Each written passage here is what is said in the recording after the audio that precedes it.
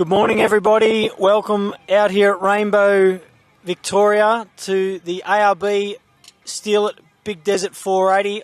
I'm Sandy Bowman. I've got Mr. Glenn Wells next to me, and on the other side I've got Darren Wells. Good morning, mate. Good morning, Sandy. How you going? Good to be out here. Nice and dry, a bit blowy, but looks like it's going to be a perfect weekend for it. And how's these amenities around here? Like it's changed a lot in the last 12 months, but sensational event, and looking forward to some great racing this weekend, Sandy. Yeah, same, mate. And you, Darren, welcome. Oh, yeah, welcome back, mate. I didn't come last year. I was a bit crook, but this year's looking fantastic. Gee, the pits have changed. Unbelievable. Probably the best pits I've been to in every racetrack all over the years. Gee, they've spent some money out here.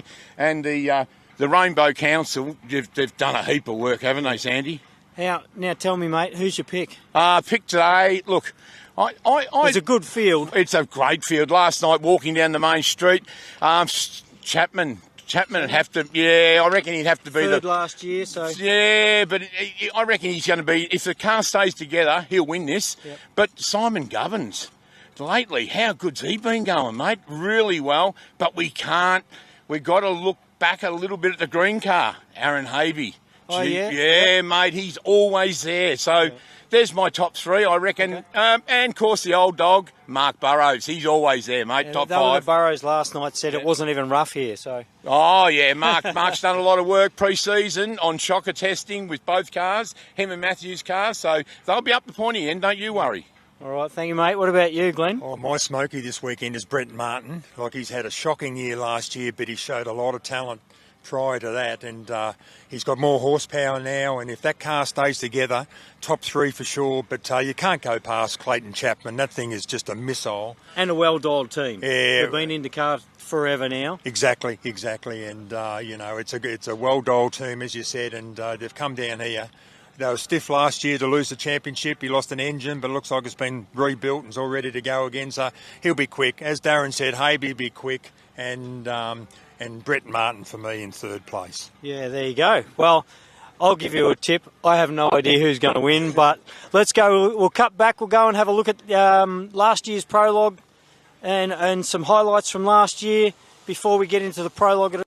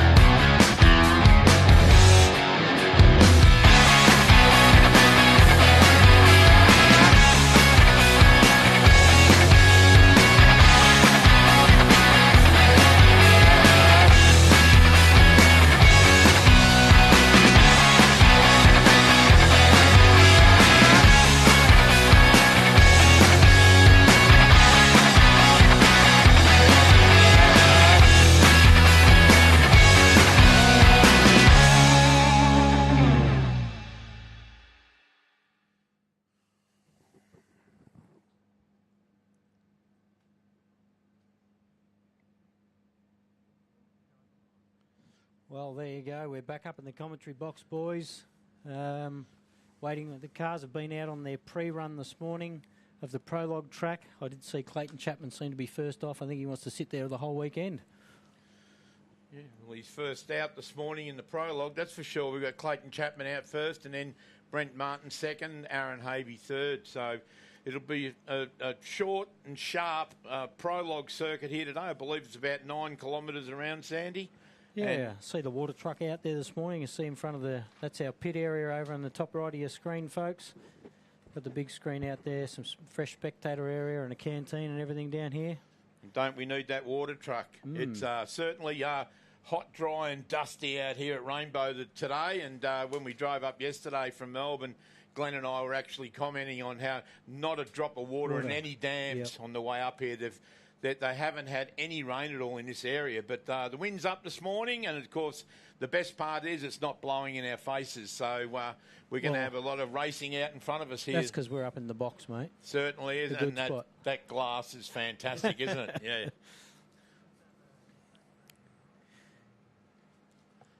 So this is that's our pit area, folks, out the back.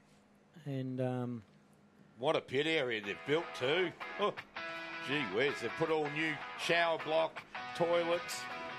And we've got, so this is on the way out over the road drop. So this is just at the end of the Prologue area. This is on the first section of the road. A lot of hard packed road on the way before they get out to the desert. A little bit of a preview of run of last year's track, and that's on board with Mr. Robinson, Bo Robbo, last year's winner, obviously. Certainly wouldn't want to make a mistake down some of those straights there, Sandy. Trees are very close at 230 k's an hour down there. Kaminsky last night said he tops out like 197 or something in that truck that's here this weekend. That's fast enough if you come to a dead stop in a hurry, mate. Yes, most definitely. This track is a tough track. It's got some nice, big, long straights in it, as we can see. But then when you get out the back, very sandy. Looks like it's in the desert here. And the whoops in the desert are so uneven. There's you don't get any rhythm at all. No rhythm, and you can't get out of it because you can see the dense scrub on both sides of the track. So you've got to stay on the circuit. And it's certainly not enjoyable, that part of it. The rest of the track is, but we've probably got about 20k out the back where the boys are all complaining that it's not enjoyable. But you know what? Everybody has to run that same bit of dirt. 100%. Yeah, it's a 72k around, I believe, too, Sandy. So 6 laps of 72. There's 2 today, then 2 in the morning and 2 tomorrow afternoon. So after an hour's break in the middle, I think. I think it is, and it's a tough track, and it's hard on gear, and we don't want to put the commentator's curse on these drivers this weekend, but man, this track is tough on vehicles. We lose a lot. Especially when the boys and girls last night were saying it was rough. Nearly everybody said it was rough. It was like we'd just finished last year. Well, if it's rough to start off with, it's going to get rougher, isn't held towards the end of tomorrow afternoon. But, they did recon the racetrack in their own road cars, and it's a tough day in a road car around there. But of course, a buggy or a trophy truck's got great big wheel suspension of 18 to 25 inches of wheel travel, and it makes it a little bit easier. But of course, you're going 3 times the speed across this desert terrain out here. So, I hope this wind picks up and stays like it is. The weather says we're going to be high 20s to low 30s. Beautiful. We're going to have the breeze is going to pick up to possibly up to around 40 kilometres an hour this afternoon. That'll get rid of the dust, won't it? Certainly is. And I'm looking at the flags now. It's blowing in the right direction too, Sandy. Away from the commentary, away from the spectator area, more so down towards Lake Wells over there. Lake Wells, yes, we're so proud. Over on the top right-hand corner of your screen. The story is, Sandy. That's where all this hot air blows to, I believe. They named that lake after us, 5 or 6 years ago, and we're so proud of, the Rainbow community naming that lake after us. And But unfortunately, we found out that it wasn't a freshwater lake. It's a local sewage treatment plant. And that was after going for a dip, mate? No. So I think they're trying to tell us something, Sandy. Glenn, it's a nice lake, mate. It looks nice from here, I mean. Bit low on water. Bit low on water this trip, but yeah. But anyway, for those people up in Queensland and over up the Northern Territory and Western Australia that haven't been here before, it's certainly one of those circuits. The terrain's a little bit like Hyden in some ways, Glenn, when we're over there in WA. Back in 2009. Yeah, correct. Yeah, it's some big open straights. Well, I raced that race and I remember the dust. Oh, yeah, the dust was phenomenal over there. Yeah, and it was a long way around too. It was over 100 kilometres a lap, so it's a tough day in the office over there back in the day through the paddocks. But excellent track. It's a shame they lost it over there, but this is very similar, isn't it? Certainly is, and of course, on board this weekend we've got all our sponsors, ARB and Mickey Thompson Tyres, and I found out just before that Raceline Wheels are sponsoring the commentary. Commentary. How's that, mate? Oh, mate, Chris Hummer. To listen to you. Oh, yeah. I'm looking forward to putting those new Raceline wheels on the 200 series. Yeah.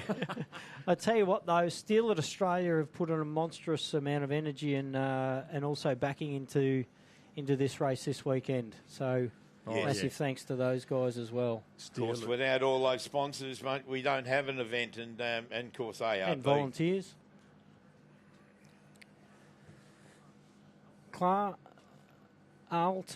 Ultimate cars are in front of us on the screen. Kyle Tucker, Chappie, Mark Burrows, Tom Owen in that car 30, Aaron Habe. There's a bit of a smoky. Tommy Owen driving Glenn Owen's car. This sort of clicked then. Yeah, young bloke, but he's got plenty of driving ability there, and he took over Dad's car, Glenn Owen, and that Jimco certainly got a fair bit of mumbo. Won the Fink Desert race back in, I believe, about 16, and great effort. So it's a great car, well set up, and Tom's an excellent young driver. So lost an engine, did you hear, last week? And they had Stewie down from Brisbane to rebuild the engine for him. So, they've done a lot of work in the last week to get here. Yeah. Aaron Habe, Craig Barnett. Well, we all know Habe's. Habe's are always up there. Barnett's, as I was saying last night, a strong finisher. I don't remember not seeing them finish. No. Every single race, they're still going at the end. So yeah. He drives Coleman, to finish. Drives to finish. Yes, 100%. Dave Coleman, Mark DeGrucci in that 88 car. Yep, nice car too. And was saying Mark in there. And Mark was saying last night that the car actually hasn't done many race miles at all, which we've seen it out a little bit. They've had a few issues, had a little bit of time off, but back together with a fresh engine. Isn't it good last night having the show and shine down the main street and all the people in the surrounding areas coming and the barbecues and all that. Oh, phenomenal. And being able to view that, Sandy, I know you walked down the street and interviewed all the competitors, but Glenn and I had a great night there last night, just walking around, meeting people that we haven't seen for a while. Yeah. And the cars were just in first-class condition. They've done some work, the boys, over the break on all these vehicles. They always come up good first up, don't they? The first events of the year, they always look better than probably throughout the year because, they get a bit of wear and tear. But, geez, they looked good last night, didn't they? Yeah, that was Brent Martin on the bottom, in the middle of your screen there, down the bottom. Yep. All the sixes. We've got 14 in Class 6 and 66 in total. Yes, the two classes, the turbo and non-turbo side-by-sides. I think Ross Newman's the only Class 6 that I saw. And I think there's a fairly strong field with those guys this weekend. Well, Matthew Hummer is... he's had a good couple of years in his third year in. Yes, and young Lachlan Campbell, of course, Greg Campbell's son. And they're running that Maverick R this weekend. Yes. Certainly which was Dad's car sitting in the back corner. And Lockie was saying last night he hasn't actually driven that car. Oh, he drove it in the driveway. I don't think he's driven it on dirt yet. Oh, wow. Well, he's in for a big weekend. Well, I think he's got the knowledge and experience with him as well, Oh, for sure. So another strong class coming up, Class 10, about 10 competitors. I think these 3 classes that we've seen so far make up well over sort of 70 or 80% of our field this weekend. I know we've got a couple of classes that are fairly light on, but we've got a few single-seater. I think there's about 5 single-seaters in Class 10 this weekend. Yes, and a well-prepared car. Shawnee Ratcliffe's car there is beautiful-looking car. He's done a hell of a lot of work on that. It's a great-looking car. Russell Harnett all the way down from Queensland. He's been a long time, him and his wife, long-time competitors. With his daughter on board, Glenn Kelsey. Yeah, got Kelsey on board with him this weekend. Expect him to go very well in a 2-seater. Stuart Chapman, interesting, back from... No turbos. No turbos. He's back from Ultimate into a Class 10 car, so that'll be interesting, him on his own in that single-seater. I think it was pay the entry or buy a turbo. He paid the entry. And he's in the non-turbo, but Stuart, he's certainly a great driver. Gee, exciting too. We've watched him over the last couple of years in that. Bit of a dark horse, really. In some certainly respects, is. Isn't he? Certainly is. He goes extremely well. And Rod Visser in the 10 car, and James Terrell, Pup. Yep, another single-seater. Pup's done a power of work over the last 12 months. Go on. We've got to remember Bowie Graham too in that class. Bowie's a pretty strong contender. They are. There's the remainders. We've got 2 Class 2 cars. We've got 4 or 5 Class 4 cars. We've got Heath Whedon there in the 7 car. The 7 car. We've got Michael Hackney in a Class 8 car. Roland Polchow is in a Class 4 car. What about 264 Brian Bradford has come all the way from Townsville, Sandy. Crikey. Townsville he's driven down from. I thought the drive from Wandon was hard, mate. Yeah. I couldn't believe it. I was talking to him last night. He's come all the way from Townsville. And, speaking, a lot of these guys have driven, once again, from all around the country. And even the Campbells last night, they drove through. They had stopped an hour out just to have a bit of a breather and a nap so they could catch up again and keep going. So... Gee, they're keen, aren't they? They drive in long distances to come to these events. It's unbelievable. And look at Brett Kaminsky in the ex-Toby Price. That's a fairly strong Class 4 when you think about it. You've got Jake Williams, who he's had a bit of a bad run, with that car, but I believe he's got it pretty well sorted now. So that's Matty Burrows we're on board with. And that's live going around to the lineup. Jesus. Let's not give him the commentator's curse, but he's got our camera on board all day. Gee, I hope he goes for 2 days. Chappie's got a camera on board. I think we've got a few cameras. We've got a few cameras out in the field as well. Oh, so we're going to get a first-class look, aren't we, at the view of the track. And, of course, this morning at 10 o'clock in the next 5 minutes, Sandy, we've got the 9-kilometre prologue to determine start positions. And what's really interesting, and I don't recall ever seeing it before, that they're setting the fastest cars off first to what they believe is the slowest car last, but it's not necessarily correct that they're just seeding. But normally they go the other way around. They start off with the slowest and finish up with the fastest. So an interesting concept, Sandy. Certainly, Clayton Chapman's off first this morning, but... he's going to top-dress the circuit, isn't he, to start off with? Certainly will, but it'll be great to have the camera on board out of that the car of Matthew Burrows.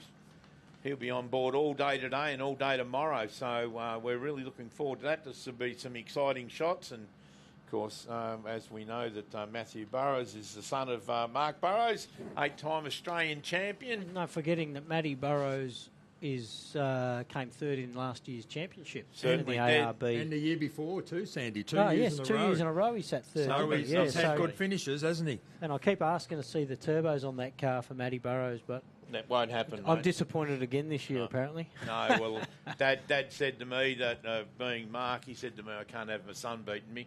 So he certainly... he's given him the hurry up with no turbos. Yeah, true. Yeah, but, very clean driver is young Matt. Yeah, he got Jay Mitchell in the left-hand seat with him today. Of course, Jay's from Griffith. Yeah, so and he's a great navigator for him. They're a good team. They work together very well. But that's a tough class. Of course, my pick this morning was Simon Tucker in that class. Yeah. Gee whiz, he's Well, he came second in the championship last year. Yeah. So you've got 2 and 3, both in Class 1 cars. Prologue cars up to 3.5 litre, normally aspirated vehicles. Yeah, he's a hard charger too. And his son this year, Kyle, has stepped out of navigating and gone into his own car number 14. So he's in I think it's a Jimco actually, black Jimco. I did say a black car last night. Yep. Yeah. So Kyle will be fairly well presented car that. Oh, and trying to beat that, I would have said. You know, if your son was racing against you, wouldn't he be out there to beat you? I wouldn't care to give him a tap. And there's a bit of that going on these days, isn't there? You know, with the Browns and just go to the Burroughses. Well, I was saying last night, there's a lot of 3-generation families out here. Correct. Yeah, even the Chappies, I see they got their kids out here this weekend. Clayton's kids are out here. Yep. Yeah, no, great to see. But, of course, I'll talk about a couple of these other cars. Down in Class 10, we've got James Tyrrell, Pup Tyrrell. He had an engine blow up a couple of years ago, and he decided to take a year off and put all his money to transplanting an engine in that car. He put a 2.4 Honda in. He's rebuilt the whole car from front to back. And we're wishing for Pup Racing this weekend all the best. He's done a fantastic job of that car. Glenn and I had a look at it last night. Of course, Rod Viz's car down the main street. We had a look at that, and also we had a look at. There was a lot of. What about Bodie Tickner? He's bought a single seat. Oh yes, yeah. And he's back in racing after being out of it for about 10 years. I would have thought. Maybe not that long, but Bodie had a Class 2 car, I believe. He's from South Australia, and he's bought a single-seater Alumacraft. Gee whiz, that was looking brand new sitting in the main street last night. So he'll go well too. Yeah, there's a few cars there that might surprise us at the end of the weekend. The car that I liked last night was car number 83, Tom Dixon. He had what they call a Crumco.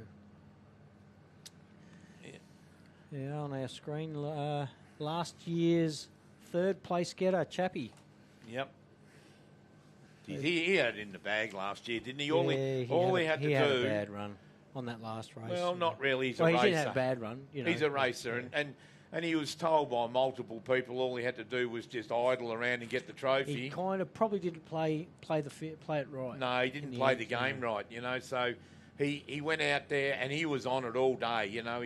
He was really going well until it came in on a rope, and I walked over and there's a rod hanging out through the bottom of the sump. So it didn't look good, Sandy. No, not at all. And I went over and had a look at that car last night, and it's got a brand spanking new engine in it, all painted up nice, and I reckon he would have dynoed that a bit. And they've got a farm or something up there. They would have given it a run. They've got their own track. They've got their own dyno. They've got everything, the Chappies. So they're certainly dedicated to off-road racing. They've got it right up the pointy end too. Oh yeah, he's up the pointy end. So he deserves to have a win, doesn't he? Yes. Well, you look at where he started in that Triton years ago. I raced against him in Class 8. Yeah, Class 8, Class 7. They raced against Clayton and Adam. Yep, been around for a long time. 2009, 8-9-ish. Finally got in the buggies and just built their way up, and now they're at the pointy end of every race. Well, the whole family was racing, really, weren't they? Yeah, they've got a sea of red. That's right. I used to think to myself, gee, how'd they afford the entry fee? They used to come up with 3 or 4 cars all the way from Brisbane. But no, they certainly put the effort in. You put the hard yards in, and you get the results. And the oldest saying in off-road racing: if you fail to prepare to fail. And they're certainly doing all the preparation and all the right things. They've put out some great little family videos over the years, haven't they? Most definitely. And they're all lining up on the line here now under our big inflatable banner. I think we were going to go down there and see if we could have a quick pre-race chat. I don't know if we've missed that opportunity, but you might be able to go down there, might nick off down there and see what we can do if we're still allowed to do that. Well, I've got 10 o'clock now, Sandy, so we're looking at our first car, Clayton Chapman. about to lead the start line for this I think we've 9-kilometre missed prologue section. Yep. Round 1 of the ARB Australian Off-Road Racing Championship out at Rainbow, Victoria. Backed heavily this weekend by Steel It Australia, Mickey Thompson Tyres, obviously ARB, and Raceline Wheels. So we must be seconds away. We must be literally seconds away off starting. And obviously those major companies obviously got the results, reaped the benefit from last year from the sponsorship because they've all come back on board this year, Sandy. Been great. Yep. Yeah, it's good to see these people put their hands in their pockets and put on these events. And we've got Mr. Raceline Wheels out here himself this weekend putting the banners up. So they're not just throwing some cash this direction to help us run this beautiful championship. They're out here doing the hard yards. Chris Hummer, is the owner of Raceline Wheels, and he said to me this morning there that Raceline Wheels are certainly. When I look down the row of cars here, there's a lot of cars here with Raceline Wheels on now. Yeah, most definitely. So no, it's good to see them getting the results of their sponsorship dollar. And you look at the last page on the program too, Darren, and here we go, folks. Clayton Chapman, sorry to cut you off, mate. Right. Chappie is off the line. First car on their way for the prologue of this year's round 1 here at Rainbow. The ARB Steel It Big Desert 480. And 1 minute 30 intervals, and that'll be good because that'll let the dust drop down. Yep. Give everyone a fair and reasonable run. Certainly. Next up, we've got our Brent Martin. There's Chappie going down around past your bathing lake, gentlemen. There he is. Look at the dust and plenty of pace too. You don't often see number 90 on the top of Brent Martin's car. I'm used to just seeing 1. He's had a couple of good years of number 1, and then last year he had a shocker. He just had one of those years that everything went wrong. But let's hope that he has a good run this weekend. Look at the pickup on Clayton's car. Yep. This is. And it'll be a quick prologue too because look at the pull out of these corners here. They've graded. He's sitting in tight. They graded the whole of the prologue track. They never put the grader near the rest of the circuit, but the prologue tracks had been graded, so it'll be very, very extremely fast. Geez, look at the pace he's got going there. And look at the dust coming out of it. Yep, certainly 1 minute and 30 you need for that dust to drop, but we have got a nice breeze up here. I'm quite the dust surprised. now all the way. Look at the pace in the infields. And second car's away. Brent Martin, car 90. Oh, very decent. That's now, what do you say, a 4.4 litre? Is that what he said to me? Well, thereabouts, yeah. And he had so many issues last year with harmonics with that car because they went up to the bigger engine. It was harmonicking all the time, and everything was falling off it. The flywheel fell off it. The converter fell off it. And in the end, at harmonic, they, I think, one of the pins out of the side of the piston, one of the circlips, and that was the end of it. So they've sorted out all their problems now, and hope he has a really good run this year. Sponsored also by one of our championship sponsors, Mickey Thompson Tyres. Yes, well, they've certainly put their money on the right car there, Brent Martin. And it must be a fairly light car because at the end of the day, there's a probably 50 or 60 kilos less of engine than some of these other cars in it. Well, that car, it's got big capacity. Well, the car that Brent's driving there was originally built and bought into the country by Ivan Albans. Oh, yeah. So Ivan bought it in. They raced it for a few years and then sold it to Craig Martin. Of course, put Brent in it. He raced it for a lot of years. Brent is a 3.5 litre with a VQ35. Won the championship. Absolutely, and no one could catch him. And then they decided to change it. I don't know why, but gee whiz, have a look at places. Now, Hayden's got an interesting combo with a Toyota. Bit of boost under it. Not this one. No, it's sorry, his brother. This is the other one. Yeah, this is the V6 3.5 litre Correct. Toyota. You're right. His brother, he's got the V8 that's too straight. Yeah, but no, this one's the 3.5 I got confused on that last night also. It's the Toyota. Yes. It's a Toyota twin turbo Lexus motor or Orion motor in the back of that. So, and it's a good engine too. It took them a little bit to get it sorted out, but it's certainly sorted out now. They've just realised that you've got to keep up a lot more maintenance on that type of twin turbo engines. A lot of maintenance. There's a lot of things going on there. So, but the Havies, gee whiz, and he's got Liz in with him this weekend, and he's got either Liz or Chelsea in with him. But I saw Liz sitting in the seat there earlier, going by to do the prologue, I believe. Even it's got a fair bit of pickup, you know, looking at the screen here. Oh yeah, it's got plenty of grunt, that car. Don't worry about that. And he knows how to drive it. Magnificent sport. Have a look at that shot. Oh, unbelievable. Brett Kaminsky on the start line now, 434. The ex-Toby Price Mitsubishi. A lot of Mitsubishi in that car too. Mitsubishi, yeah. The thing I can't believe is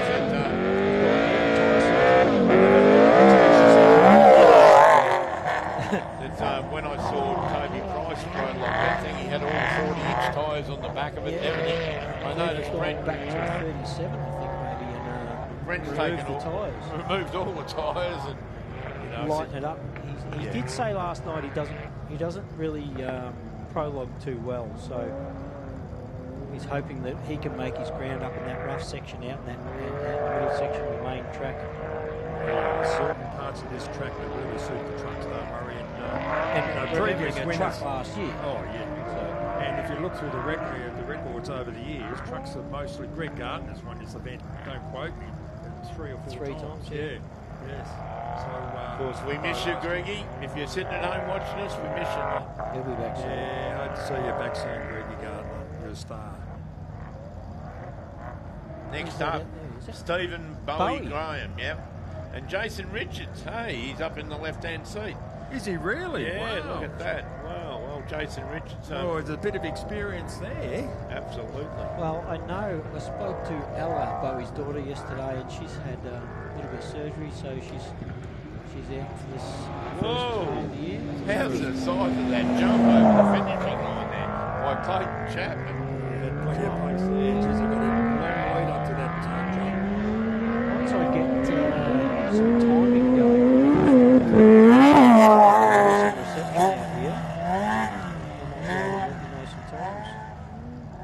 of course, Stephen Bowie Graham in the Lumacraft this weekend. He's sporting a torque converter, Glenn. First class 10 car with a torque converter in it. So he's going over the clutch pedal, and we'll just see how that class 10 car goes with a converter, because they do drain a little bit of horsepower from you, but it makes it a lot more drivable. A lot more reliable too. Yeah, easier on equipment. Look at we've got the line next. 8-time Australian champion, car number 21, Mark Burrows, and his youngest son, Tommy Burrows. Yeah, young Tommy is the navigator, and what can we say about this fella? He's been around since 1978. 76, Glenn. 76, is it? 70, he always tells me he's been around a couple of years longer than me, so... but, of course, Mark, what can we say about him? He's just won everything, and he was the first man to beat the motorbikes at the Fink. And 99. And all he's done is just rack up Australian championships ever since. Oh, Brent Mark, big jump too. Certainly are. So... there goes Mark off the line in his new Mudfab car. A couple of years down the track now for that car, and he's really happy with it. Yeah. And expect him, he'll just drive the conditions all weekend, and expect to see him at the finish in the pointy end of the field. We don't want to moz him, Glenn, but he is always in the top 5, isn't he? Certainly is. And he's no spring chicken anymore. What is he, about 65. 65 years old. 65 years young. And we've got Jake Williams on the line with Anthony Harris strapped up in the seat there. And certainly a nice-looking truck.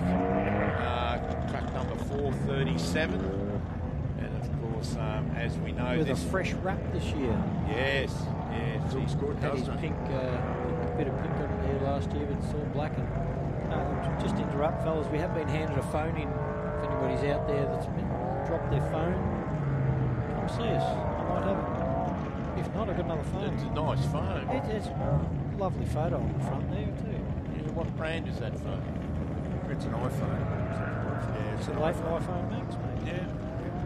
So if you've lost a phone, come up to the commentary box. It's got a picture of your mum on Look the at that jump by Aaron Havey. They're having a fan Yeah, crash. Brent Martin was huge. So was Clayton Chapman. Yeah, Brent Martin's went into a little bit of a tough position. There we go, Jakey Williams. I think I'll put him down as a bit of one Trophy truck. Yeah, both love that old truck too. It's a little bit shorter than the one he's got now, and it was quite nimble, that truck. And of course, Jake bought it, and he's over the past couple of years, he hasn't had a good He's had a run. bad run with that truck, but I think he's got a lot sorted now. He broke an axle last race, I Yes, yeah, he believe. did. Or even in testing, maybe. I think I remember he broke an axle just recently. So Like any of these vehicles, Sandy, you've got to keep the maintenance up to them, and they're just pushing a lot of horsepower. big tyres, the whole. Look at that. Is that a picture perfect coming down there for that truck? Simon Tucker on the line now. And Number two, well, second last year in the championship, the ARB championship. Of course, he's a hard charger, this guy. Gee whiz, gets a bit between his teeth and he doesn't let go. All the races that I went to last year, he was going every event. And it's I think it's Southern Cross, isn't it? Yeah, it's I think it's Bobby Strawbridge's last car, wasn't it? It's definitely a Southern Cross. Lovely car, of course. Bob's out there listening.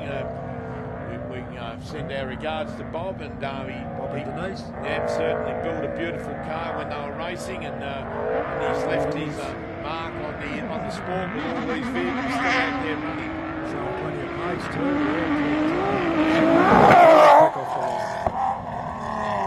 And always consistent too. He is. As Aaron said, he's just a hard charge, and he just keeps putting in those quick laps. His number one son right behind him, Kyle Tucker, in the black gym car. Here's Kaminsky over the finish line. nice landing. Tyres back. No. Yeah, the two tyres run back.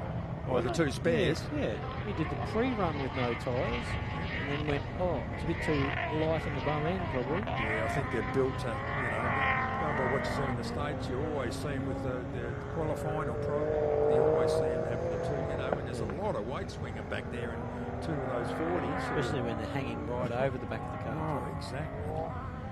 But they tend to leave them on. Back in our day, we used to get as much, put no fuel in them, take all the spares off, and try to get them as light as we possibly can. But we certainly didn't have the technology and the horsepower they've got these days. Who's that on the screen? That looks like Jakey Williams. Yeah, I think it is. Yeah, look at the dust line behind these. Well, the dust is still moving. Is it like looking from the commentary box? We can't see much. We can't see your lake out there. As far as the dust is fairly. No, it's hanging a bit. Widespread and hanging, but when they get out the back there, there's Tucker away now. The wind is up. It could be a lot worse. That's for sure. It could be worse. We might not have all these cameras out here.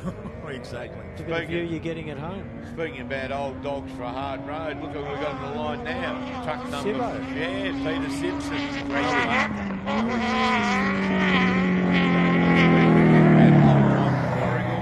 Warrigal Machining Company, I believe, and Peter just eats, sleeps and breathes off-road racing, and of course he's married to Dee, and Dee She's helping out in the background this weekend. Yeah, she's one of the main girls behind this whole event, and they both do a fantastic job. And he's had a big week too, Darren, because he lost an engine too at Portland the other week, he said. Oh, he did too. Yeah, he raced and got fourth outright at Portland 3 weeks ago, and then did a joyride on the Sunday morning, didn't even do half a lap and broke a crankshaft in this truck, so he had to go home and rebuild the whole. He's put a 7-litre in it now, I believe, Glenn. Yes, yeah, we said he wrecked the 6-litre, so he had a 7-litre on the floor, so he threw that in, Sandy. Indeed. Well, I just got the first 5 times up on my phone here, fellas. Do you want to have a guess? Clayton Chapman? No. How about you, Darren? Well, I already saw who it is. So I'm going to go for current fifth place. Brett Kaminsky at 620. Bowie in that little class 10 popped him 623.4. Clayton Chapman with a 554.6 in third place. Brent Martin in 552.7 and only 0.4 of a second ahead. Aaron Habe with a 552.3. So we'll keep you updated on times as they come through. But that's interesting Martin, with you know even Bowie in fourth in front of Kaminsky's car. Gee whiz. That's incredible. Yeah, there he is. Well, as I said this morning, guys, you can't overlook that green car. It's got plenty of mumbo and he knows how to steer it. So Aaron Habe and of course Liz Habe, they're a great pair. They've won some races together. Don't forget, folks, we've still got this phone up here. If anybody's dropped the phone and hasn't realised, check your pockets. Yep. Looks like it's a picture of a husband and wife or something on the front of it. There's got a notification there. I don't want to open it, but no, we could you reply never to know what you come up with. No, don't think you've lost it. If you go for your pocket and you're missing your phone, give us a holler. Yeah. Up here in the commentary box on the hill. Quite a late model iPhone. Look at it. There's Sibbo on your screen, folks. He was racing that little white Baja bug when I first met Sibbo. Tommy Owen and Damien Bennett.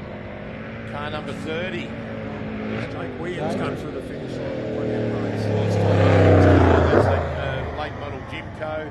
It's running a Commodore V6 twin turbo engine with an AGB in 5-speed behind it. Mark Burrows has come up to fourth. Gee whiz, he's done well at a 620. That's not a bad time. I bet he'll be wanting to be further up. Aaron Habe's going to be hard to toss at that time that he's done. I must say, Aaron always does well too. I mean, we can't say much. Already we've seen 4 or 5 guys that always, always up the pointy end on the prologue, haven't we? Yeah, we certainly have. And remember, in this situation, that we're dropping down in let's say, speed. Yes, yeah. We're normally not going we do it the other way around. Generally, they normally start with me in the class 7 or something, you know. Get out there, get you out of the way first. Yeah, you're normally out first. Sandy. Here's our second class 10 car for the weekend. He's at a 12th position. And, of course, it's Stuart Chapman with no turbo on this weekend. And he'll be pushing up that pointy end in class 10's a great class. Gee. I'm really interested to see how they prologue these 10 class 10 cars this morning, because I reckon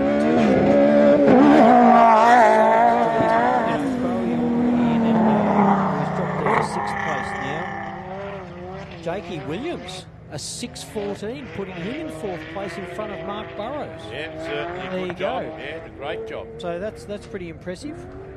Certainly is. only 2 cars in the 5s, is that right, Sandy? That's correct. Sorry, 3, mate. 3. Habe's, Martin and Clayton Chappie. There's a big gap, actually, between Chappie and Jakey Williams. Chappie came in with a 5:54. Jakey Williams 20 seconds behind with a 6:14.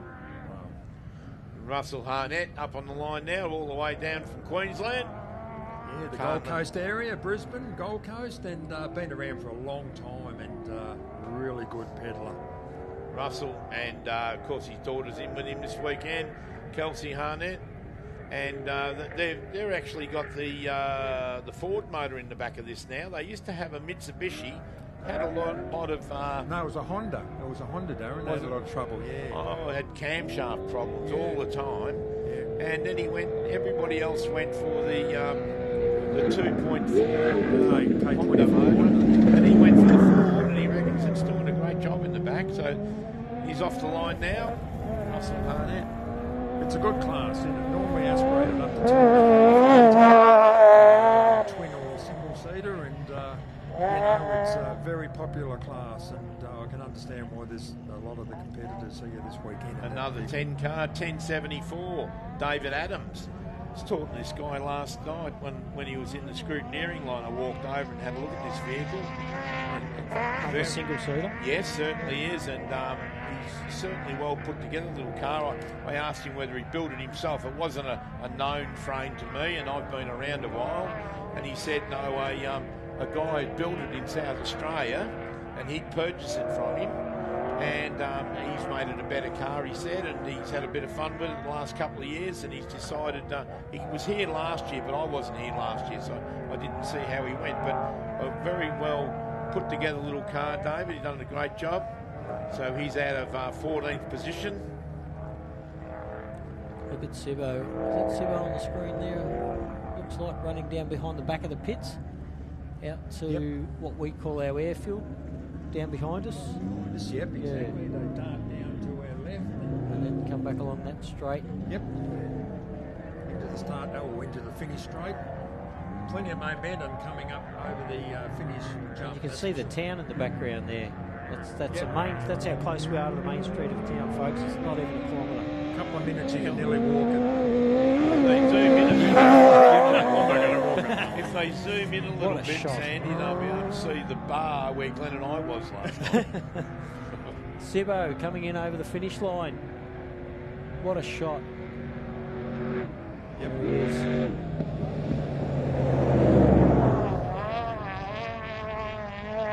We've got a fair camera crew out here this weekend. We've got several cameras which will be out on the main track this afternoon and tomorrow to bring you the best coverage of the best championship ever run.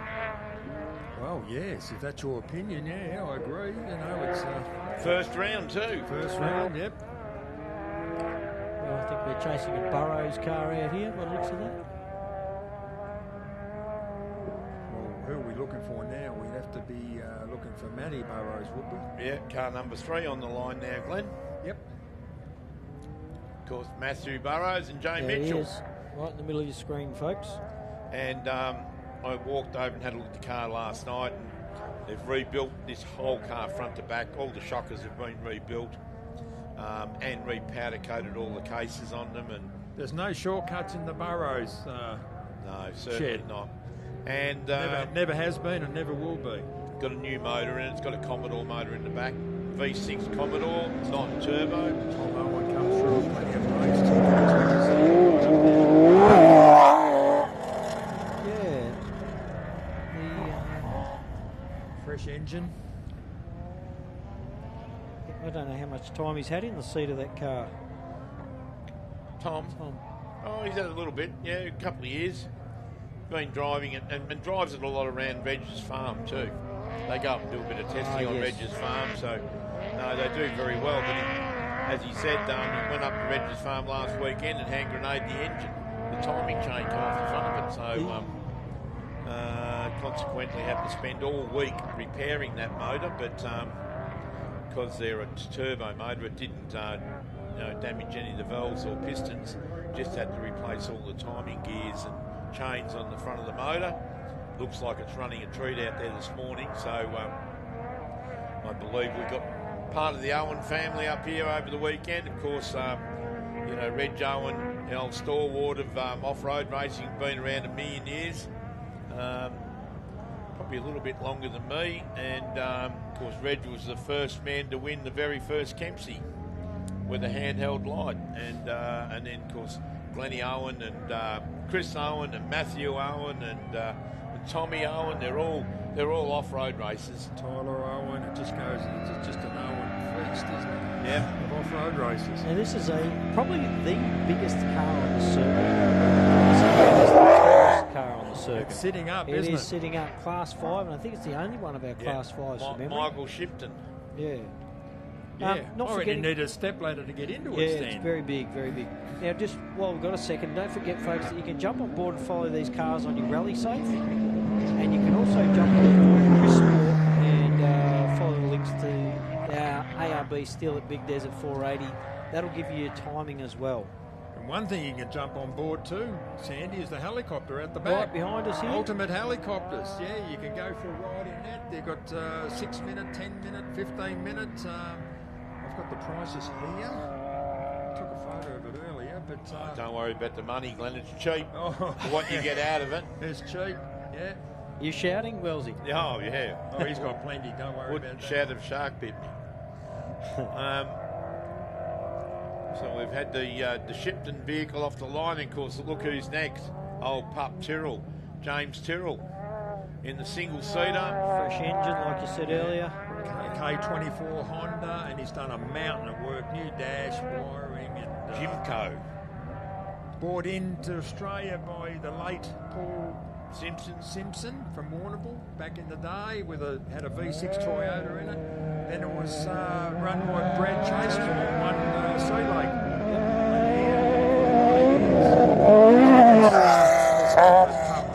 James Tyrrell this weekend. All families here.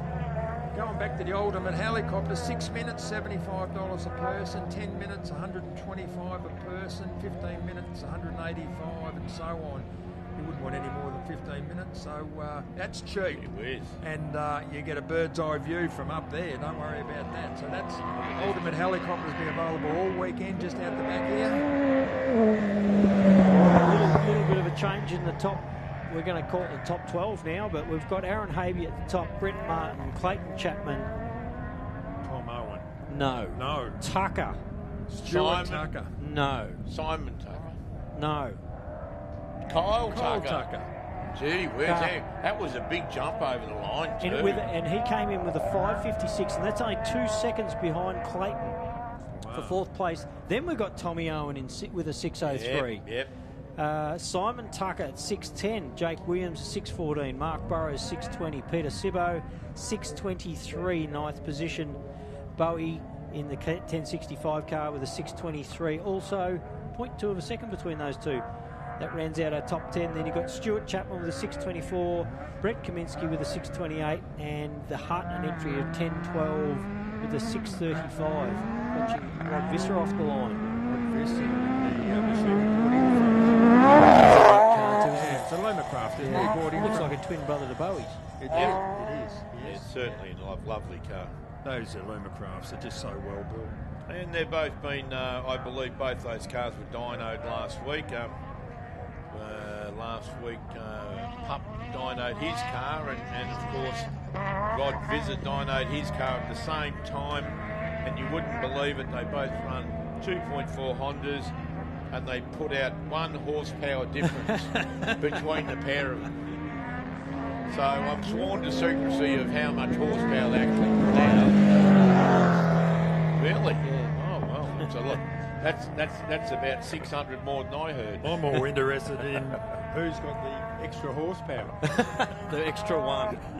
Yeah, so the bloke that spent the most money got the extra one, but At the dyno. yeah, certainly did. Both dyno by the same fella? Yes. There you go. Yep. But certainly a good day down there at the Dyno Centre. Then again, figures on dynos don't mean too much this sport, does it? not You at still all. got to drive these vehicles, Sandy. So we've got Mark de Grouchy and Mark Hardman. Mark and Mark. Car Yep. 88. Fresh Holden V6. V6 twin turbo. There we go. A racer. That's what the frame's called on that. And in America, they're a fantastic car. There's a lot of them in Australia at the moment, but when you walk over and look at those races, Sandy, the welding on them is amazing. Yeah. They're a tough car, aren't they? Very nice. Michael Marson had one he's just sold. Talbot Cox. Matthew Burrows across the Class 5 on the screen. Yep. Out there, and he must be going right down the end to do his ute. There is, in the background is our airport, landing strip, whatever you want to call it. And he'll be back in for a finish in probably in about a minute and a half, 2 minutes. Yes, they just go down that straight to the left of us, around the tight left hand, and back up the hill, through the gate, and then down the finish straight over the jump. And we've got the first of the 6 cars on the line.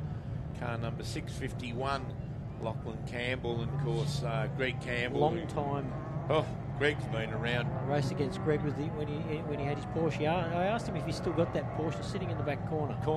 We spoke about having old cars last night. Greg sat down next to me in the main street last night, and he said, "Oh, you wouldn't believe it, Wellesley. I've still got my original old Porsche sitting in the corner of the." And I said, "You're not going to believe this. I've still got one of my old cars sitting there too. I'm a collector of off-road cars as well. But anyway, it's good to have an old car you can keep looking at. And there's Lachlan Campbell, and I believe Greg gave instructions not to damage that car over this weekend, because next weekend they're racing it again, Sandy. There you go. Yeah, that's a tough call, isn't it? And it's quite handy. The next race is only, probably 2.5 hours up the road next week. So yeah, you need to keep it in one piece. I see Matty Burrows with a 6:25 in there, in 12th position, currently behind Stu Chapman. And his dad did a 6:20, didn't he? Yeah, he did a 6:20 in 8th position. So Matty's just behind him, and all he's missing is 2 turbos. There he is in front of us, heading back to the pits. Yeah, very nice car. There's Mark and Mark DeGrucci steering, Mark Hardman in the passenger seat. Car 88. Richard Andrews on the line, car number 137. See, that looks like the Campbell car that we're watching on our screen. Yep, yellow and black. Lockie, like he said earlier, or last night, that this is his first drive in the dirt, so Good on him. not that he doesn't know what he's doing. His dad does, that's for sure. He's been around they both forever. Sort of know what they're doing now, I'm sure his dad will point him in the right direction.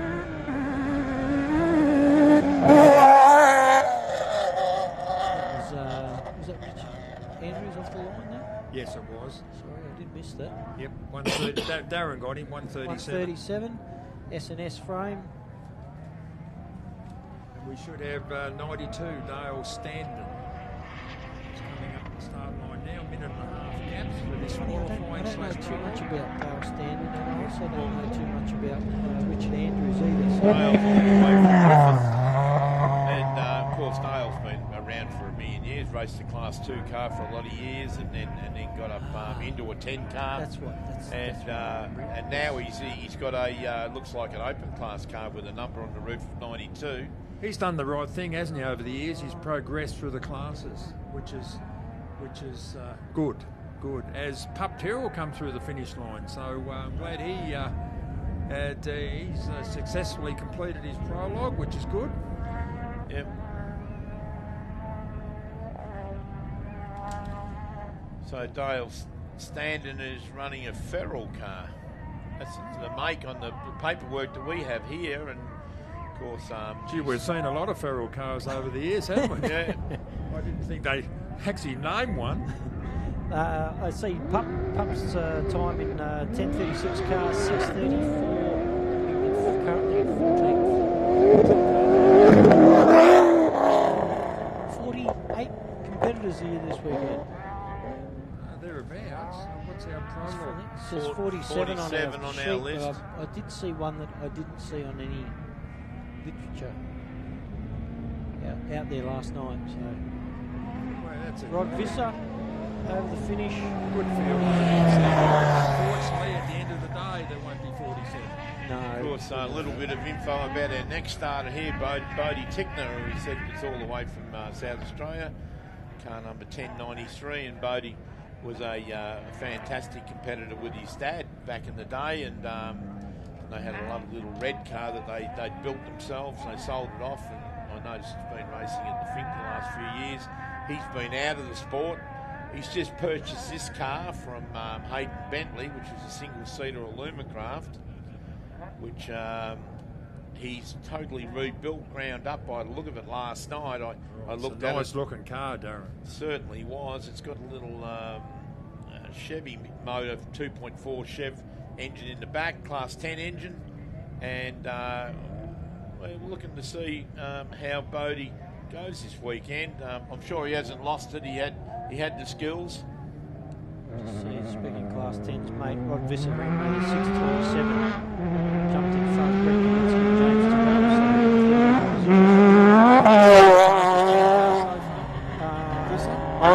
We've got Bowie, looks like the fastest, and right behind him, Stewie Chapper. Yeah, well, Bowie's amazing, isn't it? Considering it's a twin-seater and it's quite a heavy car. Oh, and it's got that converter being put in it too. I thought that might have sucked a bit of horsepower out of it, but of course, you know, he's got a good right foot of Bowie. He knows how to steer that thing. And he's got a good navigator this weekend in Richo. So he'd be trying to show Richo how fast he can go. Richo might weigh a little more than Alan. Oh, just a little bit, I think. Yeah. But well, it's got a full-size AGB in it. Yep. For a 10 car, and it's a very heavy 10 car. So he's just driven the wheels off it.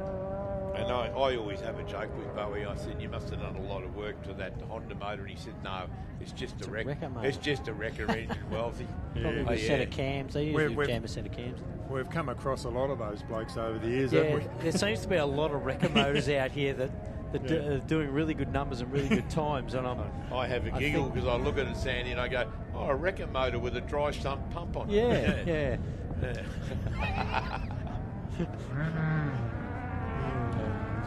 I think we come down the last hour. That's our final finish line to the finish jump. Gee, I tell you what, who's caught him or he's caught somebody else, but that looks like a Maverick. It looks like Mark and Mark in that car 88, just in front of, I'm going to say, Lockie Campbell. Oh, wow. If he's caught up on him. He's rounded up Lockie Campbell out there, or has Lockie Campbell rounded up. I don't reckon that car 88 was travelling at too great a speed. Oh, look at Lockie Lockie's Campbell. got issues out there. Yeah. This is Greg's car. Lockie hasn't driven this car before, and I don't think he would have broken it, but You reckon I believe it sat in the corner for a couple of years. Do you reckon he's cut the track? Yeah, he's definitely. I don't think he's done the full prologue. No, he hasn't. He's cut in early as well. Yes, He's swung in early. He's gone to speak to some officials. He may get a rerun for some unknown reason. Yes, he's talking to officials over there. So, maybe he got dusted in. He backed off. Who knows what? We'll find out. Who do we got on the line now? And I can't spot him from here. 6. Gee, look at all us with our eyes. Is it Darren Franklin? Is it Darren Franklin, 678? I'm sitting right where the beam I for think the it number might be is. Matthew Hummer at 633. Yeah, it looks like Matty Hummer. Oh, yeah, it might is. be Yes, Matty indeed, Hummer in the black car. Yep, certainly is. And of course, as we found out over the weekend, Raceline Wheels. This is backing the hot air in here. How could you not give him a plug? I better make room in my garage for the new wheels when they arrive, Sandy. Apparently sponsoring the whole commentary this weekend. And Chris Hummer said to me before there, Darren, he said, I've got crayfish coming up at lunchtime. Oh, yeah. Really? Nice. How good's that? Yeah, love it. Are you going to leave some for us, Darren? Yeah, a little bit. Oh, good. You can have the head. That's better than the sleeves. 10:54 on our screens.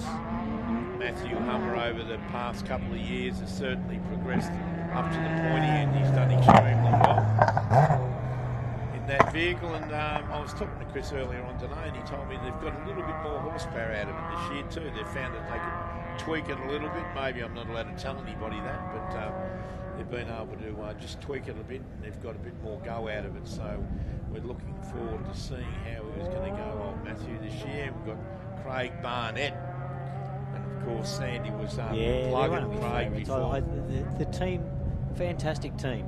Yeah, and Megan Barnett. And of course Craig, when he pulls up after every race, he's always got a big smile on his face. His hand at the end of when we're allowed to have Absolutely loves it. And he has a go too, doesn't he? Like, there's no slouch. I said they're just always so hopefully they have another cracker weekend this weekend. And what about this thing on the line now, this Crumco? You know, Dixon. It's a car that we haven't really seen. I raced against him. I don't even know when I first started off-road, even 20 years ago, however. 20 years You would have only been 6 years old then, wouldn't you? My God, 20 years in off-road. That's coming from Winch Challenge as well, so... Yeah, it nearly gets to my 48. Not quite. 48 years in off-road. Anyway. 92 over the finish line. I'm going to refresh your time while we watch that Crumco. Tom Dixon, car 83 in the start line in the Crumco. Crumco. Gee, they build a lot of these cars in America, and of course, they resemble a VW. He's got a VW Beetle body. It looks body. quite cool, actually. Quite like this look at this car, and it's well presented. It's actually a buggy, a full-blown buggy body, like a frame. And what they do is they just drop this fiberglass shell over it and makes it look like a Beetle. But was Bob Mowbray's that he won the Fink in years ago? Was that a Crumco? No, it wasn't. That was a Jimco. A Jimco, was it? But it resembled a lot of coves come out of America. But this car here, I looked at it last night. It's got a 6-litre Chev in the back of it, and it's got one of the new. Yeah, I knew that. He's having a crack too in that Crumco. He was pretty. Sandy's all over it. A couple more times. Couple more times here. Dale Standen in 17th position. 641. The Adams entry 1074, 643. Lockie Campbell obviously caught Mark De Grucci at some stage out there, with a 644 in 19th. The Andrews 137 entry, 644 also. Shipton entry 585, which is a big white ute, now only class 5, 649. And Mark in that car 88 with a 758. So they must have had problems, which are why Lockie came in their dust. Yeah, and hindered their run, of course. Probably hindered the Campbells' clean run. And Dave Coleman on the line now with Jake Coleman. Yeah, that looks like the 1054 cars at a standstill. That's the Gubbins entry. Is that right? 1054 is Simon Gubbins. Yeah. Which was my pick earlier on. The commentated curse has got him. Yeah, he hasn't smacked something, has he? Or has it just stopped? Look at that Dixon car on the screen, folks. Wow. Let's talk about this car 70 on the start line, just leaving now. This is the ex-Brian Robinson.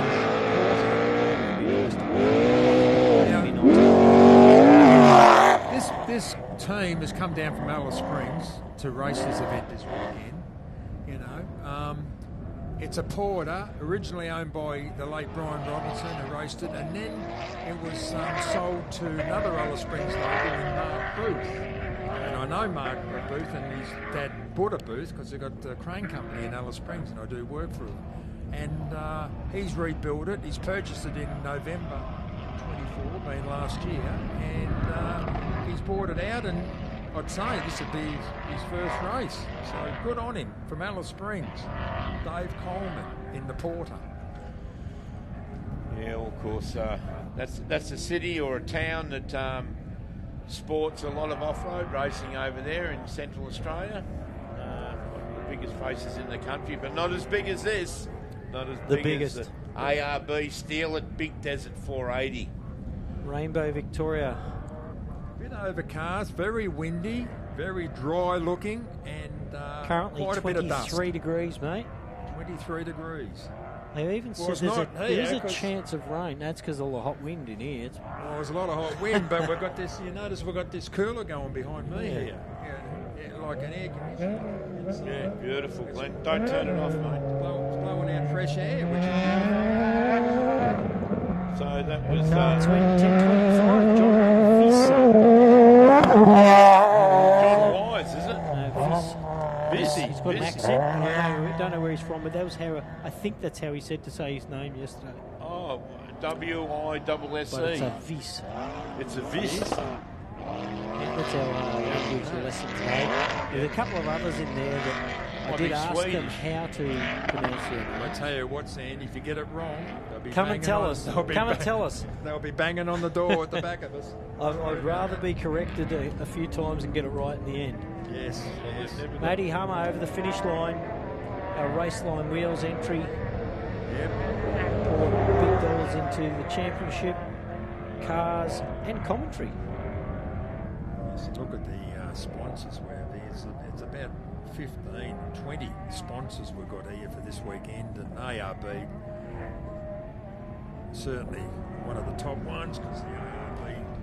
Mickey Thompson Tyres, of course. Big Desert 480.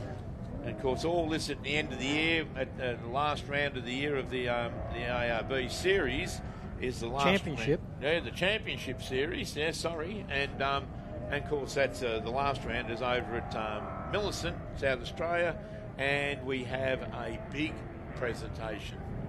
I'll just see on the screen there that Porter's off the track, so he's had a gone wide. I missed what was happening there, but just say Matty Hummer's time was the 6:43, currently in 20th position, just in front of Lockie Campbell. Too. It's not bad, is it? Oh, so So we've got 25 cars over the finish line. Craig Barnett's just come over the finish line as we're talking about. That's a pretty good time. This is an interesting little car on the start line, boys. A little rotary supercharged rotary. There's two of these cars floating around, isn't there? This is Roland Paul Chow. Yeah. Cool little car, little stadium, little it's little Bennett. No. What They were built for the Stadium Series in Anaheim back in the day, back in the 90s.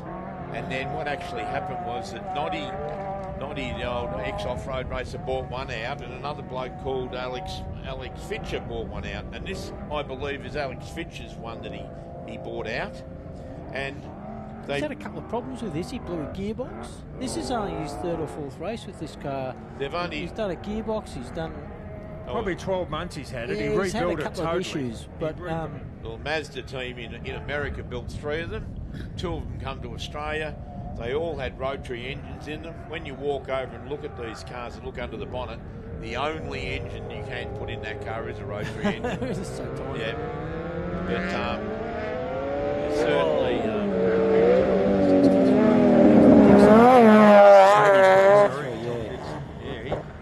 His time would be good too. I reckon. So Roland Paul Chow is away in car number 468. Craig Barnett rolling across in front of us at the second, and he's come in with a 6:22, mate, in 9th position. Right behind Mark Burrows. Yeah, so let's see where that Dixon car finished. That'll be an interesting thing. Oh, that'll be top 10 easy. Car number 779, Heath Whitten. We meant to say too, thank you very much for our timing, ladies, just come up. We meant to say that we've collected a telephone at some stage, and we would like the person that owns the telephone to come up to the box and pick it up, please. When it rings, well, it looks like it's been run over, doesn't it? It's a corner of it. Okay, we've still got another dozen or so competitors to run this. That's a beautiful looking Class 8 down there. Class 7 in front of that. Yep. So once again, I think we said we've got, what was it, five single car classes this weekend. Yes. Get them out of your sheds, guys. Get them out of your sheds. Bring them out. Says me, I've got one sitting in the shed. Yeah, sitting in the shed. Yeah. That car 83, that Dixon car came across the finish line before. That was fantastic. Oh, that had plenty of And momentum. That looks like Lockie Campbell might be getting another run. Is that what I'm looking at, folks? I reckon he got dusted in. I reckon he's caught the Hardman car. Yeah, I think you're right. Yeah. I'm just going to answer whoever's phone this is. Excuse me.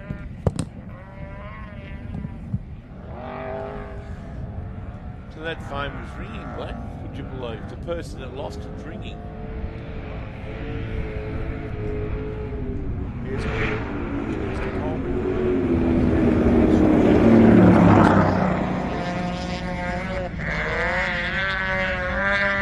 Shawnee Radcliffe's on the line there somewhere, Glenn, in that dust. No, he's not. I can't see him. Oh, isn't he? No, we've got Lockie Campbell back for a rerun by the look of it. Unless that's Sean over behind Heath Whedon in the 7th. Yeah, it might be on the other side over there because Heath Whedon and then Sean Radcliffe's after that. Of course, Sean's got the little single-seater that he's done a heap of work on and had a few little issues with the events of late, which has been a shame. Hasn't finished any races in it, but he assures me last night that he's sorted out all his issues. So we wish Sean Radcliffe all the best. Car number 1007. Lockie Campbell on his rerun.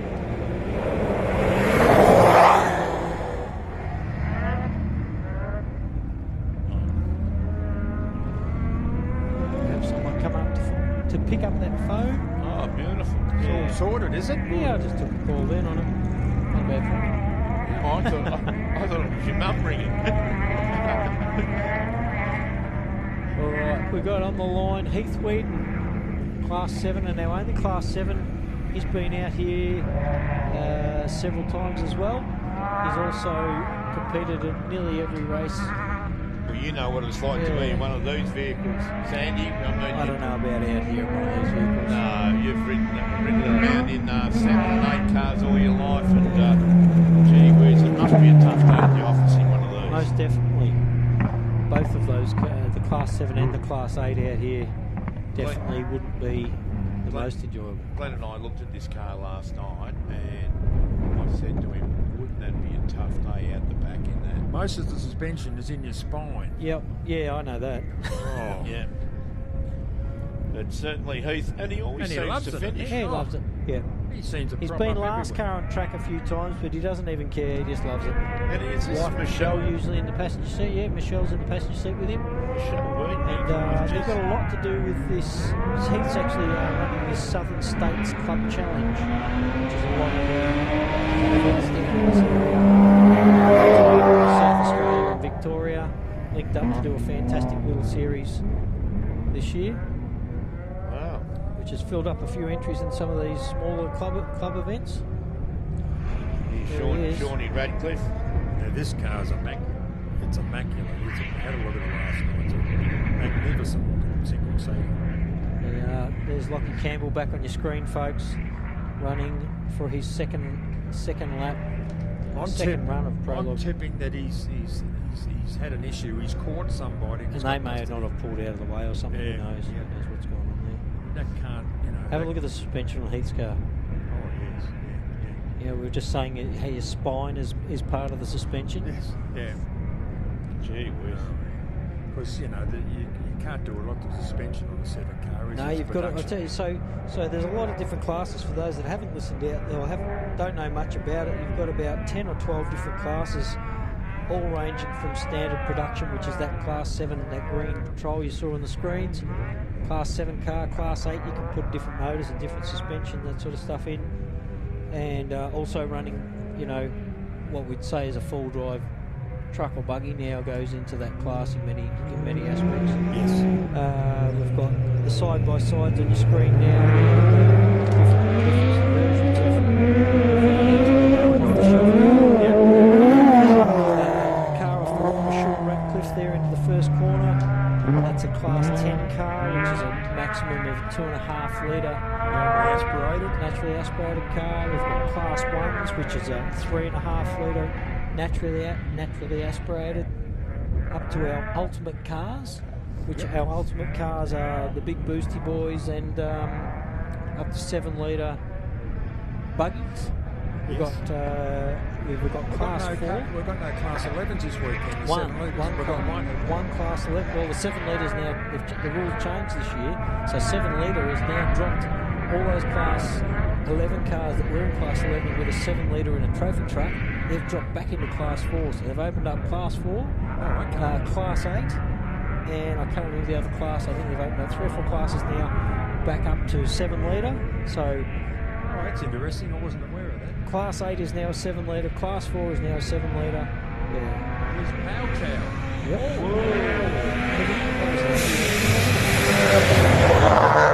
I had too many tacos last night. I went in like a fighter jet, actually. Nose first. I think it'd be a bit of skill to drive that car too, wouldn't it? You'd have to spring that off, kind of like those, kind of like Robbie Gordon's series, you know, the stadium trucks, the super stadium trucks. I think you'd have to spring these things off the jumps, wouldn't you? Here's my car of the event, the only Class 8, Michael Hackney, GQ Patrol. He's got an LS1 with a turbo 400 in this car. Is that the one that just left? MJR or something? Yep, that's the one. It's on our screen currently.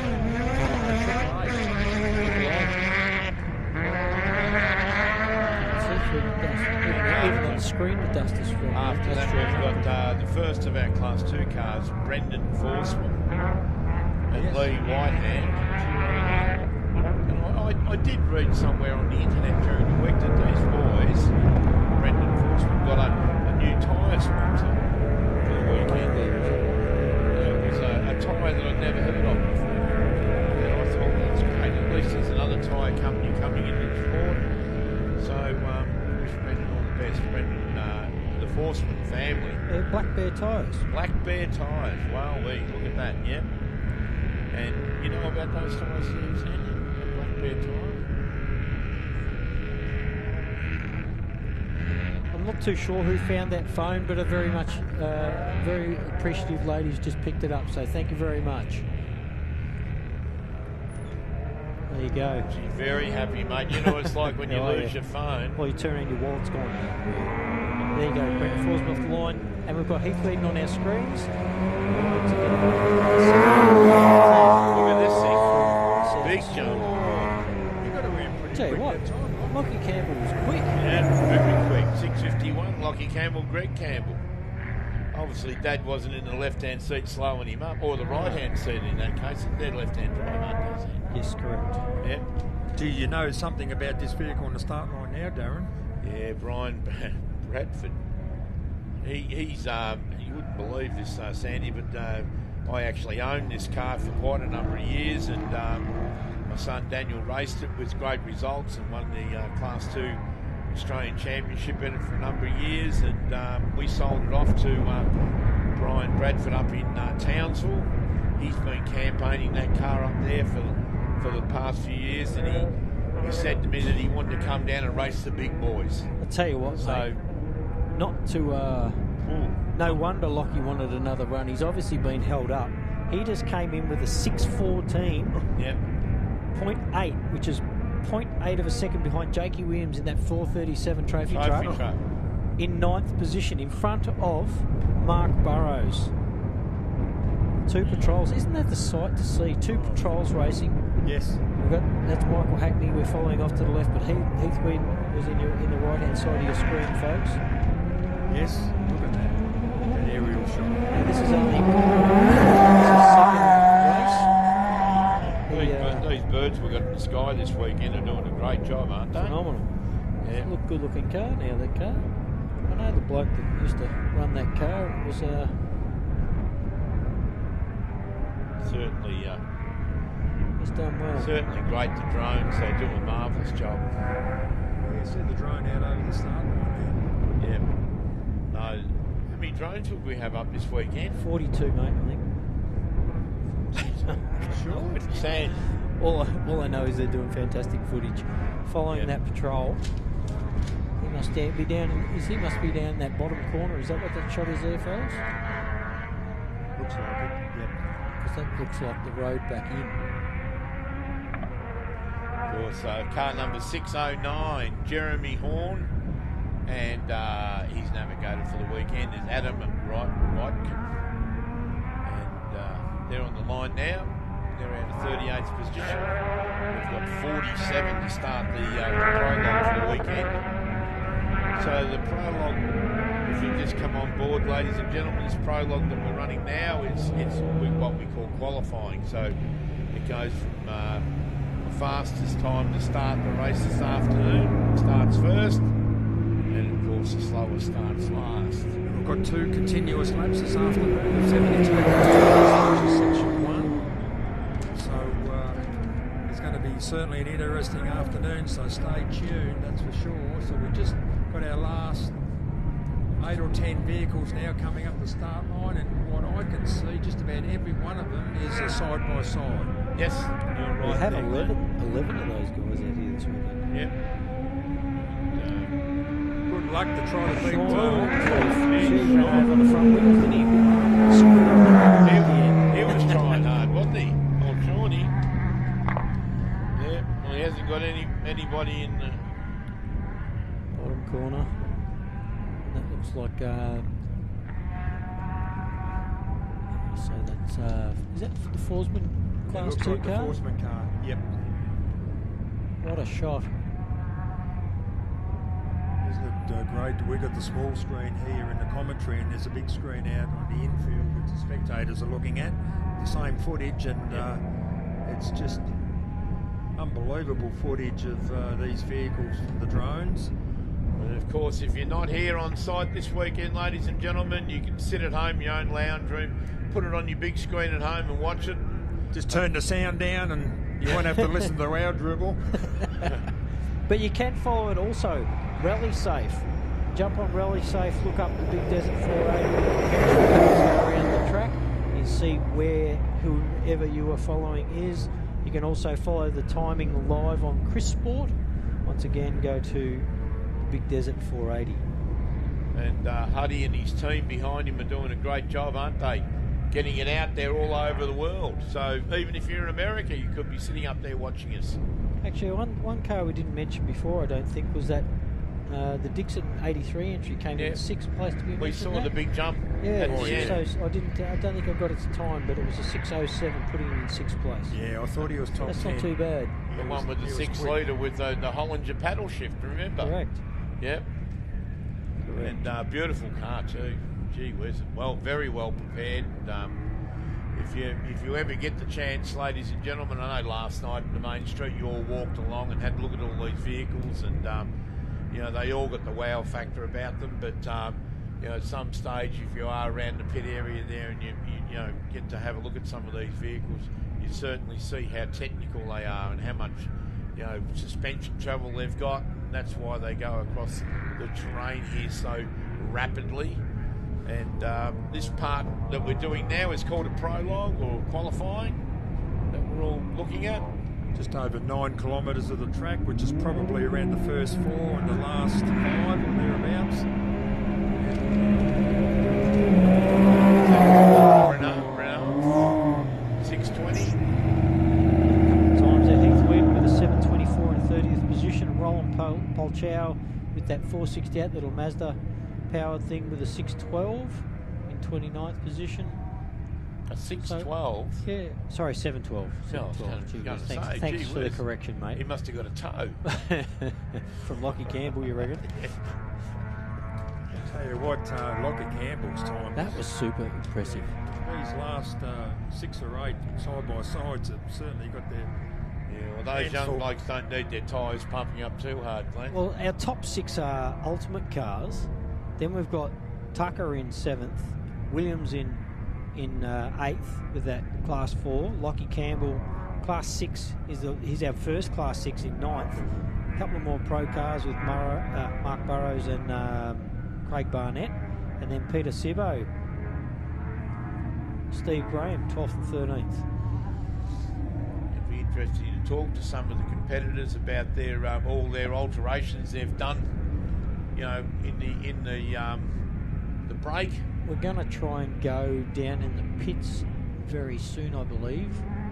Once we get the nod or someone throws a microphone at me, I'll go for a wander down there. So unless you guys can't come through. Oh no, we'll let that down there. We'll let that to you.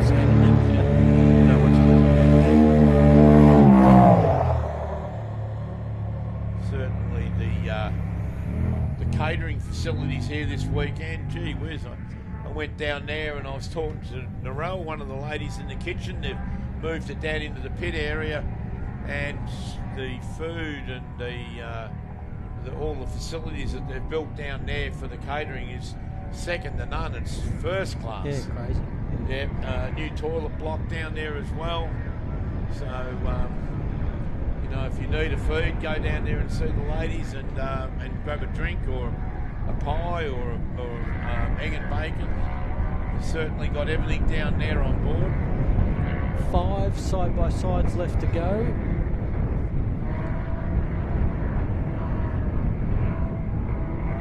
That Class 2 car on screen. How blessed are we? 1650 in the Class 2s. Looking out the window here of the comm box at the flags. And I'm very glad the wind's as it is now. Certainly blowing, starting from left to the right, It's and got the a bit of pace flags in that wind too, doesn't it? certainly has, which is fantastic. It'll be blowing the dust out of the competitors' faces, and it's not coming over and annoying everybody on the hill here. We've got a lot sitting on the hill and Spectator Hill. Looks like our Maverick R. Lockie Campbell with the front wheel off. Really? That's what that car was. So he looked like he came over the finish line quite nicely. He might have got a flat in the last corner or something and must have made it over in time. But to do a 9th position finish in today's prologue, What, the wheel off it to the wheels, right? yeah, right hand front wheel. I'm sure they'd have enough spares to fix it. Yeah, it's only a wheel. He did, like I said last night, these boys did say that car was sitting in the corner for a couple of years. They haven't really touched it. Yeah. so- Well, they'll be touching it now. Tonight they'll be touching it. Yeah. Righto, no, who's this over there finish line, El? It's 6-6-9. Jeremy Horn. Ah, yeah. So Jeremy Horn across the line. So we've got all our side-by-sides queued up there out of the 10 or 12 that we said that we've got running this weekend, which is a great budget class, ladies and gentlemen. If you're sitting at home watching this, these side-by-sides, if you call them, you know, they could be a Can-Am or a Polaris, or they even have Yamahas, and they've got Hondas now. And Yet to see one of Robbie Gordon's speed runs out here yet. We haven't seen the speed run out here yet. Be the first. 6-1-6-6 off the start line. 6-1-1-6. Nathan was 6. We talked to a lot of people about these things, and they said the new Polaris, Can-Am, very quick. And running big tyres out the box. Straight out of the box. Just 35s and buy it and race it, I believe. Well, you've got to change the roll cage a little bit and put some fire extinguishers in them, but you virtually off just the shelf. Yeah, just go straight out and race them, put a couple of better seats in it, I believe. Yep. Apostoles, Layla. She had a chat with her last night in the pits. She's done a few races in this car. I don't know too much about it. It's the first time I've met her, so Which one was that? Taylor? Taylor. I said Taylor Apostle. Apostoles. Well done, Sam. Apostoli. I asked her how to say her name. Oh, sorry, mate. And I might have still stuffed it up. I did say I'll have a go. Would that be a Greek background? Or Not too sure. yeah. Sounds like an island that I went to once. We won't talk about that, are we? Yeah. But we've got Those Greek islands. We've got 3 or 4 still on the line. We're coming to a close on our prologue here by the looks of it. Nathan Santori. We've got Cameron Grayson on the line now, 697, just left. Yep. And we missed Nathan Santori, 6116. Of course, the next one along is Taylor Apostoles. Apostoles, sorry, mate. Yeah. Anyway, we always get one name wrong. My wife drinks that Aperol Spritz. Is that related to that? Possibly. We've only got 2 more after that. We've got the Warwick vet, Ross Newman. Yep. And I'm not even too sure. I can't see the number from here. Vaughan Vaughan Hogan. Hogan, 646. Yep. Oh, Vaughan Hogan. He's been a contender for a little while too, hasn't he? Yep. Is that the Hogan Heroes entry?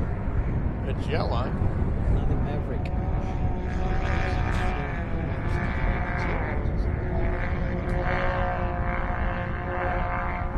Rob Belcher in with him. Navigating.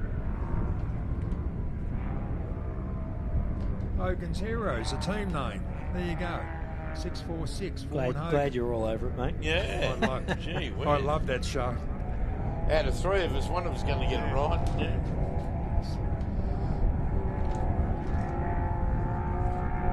Taylor about to leave the line in a Can-Am. Westcon Racing. Westcon Contracting, WAC2, Galaxy Print, Embroidery. Family team, 18-year-old Taylor. Here we go. Navigating.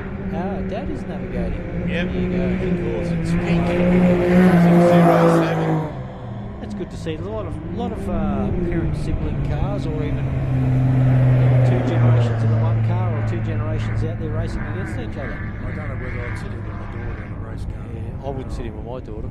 Would you? You No would? way. No. Someone else can get in there. Man, there's no brake pedal on the left-hand side. No steering wheel either, generally.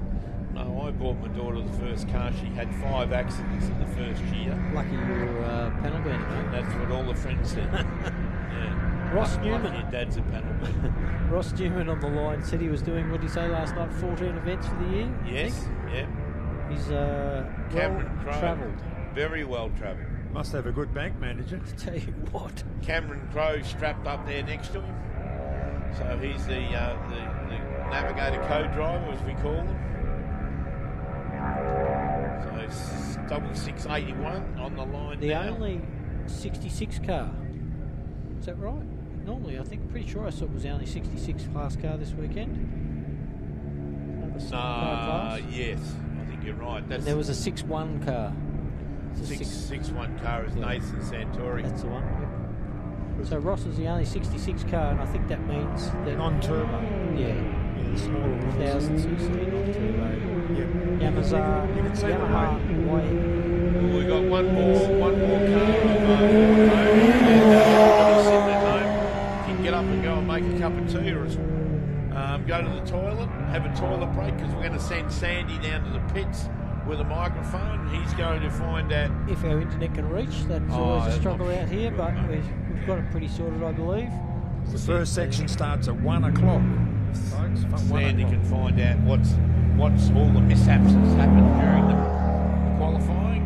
Well, we might just run through. Don't forget, folks, on the top of our leaderboard so far for this year's first round of the ARB Australian Off-Road Racing Championship out here at the ARB still at Big Desert 480. We have Aaron Habe in first position with a 552 with 0.4 of a second behind him, Brent Martin in that naturally aspirated V6, Clayton Chapman in third, Kyle Tucker in fourth, Tom Owen in car 30 in fifth, Mr. Dixon in car 83 sixth. The second of the Tucker entries in seventh with a 610.1. Jakey Williams, eighth position. Lockie Campbell, the first of our 6 cars, in ninth, and Mark Burrows in 10th position. That's our top 10, folks. And then down the other end of the scale, we've got a couple coming over the line. We can start from like 30th. In the 666 car, Roland Polchow in 31st in that little 468. Mr. Bradford in car 32, Heath Wheaton and Michelle in the passenger seat in 779, 33rd. Stevens entry 606, Forsman's in 201, 35th. Michael Hackney in our only class 8 in 36th position. The 629 entry 37th. Mitchell's in 663 and 38th, and Mark Grucci in that 88 car, which obviously had some sort of drama on the prologue. But we've only got probably 3 or 4 left out there. Yep. So I'm going to wander off, fellas. We'll let Down you to the guys pits. take over. Yep, that'll be good, Sandy. Get down there and find out what's happening. So we've got just under 2 hours before we start section 1, which will be 2 laps of 72 kilometres. And certainly going to be an interesting afternoon, Which was the one that impressed you mostly out there today, Glenn? Well, in time was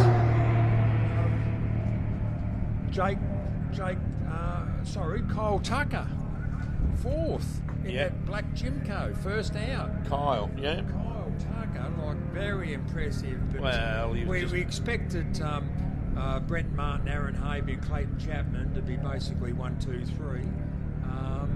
Stevie Graham done a good job where we finished. Mark Burrows did too, and Kyle Tucker, well, that was just unbelievable. Like first out in that black Jimco, 4th off the line. But there's certainly there's plenty of pace out there, that's for sure, and there's those side by sides have got plenty of pace too. Those turbo powered vehicles are quite light and nimble, so but it's certainly been an interesting prologue. You must admit though, Simon Tucker's a hard charger. Of course, in the last couple of years, he's got number 2 on the roof now, and of course Kyle Tucker has got something to prove. Proved to Dad that he's a bit better than him, and he went out there and he did it. So he certainly put his name on the board up the pointy end. Clayton Chapman was there, as we know. Brent Martin, well, it's a no-brainer that Brent was going to go well if he got that car sorted out. And he had such a bad year last year, like he never finished an event last year. It must have been soul-destroying for him to think that he'd had carried that number one on the roof for 2 years in a row, wasn't it, Glenn? But to get that normally aspirated car within 0.4 of a second in second position in amongst those twin turbos and those really powerful ultimate cars, well, he is an ultimate car, you know, but it's normally aspirated. That's what we've got to remember. Yeah. That's just a sensational drive, and we know how hard he can drive that car. Oh, just go. Yeah, well, that's exactly right. He does drive it hard. Certainly cleared up out here, which is good because we're looking straight over a lot of the infield, and even though it's very blowy left to right, it was quite dusty, even though the increments were a minute and a half off the start line, and we got the 46 cars through, and I believe we only saw 2 that will actually stop for whatever reason in that qualifying period. So hopefully they can get those vehicles repaired and up and going, and we can get 46 or 7 or whatever it was off the start line this afternoon. Just thinking then about Brent Martin, of course. He gets Ronnie Milton up there in Queensland to build the engines in those cars, and Ronnie Milton's been around a long time around the sport, and he's done a great job with all the engines that he does too. I know he builds a lot of people's engines. We've known Ronnie for a long time, 40 odd years, and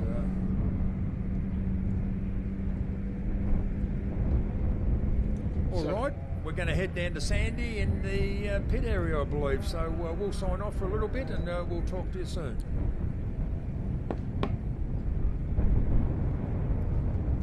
Well, mate, thanks for that.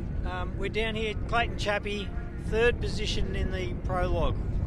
Yeah, we have. Only 2 seconds off the pace too. Yeah, no, we had a couple of mistakes out there, like I think everybody does in Prologue, to be honest. It's always a bit heated under the collar. Shouldn't by now. No, I still get nervous, but no, the track was super slippery, and a few more ruts formed, I suppose, than I expected after reconnaissance even. So it was, it's all a bit surprising, but it was fun. We had a good time, and just looking forward to get out there and you got no dust, mate. But I saw the dust you were chucking out the back. No, we had our own dust at a couple of points. That was, blew back on the track, but that's it. The wind's picking up now, so it's hopefully that keeps up for the summer, and we'll have a good run out in that big track. Okay, enjoy it. We'll see you out there. Yeah, well done. Go through the desert, hit some big holes. We've got 2 laps this afternoon, folks. Clayton Chapman, Adam Maguire in car 15. They came in currently 3rd in the Prologue, so we'll wander down the pits. Got Stu next to him, big little brother Stu. I like having a chat with Stu because he always normally runs away from the camera when he sees me. So Stu, I can't remember where you ended up. I think you were 2nd in class 10 right behind Bowie. Right behind him, 2nd behind him, on his tail, but it's good run. Car feels good, no turbo again this year. Yeah, no turbo this year, but no old Martin race transmission sorted out when gear ratio is real good. So the little NA combo actually works really well in this car. But, feeling good, just getting the seat time down a bit faster. I was saying before, Stu's a bit of a dark horse out there. You don't see him, and then all of a sudden he's right up the pointy end. So, I don't think you're too far off. But you've still got a few big cars behind you too. Yeah, no, there's some very fast cars out there. They'll probably round me up on the big straights, but no, I'll try my best, and we'll see how it goes. So. All right, well, good luck, Stu. That's another one. That's 2 Chapman entries. Big brother, little brother. I don't know which is which. Stu's the bigger little brother, but he's running a single-seater. We're going to wander down. I don't know how much reception we've got down here, folks, but we'll wander down. I can see we're right next to the Martin camp, so if I can pull some of those guys out and have a chat, it would be nice. Brent Martin. Yeah, it's that time of day again, mate. Sorry to interrupt your relaxing time out there. Gee whiz, it looked quite smooth out there. Yeah, it's done a good job. Smoothed the track out for everyone. It was it was just like going go-karting or something like that. It was pretty cool, pretty good fun. But car handled it well, and looking forward to this afternoon. Dust, Clayton just said he backed through his own dust there on a couple of switchbacks, but the breeze seemed to have picked up even towards the end of Prologue. It seemed to have changed. Not too bad. I know you're only a couple of cars in, but yeah, it'll probably make a big difference this afternoon for people coming from behind. So if that works out for them, it's good. But try and throw up as much dust as we can to keep him behind us. Now the engine, it sounds amazing. Feels good on power, and car's doing everything it should. Yeah. Hasn't used any oil and hasn't missed a beat. So yeah, Ronnie's back on the Christmas card list. What about Andre? Has he missed any calls? No, he doesn't miss a beat. He's always there. Everything we need. So he's running around like a headless chook and getting it all sorted for us. So. All right, mate. Good luck. Second position. Got Clayton. We've still got a few big cars out there behind you too. Don't worry about that. There's still there's a long way to go. Obviously, we all know that. It's only the very, very start of it all. But 2 laps today, and good luck out there. Enjoy it. Yep. No, we'll just be taking it easy today. Try and get to the finish line and don't beat the car up too much today. It's a long way in those bumps. So yeah, got to look after it. Yeah. All right, mate. Good luck. We'll see you out there. That's Brent Martin, everybody. Car 9, he's got Andre De Simone in the passenger seat. We're going to just, once again, I'll see how far we can get down the pits here. Here's our Warwick vet wandering in behind us. I think one of our last cars on track for today. We'll come over, may as well wander over here. I can see the Matty Hummer 633 entry, and then we'll wander our way around to our current leader. I can't even see their pit. I didn't even look at. Came for a wander down the pits earlier. Matty, I don't know, how are you going? Yeah, all right. We're back into lip mode again. Last no good. Rounds. What's happening? We think it's the boost controller. We've got another one here, so we're going to throw it in and see how we go. Change one thing at a time till we can find the problem. Yep. So. It seemed you're saying you've done a couple of little adjustments in the off season to make it a little bit smoother and quicker. Yeah, we've done a couple of things. Modified our belt housing for a fan.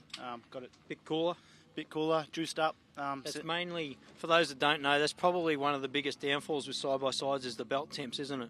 Belt temps are the problem, yes. And that's usually at high speeds? Yeah, usually if you're sitting at 140 for too long, that's where it creeps up and explodes. So, yeah. What speed do you get out of this car? 144 is what it topped out last year. Hopefully getting now, it should sit at about 165.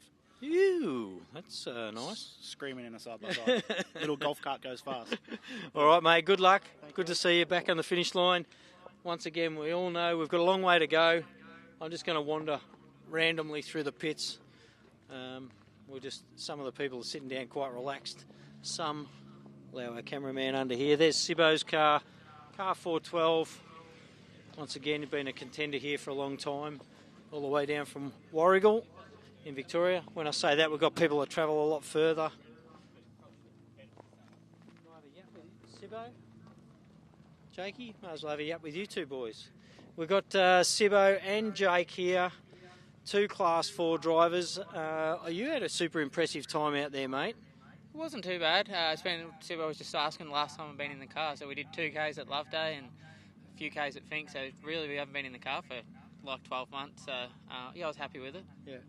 And how about yours, Sibbo? Why are the panels off, mate? Look, we've got a little bit of a miss in the engine, so we're just going to use that as an excuse for not going as fast as everybody else. And this is Sibbo's just come off Portland a couple of weeks back. Engine issues. I was taking my son for a ride in the car the next day, and my wife, and we broke the crankshaft.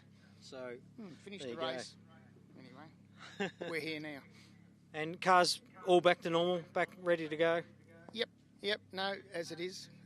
We're happy with it, so we've just got to keep it going. It's an endurance race. Yeah. All right, well, good luck for your two laps this afternoon. You too, Jakey. We'll see you out there. Thank you. It's a couple of Class 4 cars. Jake's obviously in that big black trophy truck.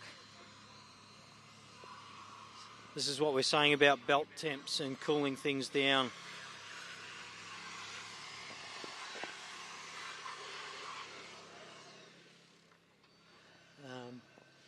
There's car 666 cooling down in the pits. Once again, I don't know how we're going to get that much further down here. We'll keep going until we run out of reception, hey? We've got a split pits down here this weekend. Here's a couple of cars we wouldn't mind having the Tuckers. The Tuckers had, I think we had a 4th place out of one of the Tuckers there, which we can't go any closer because they're doing fuel. They're doing all the right things. So we might just sneak around this way and have a quick chat. Kyle, mate, what a time. Yeah, no, unbelievable. Track was awesome, nice and fast, bit dusty, but good challenge.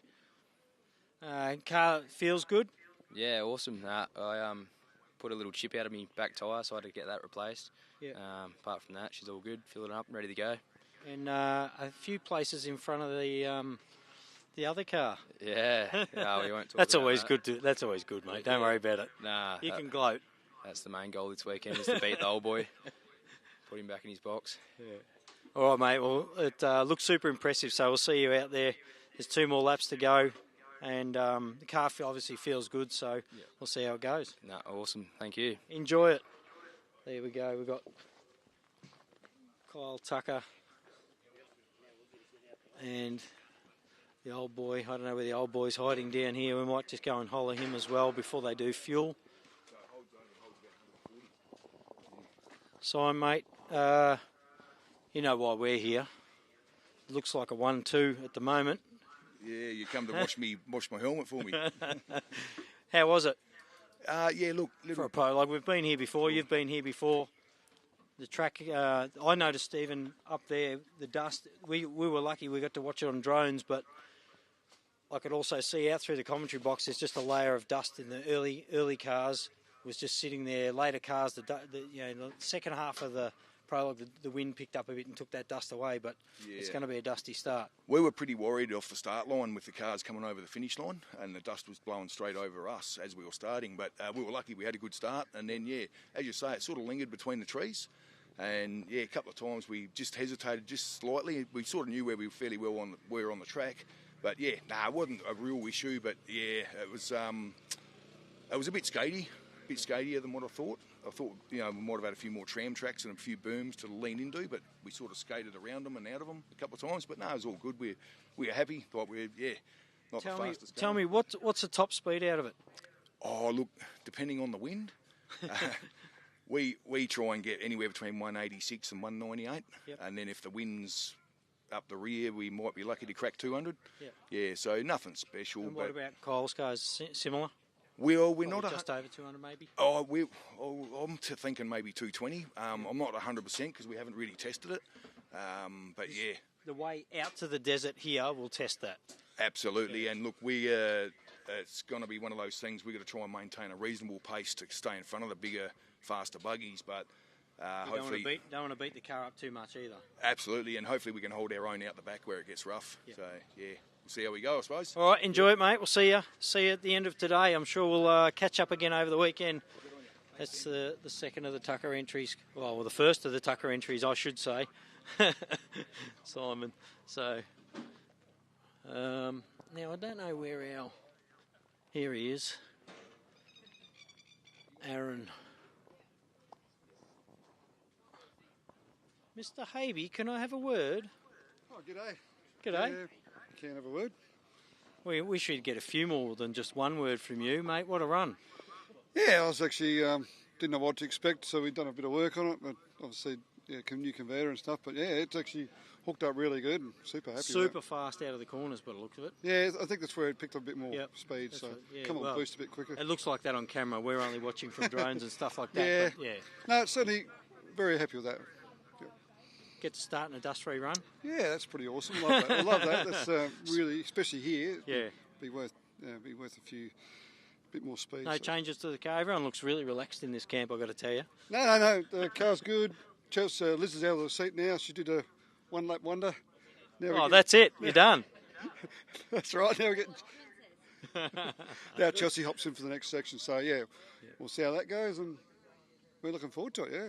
Okay, we'll see you at the end. Good luck and have fun. Thank you, guys. They are your current first place getter, Aaron. I don't know how. Yeah, let's keep going. While we've got internet, let's keep going, eh? It's a bit hard. We haven't got no backup for our cameraman either, so he's on his own. I'll tell you if you're going to trip over if I see you. Hey, Sandy, here you go, mate. Wow, that was impressive. Pretty good for our first run, eh? Hey, yeah, great track. Yeah, unreal. Car looked impressive. Oh, cheers. Yeah, no, we were really happy with it. Yeah, a couple of little shock adjustments we made between Prologue and Reconnaissance and Prologue, sorry, and they paid off. And I reckon you'll probably make more after the first couple of laps today too. Probably, yeah. No, new car. I think we pretty well got the bugs lined out now, so she's, Yeah. All right. well on the way. And no changes, just shocks. That's it. Yeah, just there. Yeah. Tell me, how much fuel do you carry? All up, we've got about 160 litres, so we're chock-a-block to the brim for the long course. Cause, yeah, we're 70s. That's what do you do? About 1.2 kilometres a litre, 1.4 kilometres a litre. Yeah, somewhere around there. Yeah. So we're pretty well on our limit, really, at 160 k's for the 2 laps. Yeah. And just so people at home know, some of the twin turbo cars, they'll run up near 300 litres, and some of those will get like 700 or 800 metres per litre. Yeah, that's right. So, yeah. Can be quite thirsty. The LSs and the naturally aspirated V8s, that sort of things, seem to be a little bit more a little bit lighter forgiving on the fuel. fuel. Yeah. Especially if you're running E85, you're a third more. It Again, disappears pretty quick. So, definitely. What do you run? Just 98. Yeah. Easy. That's right. Yeah, that's why we went that way this time. Our old car was 85, and it's just another drama of long travel, carrying your fuel all the way. Yeah. So now we can just fill up at a nearby town, and yeah. All right, mate. Well, hopefully you're as impressive on the main 2 laps this afternoon, and nothing goes wrong for you. Everything should go right, and enjoy it. Yeah. Cheers. Thank you. All right. They are car 83, that Crumco built car, and that was, like I said, that was pretty impressive. Jakey Williams' car that we just spoke to before has come back from 7 litre now that they've opened up Class 4 back to 7 litre, also Class 8 and Class... can't remember the other classes, forgive me. Who else have we got down here? We've got the Forsmans. I'm sure I can hunt down a Forsman somewhere. I can't go too close while they're fueling up. Yeah, he's there with a fire extinguisher, but we'll have a long distance chat. I can probably come around this close here. How was it, mate? It's all right once it's going. We've had some clutch issues this morning. Oh. So when we're sitting, it doesn't want to grab a gear, and once we go, it's okay. So we've bled it. We think there was a big air pocket in there. We shortened the clutch pedal, then we've just put the clutch pedal back out a fraction, and hopefully that'll help us now that it's been bled and all that sort of stuff. But yeah, always something going on, Sandy, in this caper, you know that. Yeah, 100%. All right, well, don't get beat up too much out there this afternoon, boys. No, we'll be right, mate. We'll be right. We've been through it all before, so hopefully we'll be right. Thanks. No worries. There's a Forsman entry car, 201, and that's one of only 2 of our Class 2 cars out here this weekend, which is going to get beaten up. Oh, he's just pointing me around here, the other Class 2. Might just go over and have a quick yap to Tom Owen, who also put in a pretty impressive time. You know where he is? Chasing Tommy. Yeah. He's not here? Oh, yeah? They're in there relaxing. But Tom Owen, once again, I think the guys said earlier, Wellesley said earlier, this car here has been around for a little while now, and some pretty impressive times over the years out of it, and some pretty impressive results as well. But Tommy coming in with a 6:03 in 5th position. So 5th off the line. Here he is. He's just sitting back in the aircon doing, whatever these high-end fellas do in there. I don't know. I don't have that set up. Mate, I tell you what, 5th place. That's not too bad. Top 5 in a Prologue anywhere is a pretty good feat in itself. Yeah, absolutely. We're quite happy, I think. Found a little bit of dust out there, but what do you do? Yeah. Well, the wind, I was just saying before, the wind did pick up in the second half of the Prologue. The wind seemed to pick up a little bit more, so hopefully it stays that little bit more breeze and gives you a bit of a cleaner run for this afternoon. Yeah, I think it's going to be a struggle heading out towards the desert there, so it'll be good. Blow some dust away. Top speed, you're probably doing 230, I would imagine, around 230. We're going to 37-inch tyres now, so probably knocked a bit of top speed out of it, but up around there, I would hope. And tipping the 37s will be a bit better out in that rough stuff out in the back when you hit the desert. Yeah, hopefully. Yeah. All right, well, good luck, mate. You're, like I said, you're pretty impressive out there. You're, I think you were the first of the cars into the 6-minute bracket, so just. Yeah, but there was a couple of cars there about 10 seconds. Yeah. Habees was just phenomenal to watch, speed-wise. Yeah, so, for sure. but there's a long road ahead yet. Yeah, there certainly is. We'll see how we go at the end of the day. Enjoy it, mate. That's Tom Owen, car 30, is currently sitting 5th place in this year's ARB Big Desert 480. And I don't know how we're going for reception down there. No problem. Don't know. I'm not sure if we can get this far down. We might not even chance that, I don't think, because I know it'll happen. We'll lose it all. Let's go. We'll go back through this way. I don't know if we're still with you up there, fellas, but folks, should I say? But the second of our Class 2 cars. They're fueling up, so we've got to stay away from the fueling up. Everybody's got to be clear of the car. You've got to have long sleeves, a fire extinguisher. Good to see everyone doing the right things. Don't you be sorry. We're impeding on your camp. Right, let's come through. We'll have a chat with Coleman and then we'll start to head back up to you, back up to the front there. Another one fueling up, so we can't even stop and chat. Everyone's busy doing their thing down here, so it's a bit hard to interrupt. And especially for those cars that came in a bit lower down in the classes, they've still, everyone's off the line at virtually at the same time, so yeah, we can't even grab those guys. Let's we may as well start wandering back up, I think, folks, because we're right at the bottom end of the pits here anyway. We'll see if we can't grab a couple more on the way back up. But I tell you what, it's been a good run in the Prologue so far. Some impressive times there. I'm just surprised to see only 4 cars in that 5-minute bracket. We should have probably, I would have thought we'd have a few more closer together on that top bunch. But hey, it's some new cars, some fresher drivers, some guys that have only, this is their first race, like Dixon's car. You know, that was a pretty impressive start for its first real run. My cameraman's just watch your back, about to get under the fence here.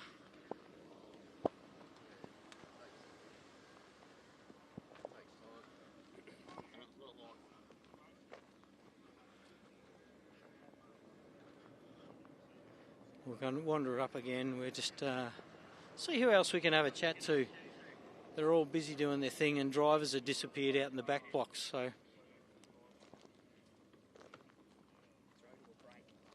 all right, we might just while I wander back up, we might just throw to a break, and we'll get back up in the top there. We'll see you back in a minute. Cheers, folks.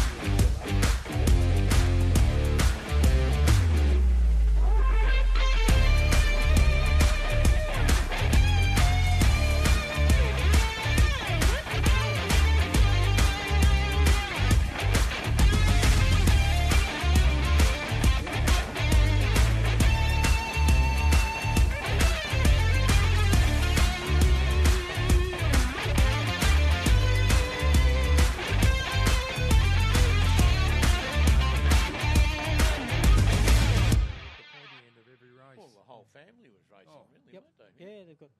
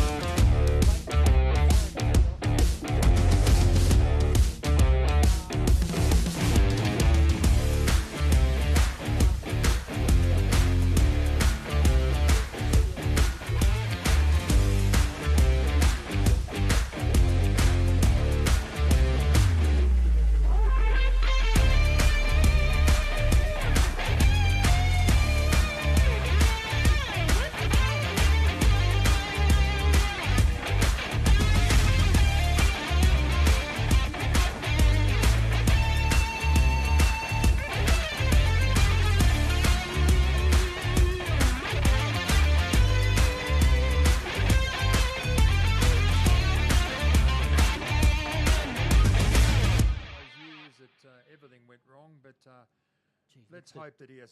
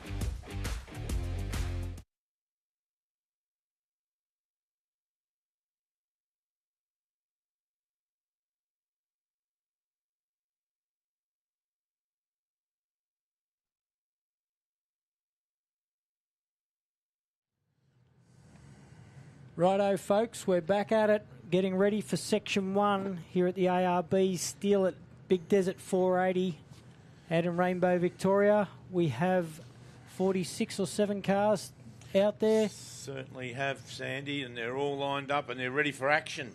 Starting out with Aaron Habe, Brent Martin and Clayton Chapman. Gee whiz. So we've just got our times through. Bernie's doing a fantastic job down there. On your screen there, folks, you've got, that's the map of your track, and down in the bottom right-hand corner there you can see all the cars bundled up. You'll see a couple of big straights out there that get you out towards the desert. Up in that top corner over to the left is where they bounce around in the desert for a little while. That's the rough section. And then coming back along some of the big long straights on the way back in down the bottom side of the screen. So 72 kilometres of just sheer pain. We don't have that. Looking at the track map, though, it's great that the track doesn't loop back on itself, so the dust doesn't come back in your face. Yeah, and there might be a few little bits. Maybe, they down this bottom left-hand corner, they drop back through that creek bed. Yes, in the tree area. In the trees area. It'll hang a bit. Yeah. But apart from that, with this breeze, it looks like it's picked up a bit more again since the end of Prologue. Certainly has, yeah. I was looking at the steel at flags on the finishing line there. Gee whiz, there. Aaron Habe. Yep, Habe on the line. Who's your pick, boys? I'm going to still go with my Dark Horse boys down the back. Oh, are you? Jakey and Barnett's. But realistically, I think we're looking possibly at that top 5 to 10. I think 6 or 7 of those are still going to be in those positions by the end of the day at least. Certainly if not the weekend. During our lunch break there, I went down to the pits and... What's the goss, mate? I had a bit of a talk to Mark Burrows there, and I was quite surprised. He told me you went on a bit of an excursion through a fence, so... And still came in 10th. Yeah, certainly did. And he said, oh, gee, the worst part, Wellesley, was I couldn't see where I went through the fence.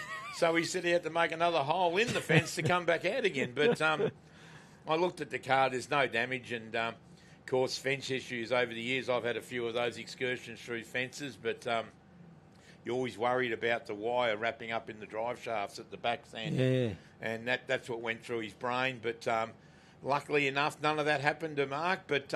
I predict that Mark will be in the top 5 at the end of tomorrow night, that's for sure.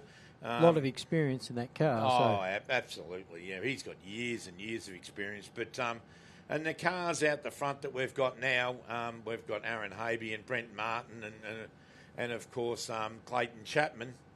They're all very fast cars, but the reliability in those cars, it just, in my mind anyway, isn't there. Yeah. You know, we've seen too many of them have little issues, so... And it can be as simple as a little plug. Oh, certainly can be. And, of course, this time we've only got 30-second intervals between these vehicles, but the wind has picked up here in Rainbow. It's certainly blowing a good breeze from left to right across the front of the commentary box, so no one up on the hill here is getting any dust in their face at all here this weekend, so it's a good place to come and spectate from at the moment. I've been here before when the dust has been blowing straight, the wind's been blowing straight back at us, and you can't even see nearly the finish line in front of us. Couldn't even see the town. But look, they've invited us back, so it's great. Tell you what, there's our top 10, Kyle Tucker, 4th position. Didn't he do a good run? Tommy Owen in that car 30, the Owen car. He was even Tom Dixon. Like, there's a few cars up here that are actually a bit of younger blood, maybe, a bit of less fear, maybe. That Kyle Tucker's car, I know for a fact that car was brought into Australia, and I'm saying 20 years ago. It was an ex-Wilson Racing car from the States, and I think it went to Joey Bulmer had it. Aaron, there's Amy at the start line. We're away. I think Liz actually only sat in for the prologue. Is that all? Yeah. She called herself a prologue princess. Yeah, that's good. So she's done her time, has Apparently she? so, but that's good. At least she's still out there. Let's see now. We'll see Aaron Havey shoot across the bottom. Be interesting to see what this dust does. As Brett especially in this Martin first few. leaves the start line in car number 90. Wow. Certainly sounds nice. Doesn't that sound great? Look at the pace of Havey down near the bottom chute there, the tree line. The good 190 across there. 190 Ks, ladies and gentlemen. He's showing the pace up the pointy end, but Brent Martin won't let go. He's like a dog with a bone. And a bit of a heavy break into that corner, as you just saw on the screen. Brent did. Clayton Chapman off now. That's where Brent makes a lot of his time. You know, he's got pretty good straight line speed, but his late braking, his corner speed is just. The cars seems light. Well, I know they're not light, but it seems lightish. Last year ago, they changed all the brakes on Brent's car. He didn't feel like he was stopping quick enough, so they upgraded all the brakes, made it a lot better car. Kyle Tucker's away now. We might see him come through for the weekend if he keeps that pace up.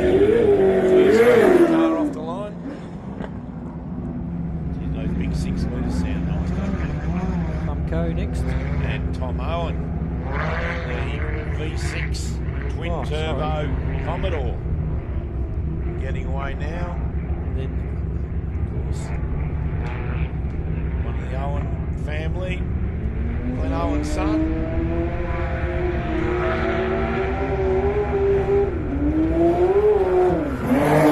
Sounds strong too. And the next one up now, the big Crumco of Tom Dixon. He had a good prologue. Put himself in a good position there. Certainly did too. Picture to look at that car too. Gee, I went over there and looked at it. Great car. There's Brent Martin. Yep. Gee, that's sitting well in the there he goes. Dixon in the Crumco. These guys are heavy on fuel too. I was speaking to a couple of them down there. They say 180 litres or so on some of the V8s, and I'm tipping the twin turbo jobbies have got closing in on 300 plus. 320 litres on board. There's a lot of fuel you're sitting on out there. The E85 and some of the others are running 98 or doing a little less. So Simon Tucker, look at our screen, white with dust. Speaking of Simon Tucker, one of my favourites this morning, which I now reviewed this morning. I said Simon Tucker would be one of the men up the pointy end. Of course, number 2 in the championship last year. And then we've got Jake Williams in the first trophy truck. Car number 437. Yeah, he's going to do it from there, I reckon. Yeah, he's going to get it. He'll be up there. Look at that, guys. We've got our first 6 car side by side. They did a rerun early on, so they did catch a car that dusted them in. So position 9. God, they had plenty of pace in the prologue. So yeah, Lachlan Campbell now the first 6 car out of position 9. I was talking to Greg Campbell just before down the pits there, and he said Lachlan drove extremely well. He didn't want to pull him up. He was showing some form, and he said the car's doing it easy. Still got some brutal bumps out there to hit, mate. So let's see how easy the car does it on that back section. I said, "Is the car standard?" He said, "Standard except for the shocks." He's done a lot of shock work on it. So, and you'll be needing those shocks out the back. Every single bit of it. This is a tough track. It's a rough, tough track. It's Mark Burrows and the monks. Start line, car 21. There's plenty of action in front of us in the infield now, guys. It's a lot of wind, but a lot of dust. One of your favourites, Craig Barnett. Yeah, he's saying he's got his the new car. He's ready to go. Very close to ready to go. Oh, what is that? I don't know. Yeah, well, it was a new car. I forgot. Whatever it is, it's new. It's new. Peter Simpson, car number 412. First of our 4s. I asked Peter how his new 7-litre engine went, and he said, "Oh, it's not bad." He said it's about as good as the 6-litre. So anyway, he said it's got a little bit more bottoming grunt, so that's okay.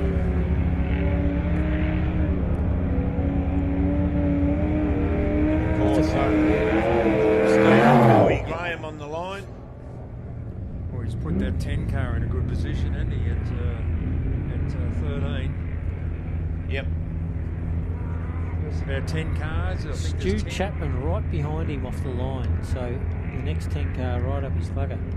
It'll be interesting to see how when they come through the first time, Sandy, how they're travelling.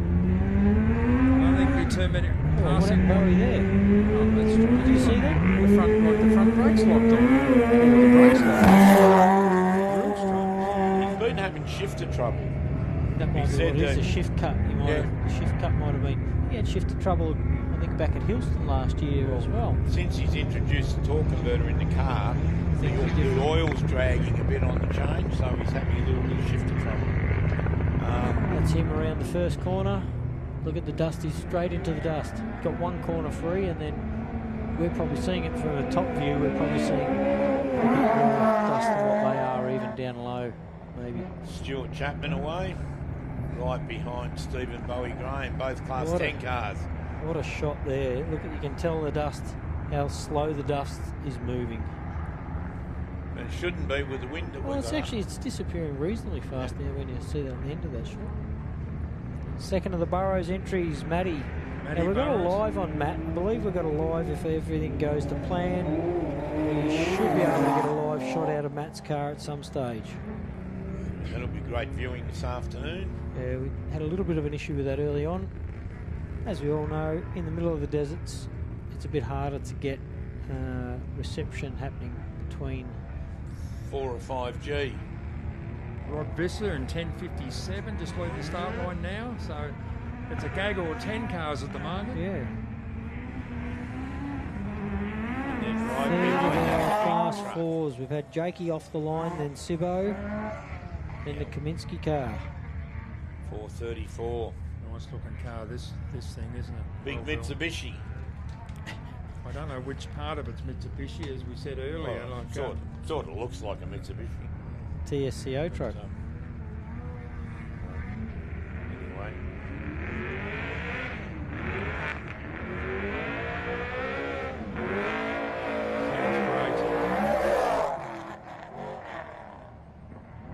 Just reading on Jakey's info in that other class 4. More DNFs than you can count was his team info. Poor guy. Not good. Hopefully this weekend's his weekend to shine. Start of a new year. James Pup Tyrrell on the line.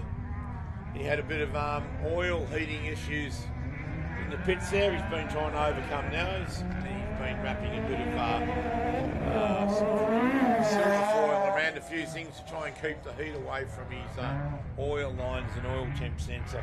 So hopefully it all works for him. He'll learn about that by the time he gets out to the desert. That's right. He certainly will. And got Russell Harnett right behind him. Of course, the Harnetts, well, as we said earlier on, what can you say about them? Russell's a very accomplished driver, been around for a long time. His daughter's in with him this weekend. Wish him all the best. Sean Radcliffe. Single-seater class 10. Big jump earlier on in the qualifying. Yeah. The start-finishing line, gee whiz. Immaculate car. K24 Honda in the back of it. Single-seater. All these 10s are pretty close together, so it's going to be interesting at the end of the day how they sort themselves out.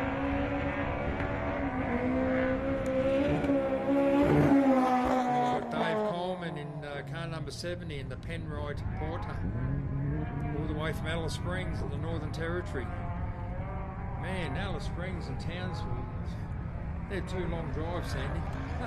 You're not wrong. I was whinging about my 5-hour drive. Not too many of these porters in Australia. Board with, not on board, but view of Kaminsky's car. Doesn't have a bump, does it? No, it's got plenty of suspension travel, that thing, that's for sure. Doing it easy.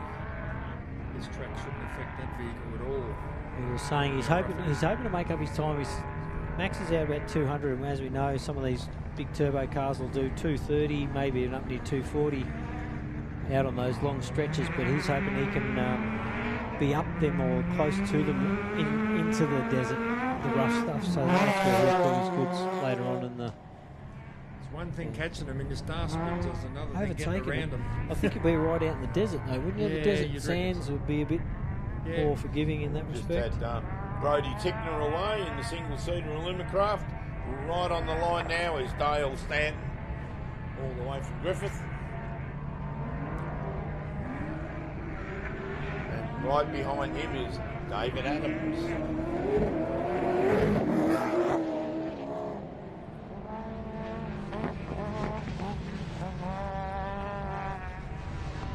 Matthew Hummer.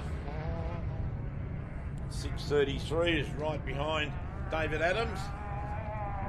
And of course, Chris Hummer from Raceline Wheels. He's the sponsor of the commentary position over the weekend. So we thank Raceline Wheels for sponsoring our commentary box over the weekend. Looks like our top three are still travelling in the same positions they left the start line in. Top five, actually. I don't think there'll be too much passing going on out there at the moment in the dust, Sandy. Well, they're not too far off the desert's edge. If you have a look on the rally safe, Yep. they've only got one more right-hander before Aaron Havey heads out towards the edge of the desert into the sand, which can all be followed on rally safe at home. That with the timing with Chris Sport. 137 on the line, Richard Andrews. Tell you what a cracker day for motorsport. Overcast, so it's not too sunny. Flags are flying. When you see a droopy flag, it's not good for off-road racing, Sandy. Apparently. Not in these conditions anyway, in the dust. That's for sure. The wind's up. Blowing the same direction it has all day so far. From our left to right, which is good. Slightly away from the spectator area and pits.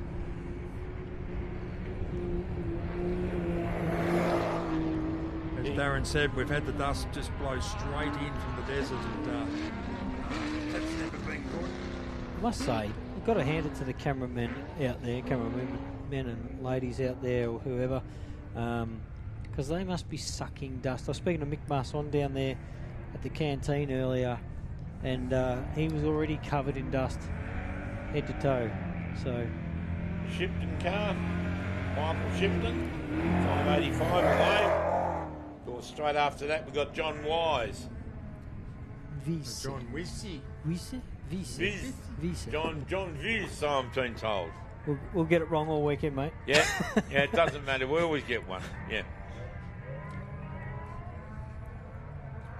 And then Simon Gubbins is after that, apparently. I thought Simon Gubbins might have been. It's usually a little bit more further up the chain, isn't it? Simon Gubbins, remember, he stopped in the prologue. In so the trees, he did. Yeah, and he would have been seated. Correct. Yeah. He was seated.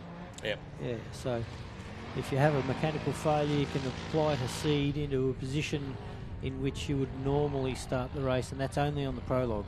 Apparently no greater than the top 10, I believe. But I don't know whether they've changed those over the years. I have there is seen. a way. Unusual shaped car side on, isn't it? Of course, Tim Wilkinson. Could be car number 666. Devil's number.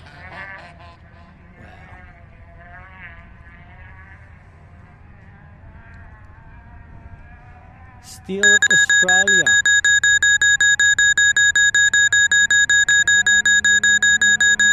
Gee whiz.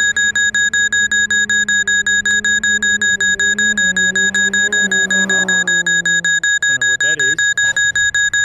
Not sure if you folk can hear that or not. The Martians landed, or Yeah, I don't know whether you can hear that, ladies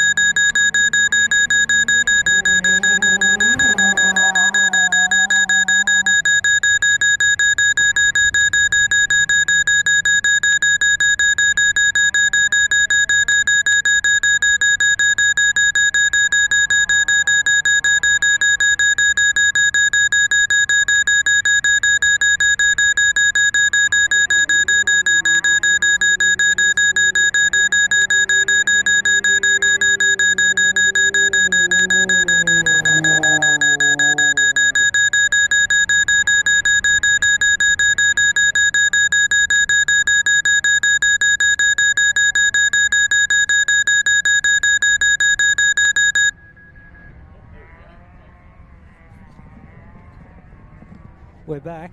We have absolutely no idea what happened there. I think they were landing the spacecraft just behind us there, Sandy, somewhere, but... Some sort of tech issue came out of nowhere, but the boys are all over it. Yeah. Where were we? Well, we've got Heath Whedon on the start line now, 7.79. I reckon he's going to be the fastest Class 7 for the weekend. Yeah, good chance of that. Yeah. The only Class 7. Michelle in the passenger seat, his wife. They do several events, so... Out for a Saturday afternoon drive? Yeah. Car number 606, Tom Stevens right behind him. They'll probably stop at Lake Wells for a picnic. It'll be a nice picnic area down there, wouldn't it? I can assure you there'll be no picnic drive in that car. Oh, no. And the second section as well. Into that midsection through the rough on the edge of the desert. That was interesting that he beat the only Class 8 car by about 4 Yeah, look, positions.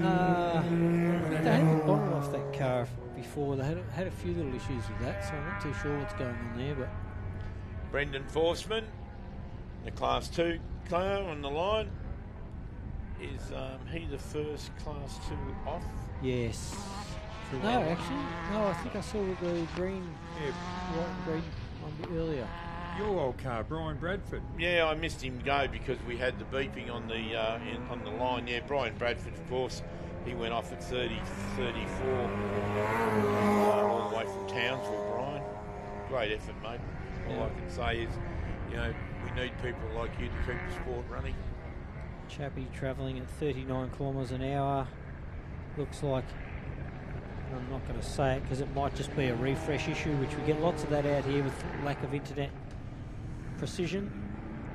But Michael Hackney, is it? Yeah. Triple 8. Position 39th. Brendan Forsman on your screen. Yeah, so from what I can see here on our rally safe, and it is refreshing, but it does show that Chappie is in front of AB. Could be absolute lies when we get an update. We've seen that happen before. It jumps on us. So you never believe what you see. But, you know, they're well into the desert section. They're well over. They're well into the halfway section. So what time do you reckon it'll take to do That's this? going to be a 40-minute lap, maybe I can't remember what they did here last year. I think it was about 47-minute lap last year or like something like that. Yeah. So what you're saying, telling you that Chappie's in front of... Well, look. He took off 3, so where's Brent Martin? Back here. No? Number 90. Not even on the screen. I know. My internet here is not the best, so don't actually rely on me too much. Let's see if I can jump on somebody else's bandwidth, or whatever they call it. Well, we've got a gaggle of 6 cars leaving the start line at the moment. Ross Newman's up next. So they're going to have an interesting battle this lot at the back of the field. Lachlan Campbell's right out in front on his own in the top 10, but the rest are at the rear of the field in the position 40 onwards, or thereabouts.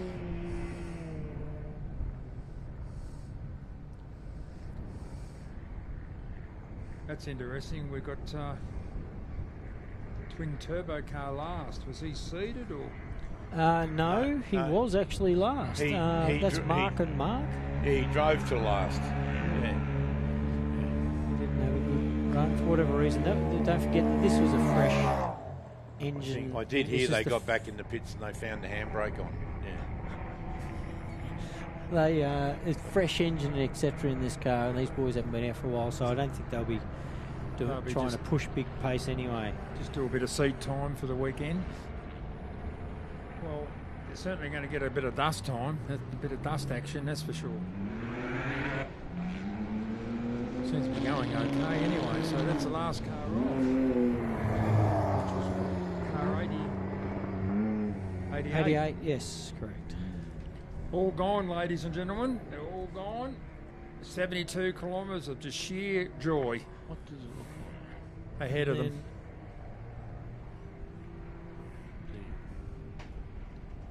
Sandy and Darren are playing with the rally safe. Yeah, just trying to see. See the helicopters up and about, ultimate helicopters. Nice cheap rides available for anybody this weekend. Tell you what, if you haven't been in a helicopter, it's a good gig. There you go, young especially when they Wellesley's. stay in the sky. Lee's just sent us a text saying that Aaron's been stopped for 3 or 4 minutes now. Puncher, maybe. Maybe, possibly. Generally a puncher's about, or it depends on how good you navigate. Well, he's got his daughter in with him, hasn't he? Yeah. That's not going to be easy if it is a puncher. So we generally allow, 6 to 8 minutes, Darren, on these buggies? That what you boys are doing in now? Yeah, I'd take about 15, Yeah. I reckon. I'd take about, I can't even lift the wheel yet. Change one, but I might just go and see if I can get a little bit better internet. One sec, guys.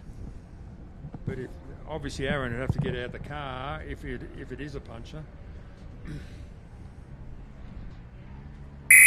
Anyway, we don't know. That's the unfortunately, they're the joys of taking your daughter with you to change tyres.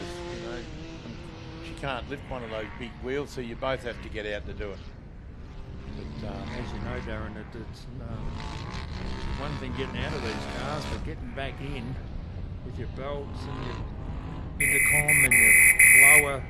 Yeah, it takes Tube. a lot to get back in. Yeah, do everything up and pack everything away, and you're hot and flustered, and that's when you make mistakes, unfortunately. But you know, the only way not to get punches out there is straight line driving. If you've got the tail hanging out on any of these corners, and of course what's hiding in all these sandy corners are big roots hanging out of the ground, and they can side stick a tyre quite easily.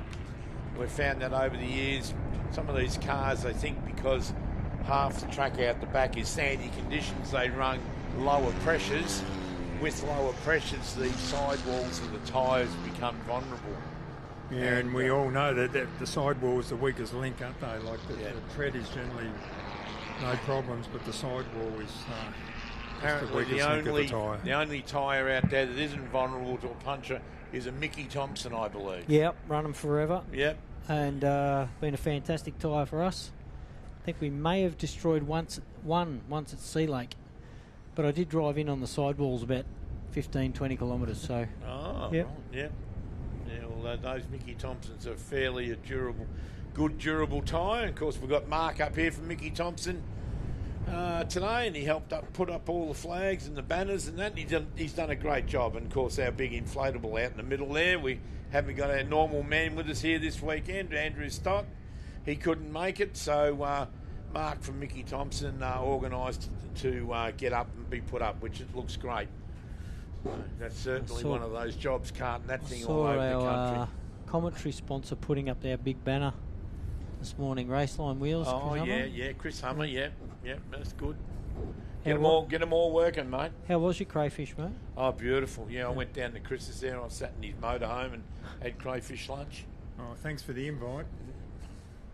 That's our banner on the right-hand side of your screen there, folks, at the finish section, which I reckon, looking at the rally safe, does show that Aaron Habe has stopped out there for a while. Did we see what time the first car got away so we can check our times? Yeah, Which 1 o'clock. Now I know Michelle's listening at home. She just sent in a message saying she's loving listening to the commentary. Michelle Martin, you'd be happy to know that Brent's currently first on road. Wow! And he'll take some catching too. Believe me. He will take some catching. Yeah. As I said, he's like a dog with a bone when he gets out in front. He just gets faster, and they won't be putting their blinker on him. Yeah, they've had all year to do a bit of homework on that car. So I was talking to Craig Martin down the pits earlier on and last night, and he said they've done a power of work on that car. And of course, Brent's brother Dale is not here this weekend. Dale's running at another event next weekend. So both extremely good competitors. Must have got it off their mother, Darren. Yeah, certainly. Yeah, certainly did. Anyway, no, Craig. Yeah, there we go.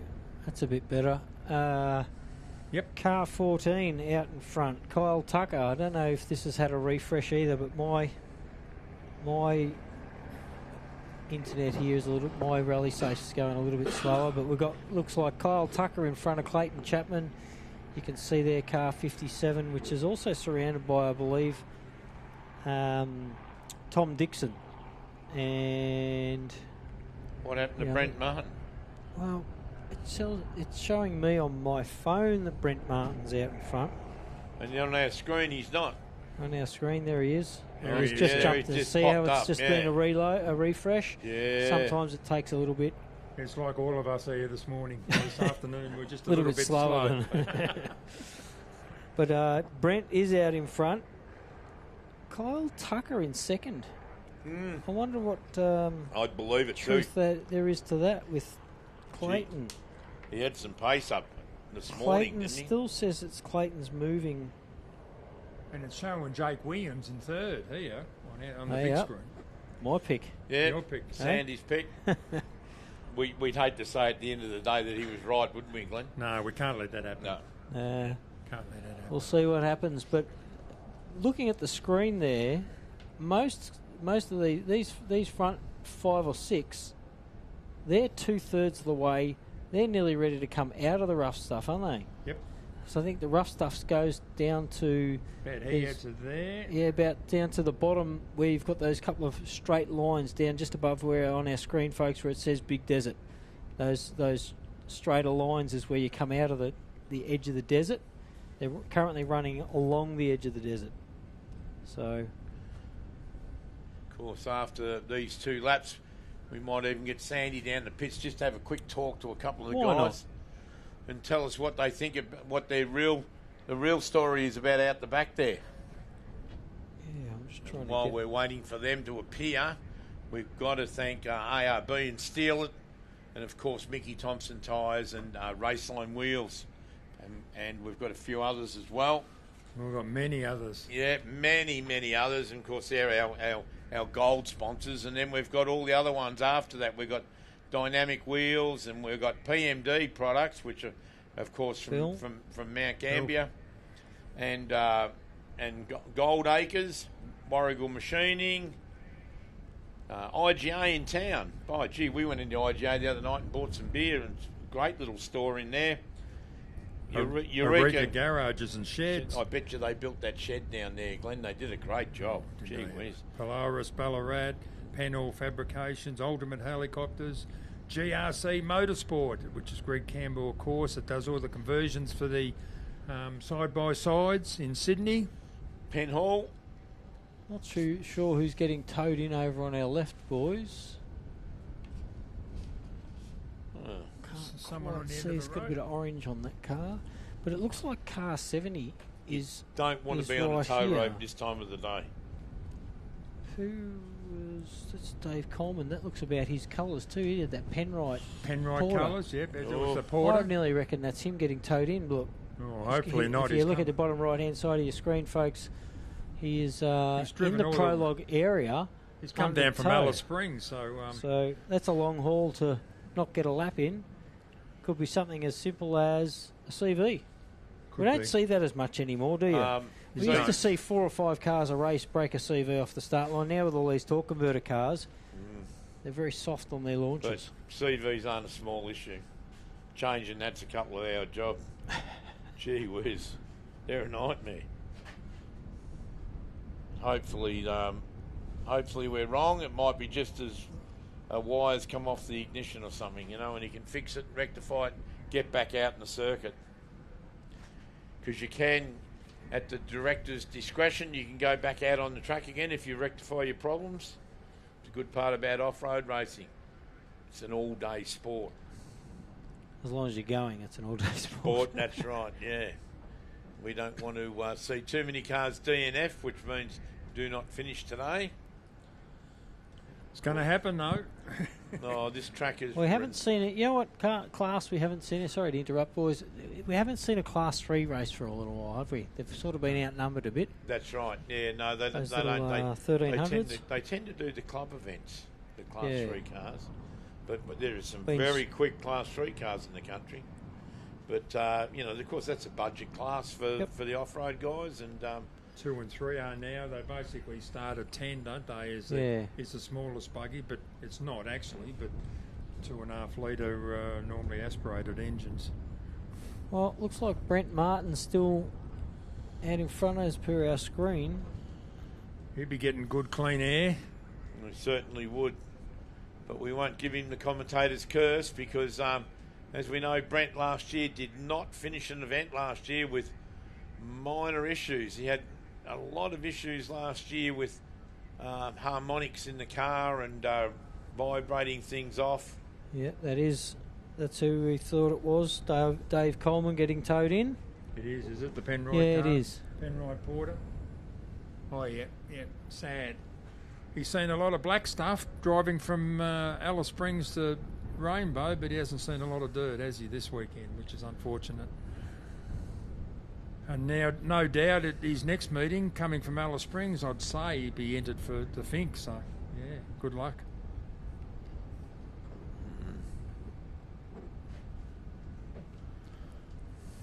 But then again, we don't know, do we, Sandy? You can get it back in the pits and... 2-second fix. Yep.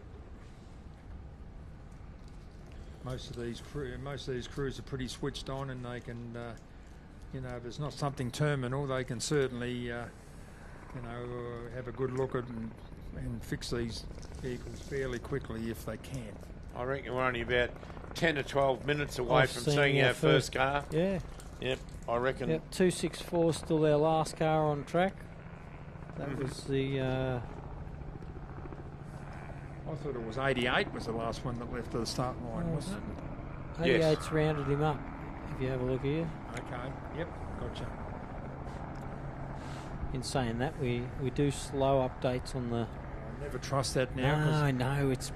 You say something, you've got to backtrack too often, I've been don't you? caught over the years, so I just don't make any brave statements. Ah, beautiful.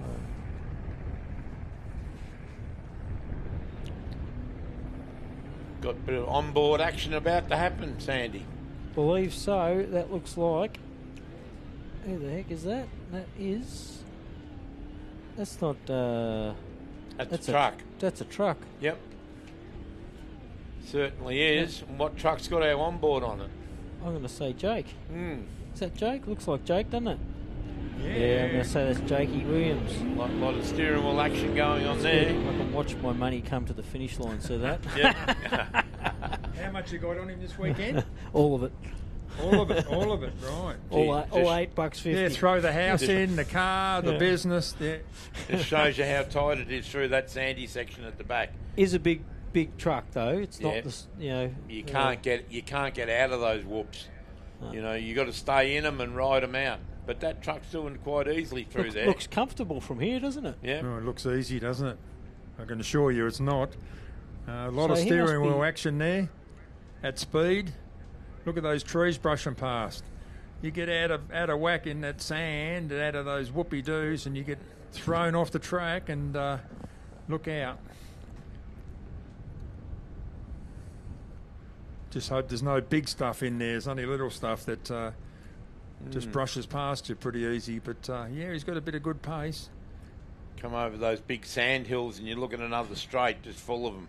7 litre. Remembering last year this car was a Class 11 car. Since a bit of a class change this year, it's put all the 7 litres back into what they used to be, basically, which is Class 4 for this thing, back in with all the other trucks, etc. And Class 8 goes back in. You know, if you've got a 7 litre and a Class 8, it used to be. It was in Class 11 for a couple of years there. Yep.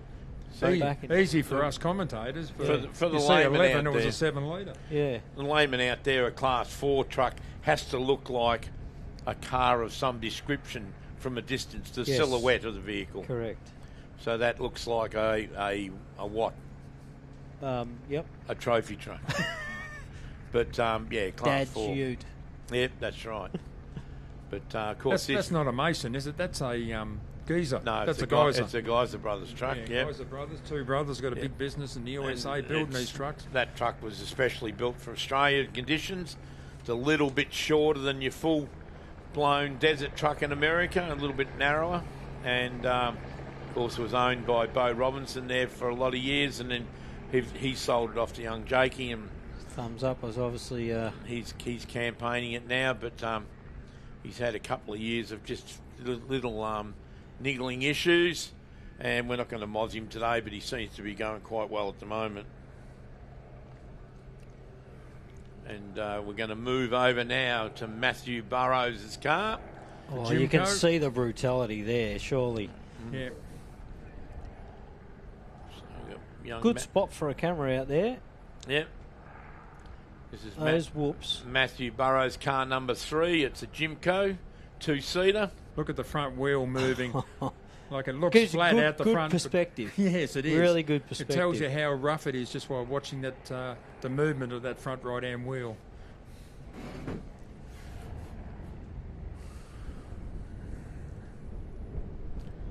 Of course, Matthew's I'm getting a little seasick.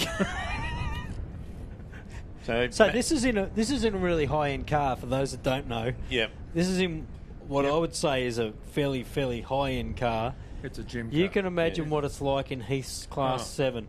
Yeah. Nah, couldn't imagine what it's like. Well, it wouldn't even be a quarter of the You'd have speed. a better idea than me. Yeah, But Matthew's car here that we're looking at here's got a V6 Commodore in the back of it, motor, and of course it's not standard, but it's got a 5-speed AGB gearbox up behind it, sequential.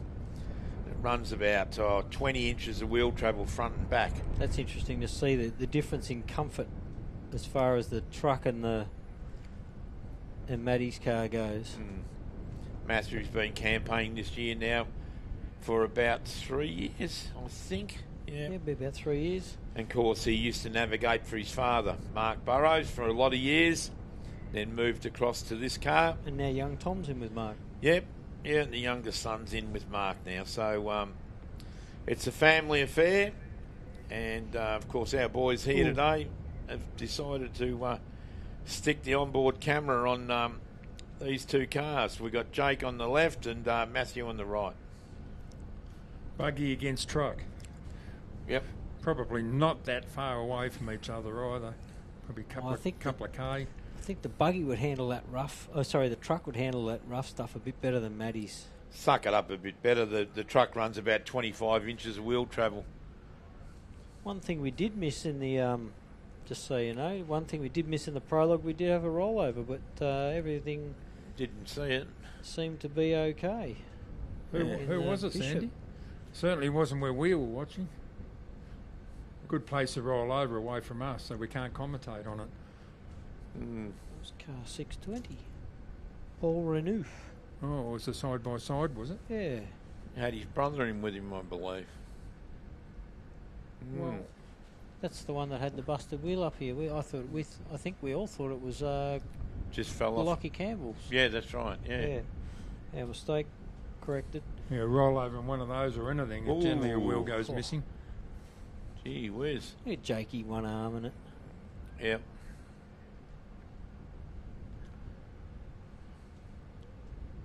Well, it shouldn't be too much longer. If you look over to the left of the commentary area, right over in the distance of the tree line, there will be dust appearing right across that open paddock into the tree line in the very distance.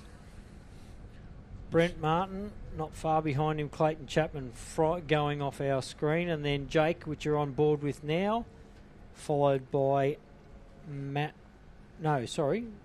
Tucker. Simon Tucker's up behind Jake.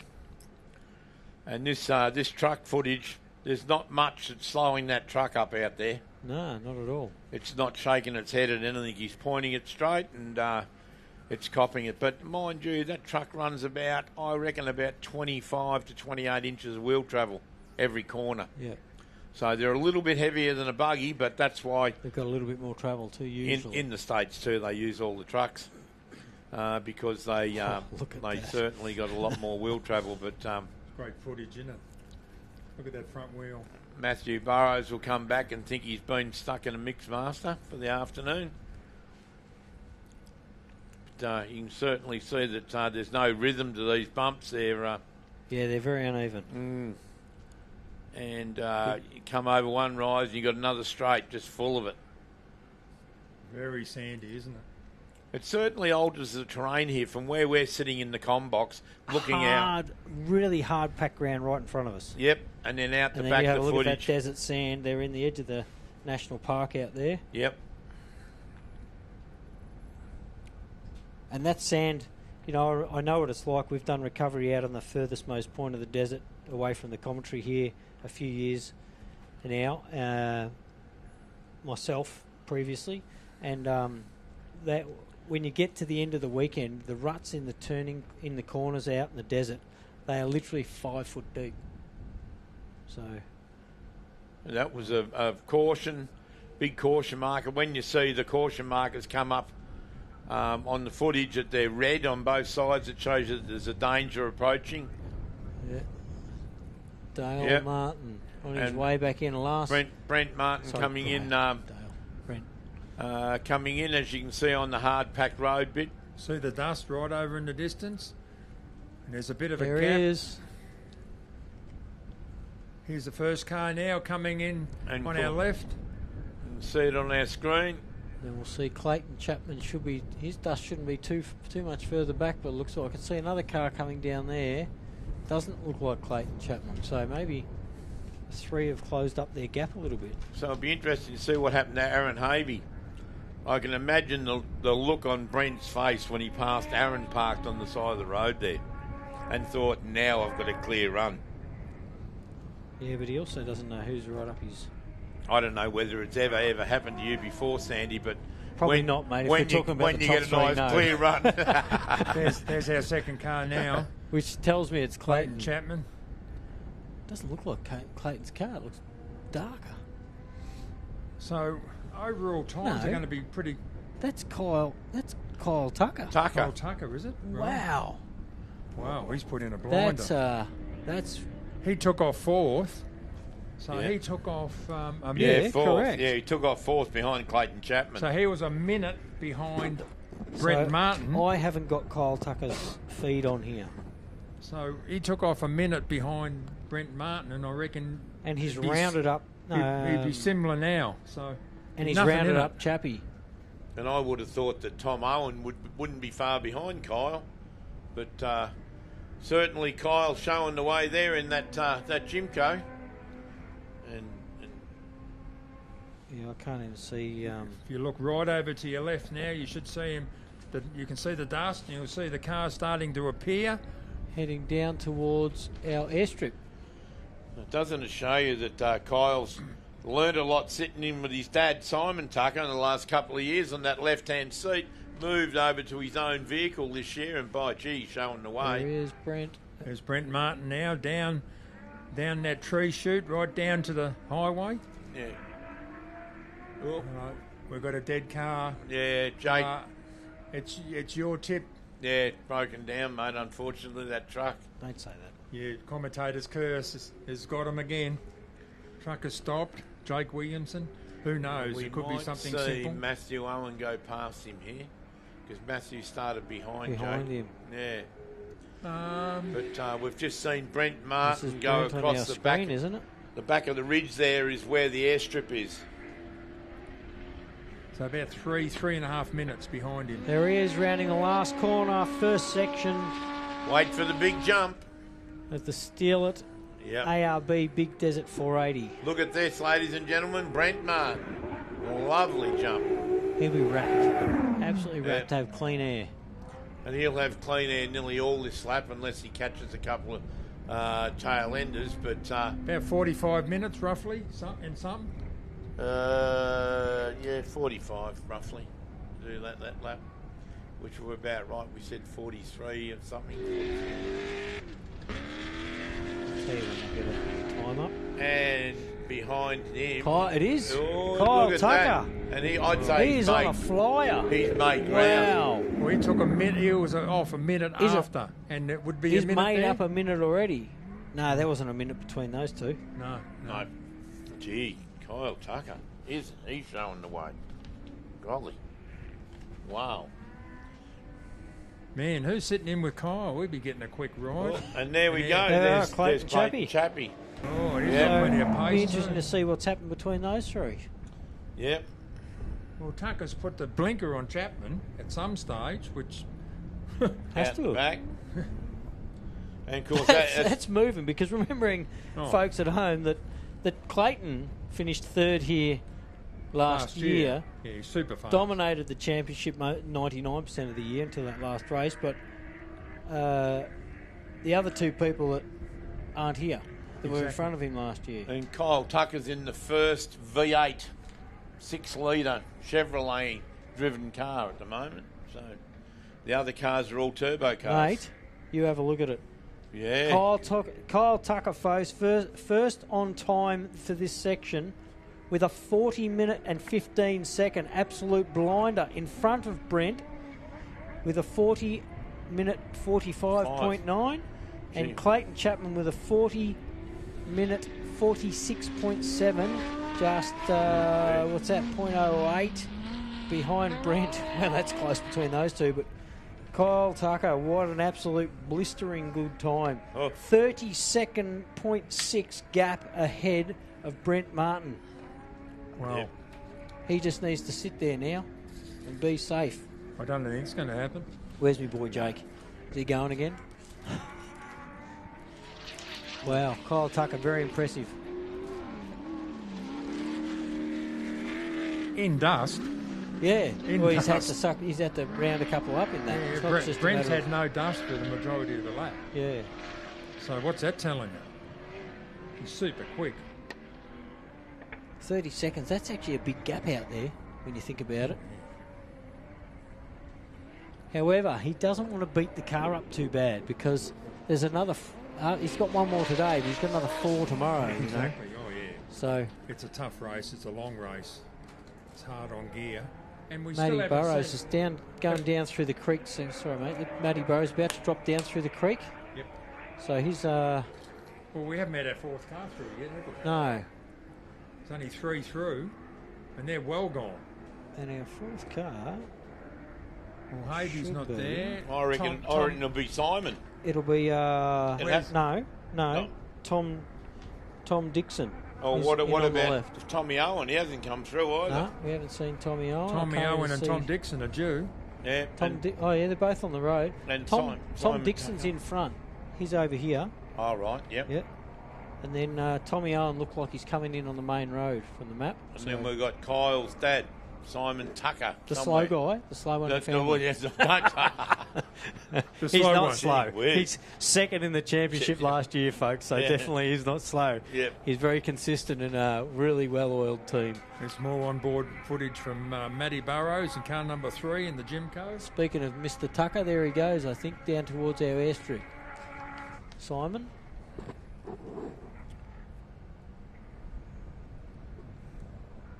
Matty Bowers certainly using the bottom half of the throttle down there. They'd be close to a good 190, 200 down there. It looks like Aaron Havey's still going, guys. He's in the arena somewhere here. I reckon don't know if that was me. I just saw the green out there and called Simon Tucker, but I might have been wrong. I reckon that Aaron's had a puncture or something. He does run very low pressures in that car. He likes grip, doesn't he? Yeah. But he's got a bit of dust going on too. Here we There go. No, Tucker. there's Simon Tucker. Wow. Yeah. He's moved up too. Up to 4th. Yep. So where's Tom? The Dixon entry should be next, I think. I think Tom Dixon and Tom Owen, I believe, are very close to each other, coming around the last couple of corners. I'd say this might be him right now. No, it's Aaron. No, it's Aaron Havey. Trying to make up ground. Yep. So I didn't see it with the spare wheel on the back. Yes, it has. Yeah. It still has. Didn't see if it was flat or not. No, can't tell whether it's flat or not, but definitely had a spare wheel on the back. And then so he's this lost must about be 5 Tom minutes. Dixon coming around to the finish. It is too. Yep. They are. What a beautiful looking car that. Yeah. Landed a bit heavy. Didn't you see that? Oh yeah, it's got a big V8 in the back and a big Hollinger gearbox, so it's pretty heavy in the back end. Sequential, mate. Paddle shift. Of course, Hollingers are making some good transmissions for these off-road cars now. So I'm tipping we're going to see Mark Burrows and Tom Owen. Owen, yeah, very close to each other. It's you're looking at Mark Burrows on your screen there, folks. Is that Mark or Matty? Matty Burrows. Matty? Or maybe. No, I think it's Mark. It's showing me Mark. Yep. Yeah, you're right. No, I don't know. They're both in the arena here somewhere. But it looks like Mark's the shape of Mark's car. It's got the different nose on it. Yeah, it's got a snub nose.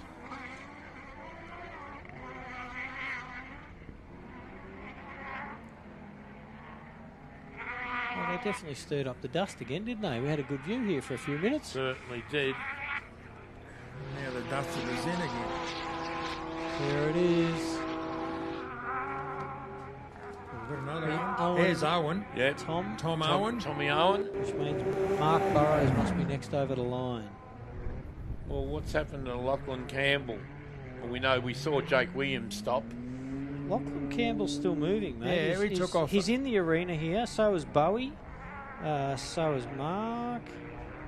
They might have been stuck in each other's dust by the look of their little collection. You've got Bowie, Lachlan and Mark all reasonably close. Mark's coming around that last corner now up to the finish line. Yep. Well, Mark took off behind Lachlan in the 6 car. I wouldn't doubt that Mark would round up Lachlan in that rough stuff, though. There's Mark Burrows. There he is. Yep. There's our 8-time Australian champion going across Just the 8, line. is that all? 8, he's only won 8. Yeah. The bloke down the road there just won 9. Jeez. Bloke on the com box has only won 2. Oh, yeah, what about that guy? What about that guy? We're not bad. We've won 2 between the 3 of us.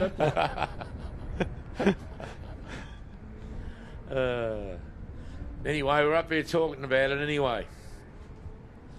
So we've had this Mark Burrows go through, and we've got Craig Barnett, who won't be far behind Mark. Bowie's heading down to the airstrip behind us. Peter Simpson, Stephen Bowie Graham, Stuart Chapman. Yet to come, ladies and gentlemen. So, well, we're looking for Barnett now. Well, the Barnetts are close by because they are near Bowie, and I just saw Bowie go down. So, what about Lachlan Campbell? That should be him heading for the finish line right this second. Yep, and he did a big jump earlier on today. Yep, it is there him. He is. First of our Class 6s. Whoa. Father and son. Yeah. Campbell from Sydney. They are a big car, those new Can-Ams, aren't they? Gee whiz, and he told me it's dead standard. All he's done to it is played with the shock absorbers. So that old chestnut. Yeah, got it handling well. And he's done, 6 months work on it to get here, but standard. First of our Class 10s. I tell you what, ever so fast. He's picked up some time because there's no Barnett and no Simpson. Barnett should be very, very next car over the line. Yeah, well, and Barnett, now that I've got a refresh, Kyle Tucker, Brent Martin, Clayton Chapman, Simon Tucker, Tom Dixon, Mark Burrows, Lockie Campbell in 7th. Wow. In front of Aaron Habe, who we know will pull the goods back up, and then Tommy Owen in 9th. And let's just have a look once we get a refresh and see where picks, the end of your top 10. That has just put Craig Barnett up there somewhere. He just went through. Where'd he go there? He just come through hard and fast. Peter Simpson should be not far behind him. And who's this? Oh, it's Kaminsky. Yeah, the Kaminsky truck. Barnett has jumped to 9th place. Put Aaron Habe. Aaron Habe's going to take a little bit to pull back from whatever his little issue is out there, I would imagine. But Kaminsky's pulled some positions. Yeah, he's passed Rod Visser, Matthew Burrows, Stuart Chapman. Kaminsky. Yeah, Kaminsky's moving up slowly.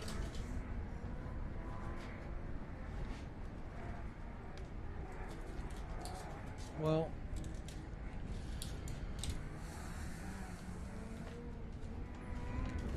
you can see the dust in the background there, folks. You're probably seeing it better on the TV than we're seeing it out of our commentary box here, I would imagine. Here we go. Second Class 10 car, Stu Chapman. Stuart Chapman and Matthew Burrows. Followed by Matthew Burrows. Yeah, so he's all over him. Matthew Burrows is right behind him. Oh, he'd be getting dusted in some chronic. It's got me how he's got that close. So I say, a bit of a dark horse though, Stu. He just sort of lingers in the background. All of a sudden, he's there. Yeah, he does. It just keeps going, doesn't he? He put on a good show at Millicent, if you remember. Oh. I'm back on board with Matty Burrows. Yep. Well, he's just there in the infield. Yep, who we just saw go through in front of us. Well, what they say is you're only as good as your last drive, and Stuart Chapman at Millicent last year, man, he was driving the wheels off that thing. Tell you what, boys, Brett Kaminsky jumped up to 5th place. Yeah, there you go. You've done well. So we've got hold on, Kyle you put Tucker, the muck Brett on. Martin. You put the muck on Stuart Stewie. Chapman because he's heading for the pits. Oh, 1014 coming into the pits, Stuart Chapman. That'll be down there already, I'm sure. Gee, Well, Matthew Burrows would have clapped his hands. He would have loved that because he was all over the back of him. He's got a minute break now, Glenn. That dust break, gee, you look for that all the time. Kyle Tucker, Brent Martin, Clayton Chapman, Simon Tucker, Kaminsky in 5th, Tom Dixon in 6th. He'll be wrapped with that. Bowie, the first of our Class 10s in, 7th place. Look at The Burrows. Mark Burrows in front of Matty Burrows by 0.5 of a second. 0.5 of a second. Telling you, give the boy some boost. Yeah. I think those two cars have been living too close to each other. Stu Chapman in 10th, who we just saw go into the pits. Lockie Campbell 11th with a 46.14 in that 651 side by side. Craig Barnett 46.23. Aaron Habe with a 46.30. And Tommy Owen with a 46.45. That's 14 of our cars over the finish line for the first lap of the first section of the first round of the ARB Australian Off-Road Racing Championship. Yes, that's a mouthful, isn't it? Yep, got it out though. You got it out. Just or dust? Just in the dust.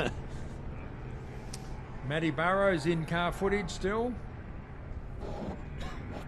That's interesting. He, if it is, he had the camera on the right-hand side. Now that was showing left-hand side. Here's Peter Simpson. Second of our Class 4s. Third of our Class 4s, actually. Peter's dropped back a second, bit. Second. Yeah, I think the pace in front of him is pretty hot, though, Darren. Kaminsky, yeah, he's come up a fair way, didn't he? Brett started in 17th. Yes. So Brett's made up in a monstrous amount of time. But he'd still be in it around about 10th. No, so fifth.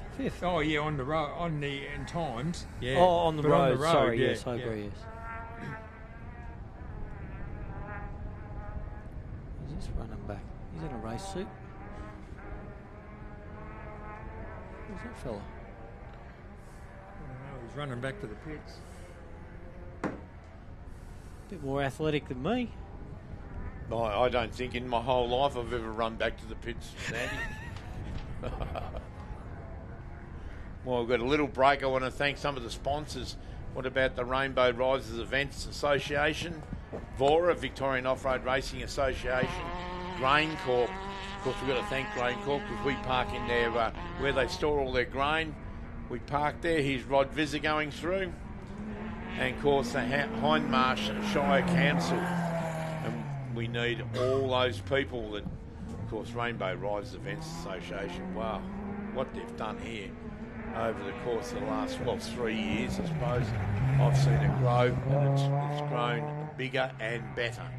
This whole setup here is absolutely fantastic.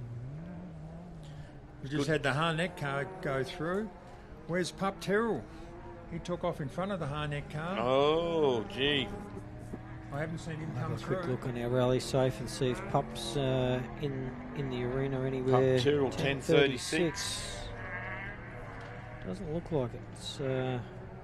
He was having an oiling issue when he left this morning. Hopefully, yeah, he had the extractors very close to the oil filter when I went over there, and I didn't think that it'd get that hot.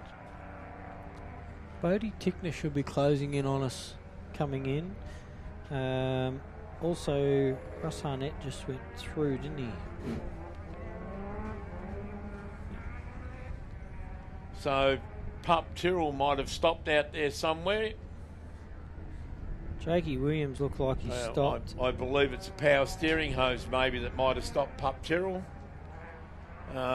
So we'll see how true that is, but if he can fix it. Has it come from a reliable source, mate? Well, yeah, it's a bloke that's very close to the team. Anyway, my nephew's just stepped into the box for a minute, and Lee Wells. Simon Gubbins is still moving about. Look, we've still got a few cars coming in.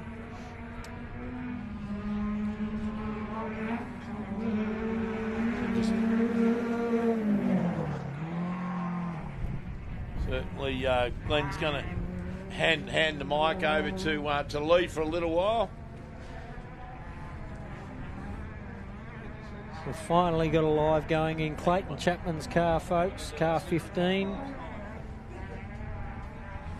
Currently running, what do we say? Currently running third behind Kyle Tucker in that blinder before. Brent Martin and then Clayton Chapman. That's it. On board. Afternoon, Lee. Lee Wells with us. Good afternoon, guys. Thanks for having me. Jeez, it's nice and cool in here with the aircon going. Don't tell them about the air conditioner. They'll all want to be in here, Lee. But anyway. Just what you guys probably didn't see here before with the Kaminsky car. When it came over the finish line, it went too hot through the first corner and got tangled in the fence. Oh. They're just idling back in front of us. So, wow. So much for his big catch-up. Wow, That's all out the window, but... Yeah, he just went too hot over that finish line, jumped to the first corner, and just careered into the fence. So, which nearly would have put him on the main road. That's right. Well, luckily the fence is there. But no, we didn't see that. It was going well, and he'd made up a lot of places. Brett Kaminsky, and of course, a lovely truck. It's interesting riding on board here with Clayton and Adam, that Adam's still running pace notes rather than GPS. Yeah, it's interesting the new philosophies that have come in with the navigator aspect. Some Clayton people are giving running us a thumbs up there, or what? Did you see that? Well, some are running the lead nav, some are running the GPS, some are running that's just texture and notes. I normally run stop, left, right, nothing. Yeah, all the pumps. Just explain what a lead nav is, Lee, for the people at home. So the lead nav is like the iPad system, which is through an app on your iPad that you can either set it up on the screen, or you can actually plug it into your earphones and have like Siri, like when you're in the car, for like Siri Maps directions, it can talk to you and call it through rather than Navigator calling it. Adam's driving here. Yeah, there you go. Yeah. Well, there's Adam's steering. That's a relationship that's been. Well, when you've been together for a long time, you have that relationship, so you can go, have it. They're sharing tubes now. Yeah. I don't know what they're doing here now. Have they actually slowed down though? They might. Yeah, they've got an issue. Might just be Clayton getting a drink or something. Clayton looked like he cleaned his goggles, so he held onto the navigator, held onto the steering wheel for a second. There we go. There's a lovely big jump. Brent still out in front. By the looks of our screen here. That was Dale Standen, car number 92. It's good to see, fellas. We've got the 70 heading back out. The Porter. Porter's on its way. That's good. Fixed their issue. How lucky was Dale Stanton to go through before he pulled out in front of him. And the last thing you want to see is when you're coming down a straight and seeing a car pulling out in front of you in this sort of dusty conditions. Well, Clayton Chapman on the screen there on the left. He's actually in the speed zone. Shane Hutch just texted me they're in a control zone, so they'll probably get. There is a controlled area out there. How that goes to like 7Ks? Yeah, it's about 6 or 7K. So that's got to drop back to 60k an hour. Sit on that for that 6 or 7Ks. Probably gives them a little bit of a time, a little bit of a refresh. Good time to clean your screens, etc. Yeah, read through your notes, but. I think it used to be 80 last year. They've changed it back to 60. So it's like it comes off your toe. From when you enter the zone to enter, it doesn't matter. That time comes off your end of your lap and overall time, So it's a section of track we're not allowed to race on, correct? We're allowed to drive on. No passing. Yeah, so we have to do... Which is a good strategy for some. That they can... time to rest, And also, if you've got no one in front of you, you can pull back and leave a bit of dust for whoever's up behind you. You could play that game a little bit, couldn't you? Gee, Sandy, you don't sound fair. Strategist? I don't know how you say that word. Dale Stanton going through the centre here in that car. What was the name of that car we said before? Had a funny name. Oh, the Junko, the Ferrell. Ferrell, that's right. Yeah, the Ferrell car. Yeah, whoa, big jump. 37 is now over the line. A couple more times on these people. Sibbo in with a 49.08 before. 19th position. Might go from like 15th, where Tommy Owen was in 14th. A Hartnett 10-12 entry in 15th. Mr. Tickner in 16th. And Class 5 just finishes their first lap. Rod Visser in 48.09. Sean Ratcliffe with a 49.05. Peter Sibbo with a 49.08. And Dale Stanton in with a 49.19. John Viz. Yeah, just went through. Car number 1025. So John Viz in the black one. Yeah, still going well. He started behind Michael Shipton and he's still behind him. So getting dusted in. Here we go. We've got the Stuart Chapman. He must have had an issue. You never know. He might have had a puncture or something. He came in to change the tyre on the back. Don't quite know what happened to Stuart. It'd be nice to talk to one of the crew members and let us know what actually happened. Should be able to get down there later in the day and have a yap with at least a handful of them. We'll send you down there later. Little man-made chicane there on your right-hand screen in with Matty Burrows. And that'll be just to shake off a bit of speed or stop them running into trees at the end of a straight, maybe.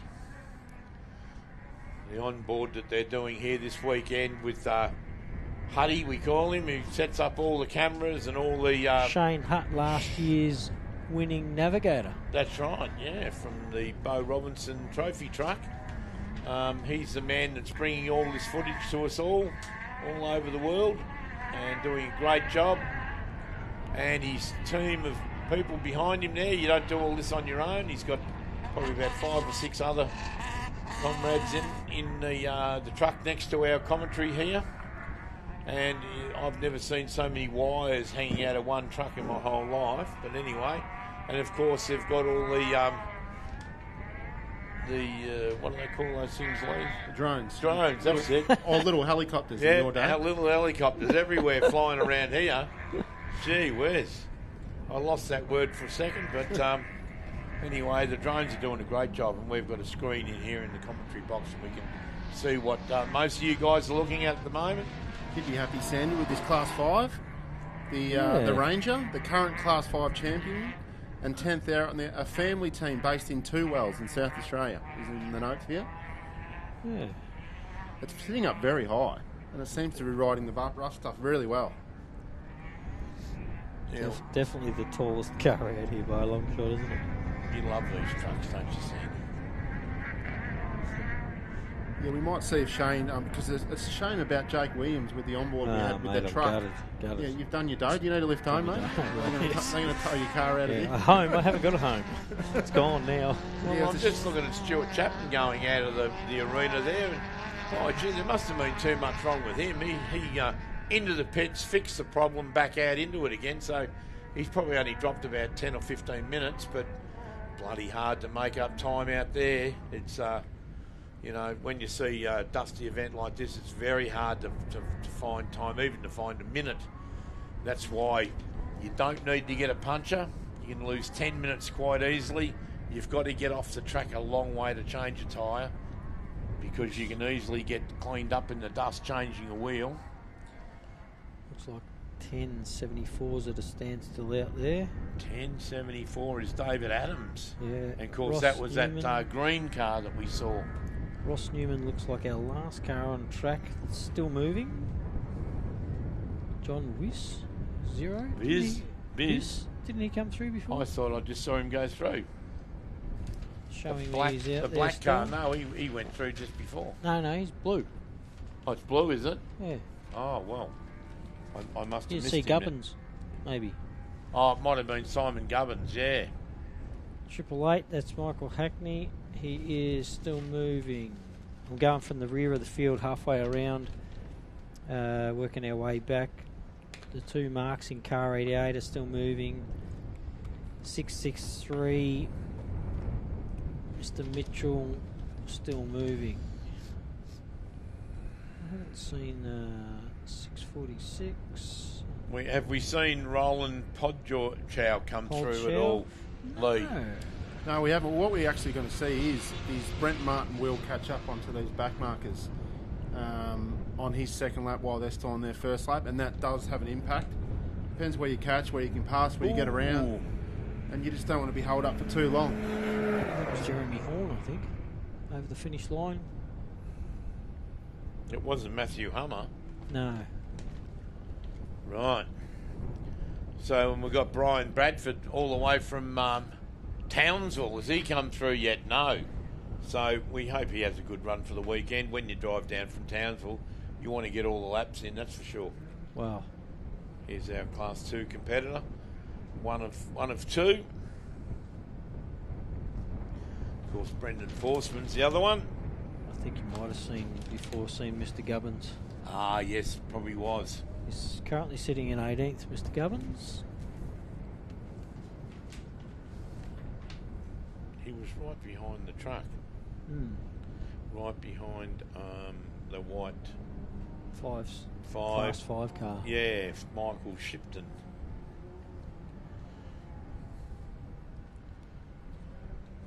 Very clear in that drone footage. Amazing. It's just amazing the serenity, the landscape. Yep. As you can see, that's behind our pit area. That's our pits on the left-hand side of the screen. We've got to explain to Darren Sandy that this is modern technology. Yeah. Yep. Absolutely. If only they had cameras back in your day. They handy cam. No, they had the old box TVs with the buttons on the front. Yeah. And the knobs. That's it. 666. When I raced, Lee, they used to Wilkinson. cart round the camera with the gunpowder on the top of it.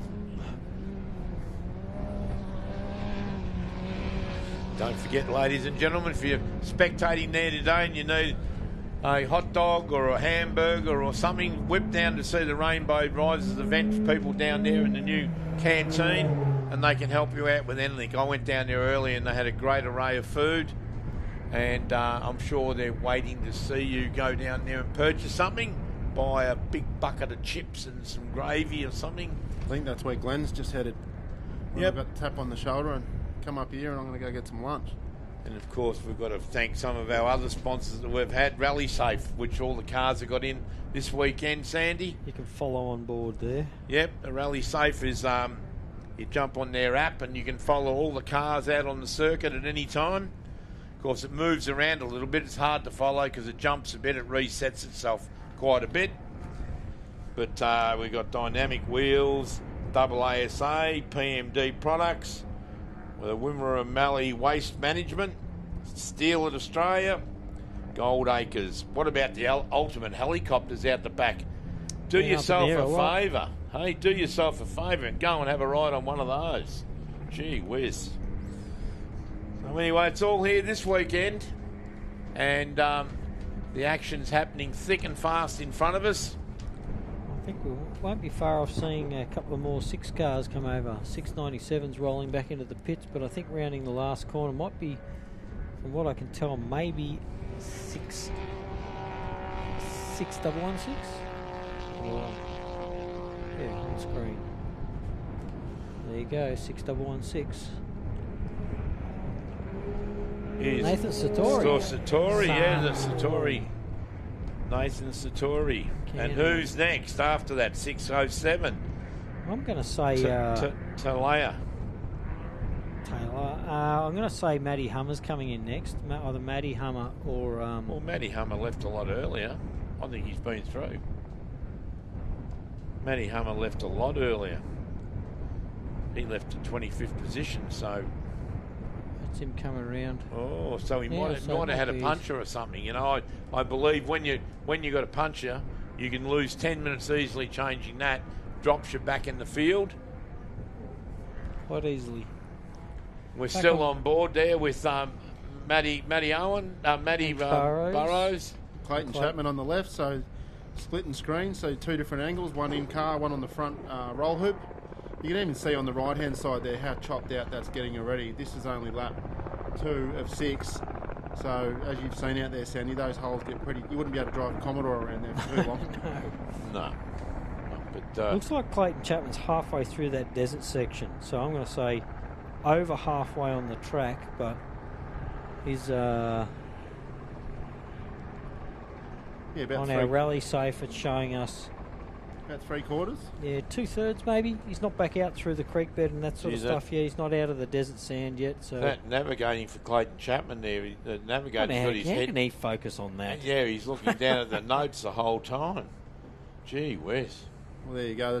That's the only car I've seen using that technology with all the, the GPS or the iPads but that's to stick your head down and read. You'd want to know your own writing and drawings pretty well. I'll tell you what, it worked from last year. Absolutely. Well, you wouldn't be able to use that, Lee, with stick figures. No. No, just with a couple of arrows. But also, you got to remember too, he's also watching the Motec on the screens as well. So not only is he reading his notes, he's keeping an eye on all temperatures, gauges, push to pass with the rally safe. So there is a bit to do there. Most people think you can it's not in these pro cars. There's not much time to relax, even in the left-hand seat. So he's always doing something. So the people at home need to know a little bit about the rally safe, how it works in there. When you get when you catch up to a slower vehicle in front of you and you dust it in, and you get close enough to them, you're going to push a button on the rally safe on the dash, and it sends a message to the car in front that you've caught them. And they're supposed to move over for you. If they can see the screen, like you can see the very top corner, left-hand corner of Clayton's screen, next to Adam's helmet there, that black helmet on the left, you can see that screen, that's their rally safe. And they do let you pass. Is that right, Sandy? Yep. Or a lot of them can't see the screen? Well, you're meant to. You're meant to. Oh, right. Your navigator's meant to. Oh, so there we go. There you are. You can see in the middle there, Pup Terrell on the left-hand side of your screen, but in the centre of that circle, power steering hose that he's trying to rectify. Yeah, he rang us when I was sitting with the boys before he rang up, and it had blown both the power steering hoses off the reservoir, both sides, clean off. Right below him is where Clayton is. So Clayton will be just exiting the rough stuff now. Yep. To come back out of the desert onto some more hard pack roads, probably to drop before he drops down through the. Yeah. Heath Whedon and Michelle, which must be very close to coming in on their first lap. Yeah, they wouldn't be far away from finishing their first lap. What I can tell. Gee, when they see that flat bit of ground, they'd be saying, "Thank God we're out of that sandy area at the back." Yeah, it's a bit of the road out to the back and the road back is very different from what we see in the sandy section out it's very different terrain. So it's a bit of the best of both worlds, really. That patrol seems to be travelling the ground quite well. It's done some races now, this car. Yeah. Well, they have done some races now. Another car over the finish line, folks. Tom Stevens in that Can-Am Maverick X3. The first of our, I don't know if it's the first, I think it's the second of our Class 2s. Yep. The Forsman entry, 201s over the finish line. And I reckon... There's another one here now. That's the girls. That's Taylor... You said it before. Apostoles. Apostoles. Closer than my first attempt at saying it. Yeah, so. You've done well. And then I think we might have Heath next, possibly. There you go. You look at the screen now with Mark Burrows out the back in those real big sandy holes. And you can just see how hard that car is working. That's basing out in the back end, isn't it? That's 22 inches of travel, and they're 37-inch tyres. So that just shows you how hard and rough it is out there. And he's done a lot of work on the suspension on the back of that vehicle during the course of Christmas. Set a bit of it. He lives on a farm at Burrenbeat. He's built an off-road track. Tried to emulate what some of these bumps are like. He's been running the car up and down and over it, and he said it's not perfect, but he said it's pretty good. But Of course, these all the bumps here are a bit uneven, so they're not the same as you'd like. Our Class 7, Heath and Michelle on the way for their second lap in the first section today. So how would they sleep tonight, mate? Do you reckon they'd sleep really well, or would you have to hang them up in the wardrobe to straighten out? I reckon they'd have to stretch their spines back out. Absolutely. Gee, I don't think I'm going back into a Class 7 or 8. No, I'll come back. Not at all. There we go, some good footage here. Wow, look at that. That looks like the... Is that the Tucker entry in the front? Yeah, and that looks like the Owen car behind. Oh, yeah. That's a good... Tommy Owen. Get back on their camera. Tom would be putting a bit of pressure on him. I think that must Lockie have been... Campbell? The Owen car has disappeared, so I think so that's I'm some... lying. Yeah, that was some footage from earlier in the day. That's not Lockie Campbell at all. That's, the yellow one that went off. 606 just came through. Tom Stevens, sorry. Just past that glistening lake down there, Sandy. Yeah. Like, well, to have a little bit extra dirt in it today. What do they call it, that place down there, that lake? Lake Wells, mate. Wells. Yeah, Lake Wells. Oh, they named it after you. That's right. Yeah. There's a big sign on it down there. Oh, let's get back our camera back there. How good's that to look at? A little bit of issue with internet. As we always say out here, it's very hard to get internet consistent because we've got cameras placed in everywhere around this 70-plus kilometre loop. Well, I'll bunk you up onto the roof here, Sandy, and you can stand on the roof. How's that, mate? As long as I can parachute back down, we'll be all right. See if it works the second time around. I was going to say, yeah, you're not real good with parachutes, Sandy. Well, Heath Whedon is the last of our cars under an hour. So just for some of those that I don't know, the Satori entry came with a 52.49 in 24th place. Grayson's 54 even. Horn in with in 27th with a 54.39. Forsman in the 201 car with a 56.34. The 606 Stevens entry 56.55.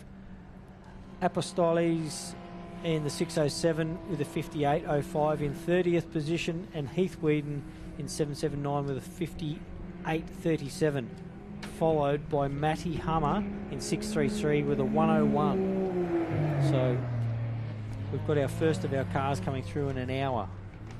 Very good. It shouldn't be too far from, like we said before, will the front car catch the back? They've got to be there now, don't they? I'm just going to have a... Do you know what? I haven't seen the Kaminsky car come back out. No, they rolled back into the pits. It had the issue where it went through the fence. Went through the fence. Oh, it hasn't come back out again for its last lap. That's right. No, I thought but it might have come out. Look out if you're down there and it comes back out again. Yeah.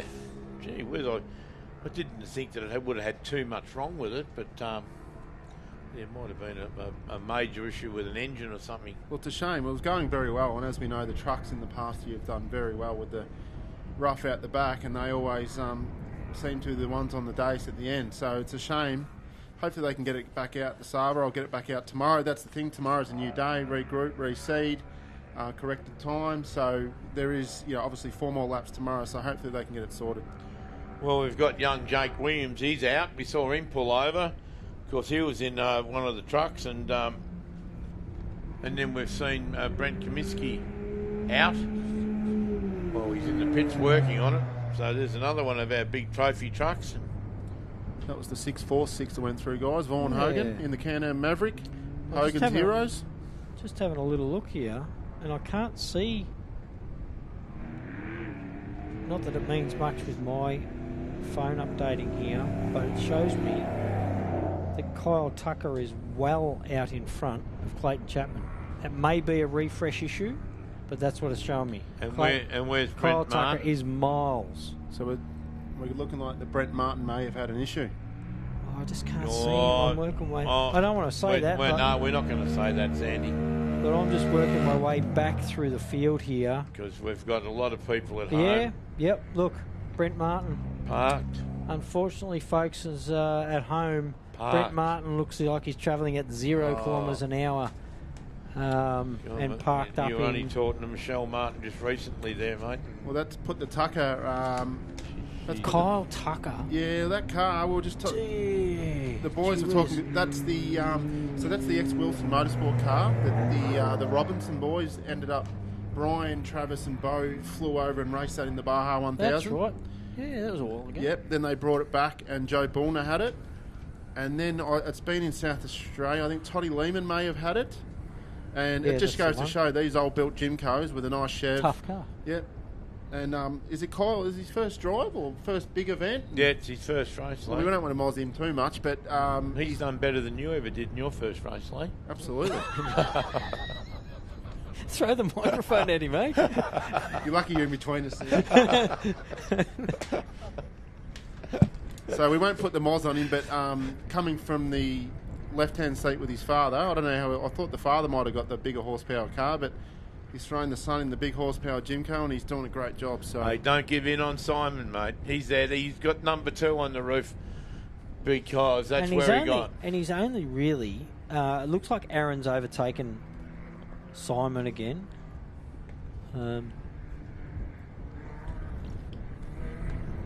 That's the old Castle saying, isn't it, Sandy? How's the Serenity? Look at that. Yeah. Beautiful. That's when you want to be in a race car. Runs right alongside between the farming land and the edge of the desert, which is what you're on now. Yep. So they're currently racing around the edge of the desert, not too far before that little hard right-hander and up the hill, I'm going to say. Is this what you call a real off-road circuit, Sandy? Oh, well, I would. Yeah. Yep, absolutely. We're not racing on farm tracks out that much out here, you know. We are in the actual desert that you can go full driving on in any other weekend. Yeah, it certainly sorts out the men from the boys, and of course we've got a couple of ladies out there too this weekend who are doing extremely well. So Shane Hutz just texted me saying that Tucker's first race was at Love Day last year, but had issues early. So second long course. So yeah, great to see. Wow. But the weekend's not over. No, but I tell you what, he's doing pretty good so far. Well, yeah, not bad. Yeah, not bad. Yeah, but from apparently better than Lee's first race. I think I finished my first race. My first race is at Sea Lake, and I think I finished. Jeez, we've hit a raw nerve in the booth there. Golly. But just looking back at that start list, guys, so we had Aaron Havey start first, who had an issue and kept going. We had Brent Martin, who's now stopped. Clayton Chapman obviously had an issue. Kyle Tucker right now got past. Tom Owens had an issue. So in just a lap and a half, we've had a pretty big shuffle. Change. Very big shuffle, yes. But that's this race, isn't it? It's just one of those races that just an achievement to finish this one, I think. So we had 47 starters today. Tomorrow afternoon, I'm predicting 15 finishes. Yeah, I'd say close around that too. Yeah. We had 15 last year. Yeah, so there you go. Sibbo out in the desert. What a shot. That's phenomenal. That's magnificent. That drone shot. That's postcard, isn't it, really? Oh, beautiful. Look at that. The only thing I don't want to be in... That's a good tourism shot. ...is Simo's car. Have a look at it. There's the old Gunderson, the 264. Oh. Completes the lap. Yep. He'd certainly be saying it's a lot rougher down here than it is in Townsville. Yeah, so he's turned left instead of right, which is good. So he's continuing on his second lap. Russell Hartnett on screen. His spare tyre's loose on the back of Russell Hartnett's car, look, folks. Oh. You see his tyre bouncing up and down? It's going to be loose an hour after that. That kicked I know up, what didn't else. it? That was a big hit. Gee whiz. Look at him trying to ride the edge of the whoops. There's no way getting out of him. You do that at Fink, don't you? You sort of at Fink you run along one side of the track so you can each get a bit of a break from the whoops because they're relentless for hundreds of kilometres. Well, the Fink whoops are more straight lines, so you can get more momentum in it. But as we see here, you round corners as well as it's very hard. Well out of as soon as you take your foot off, rhythm. as soon as you take your foot off, you lose all your momentum, and you just can't get the speed to get back on top of it. We just got our Warwick vet Ross Newman crossed the finish line. How many off-roaders will be sitting at home in their armchair this weekend looking at this footage saying... And all being professionals like us. I'm glad I'm not there. And all doing this is how they should have done that. Like we that's are. right, yep. So we see Clayton here, guys, is in the infield here, just in the tree section to our left. So did we see the Tucker car come in? Are we still expecting that one first, or is it the Chapman? Well... Because Chapman's just over the back here. Tucker is rounding the last corner now, folks. Here we go. our first across the finish line for Section 1 of the ARB still at Big Desert 480. Kyle Tucker gets the checkered flag. And sounding a treat too. We'll have to with a monster first lap. So let's see what his second lap comes in at. Kyle Tucker, ladies and gentlemen. There's our first car. He'll be on top of the world right now, I can guarantee that. 2 laps. I think he did the first lap in about a 40 minutes and 15 seconds for his first lap. So very good. We'll see if his second lap was as fast. Yeah, we'll have to send Sandy down there later and catch up and have a chat and see what was good and what wasn't. But at all points, all good at the moment. So. Yep. And of course, we've got his dad out there. A few cars back. Yeah, Simon Tucker. He's not far away too from the finishing line. On the wind's turned right around. Look at that's blowing straight at us now. I was just going to say that. We don't want to look like... Here comes Clayton.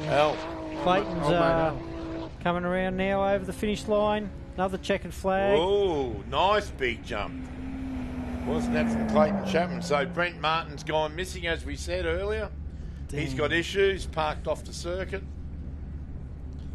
Just waiting for some times to come up. So Aaron Havey should be next.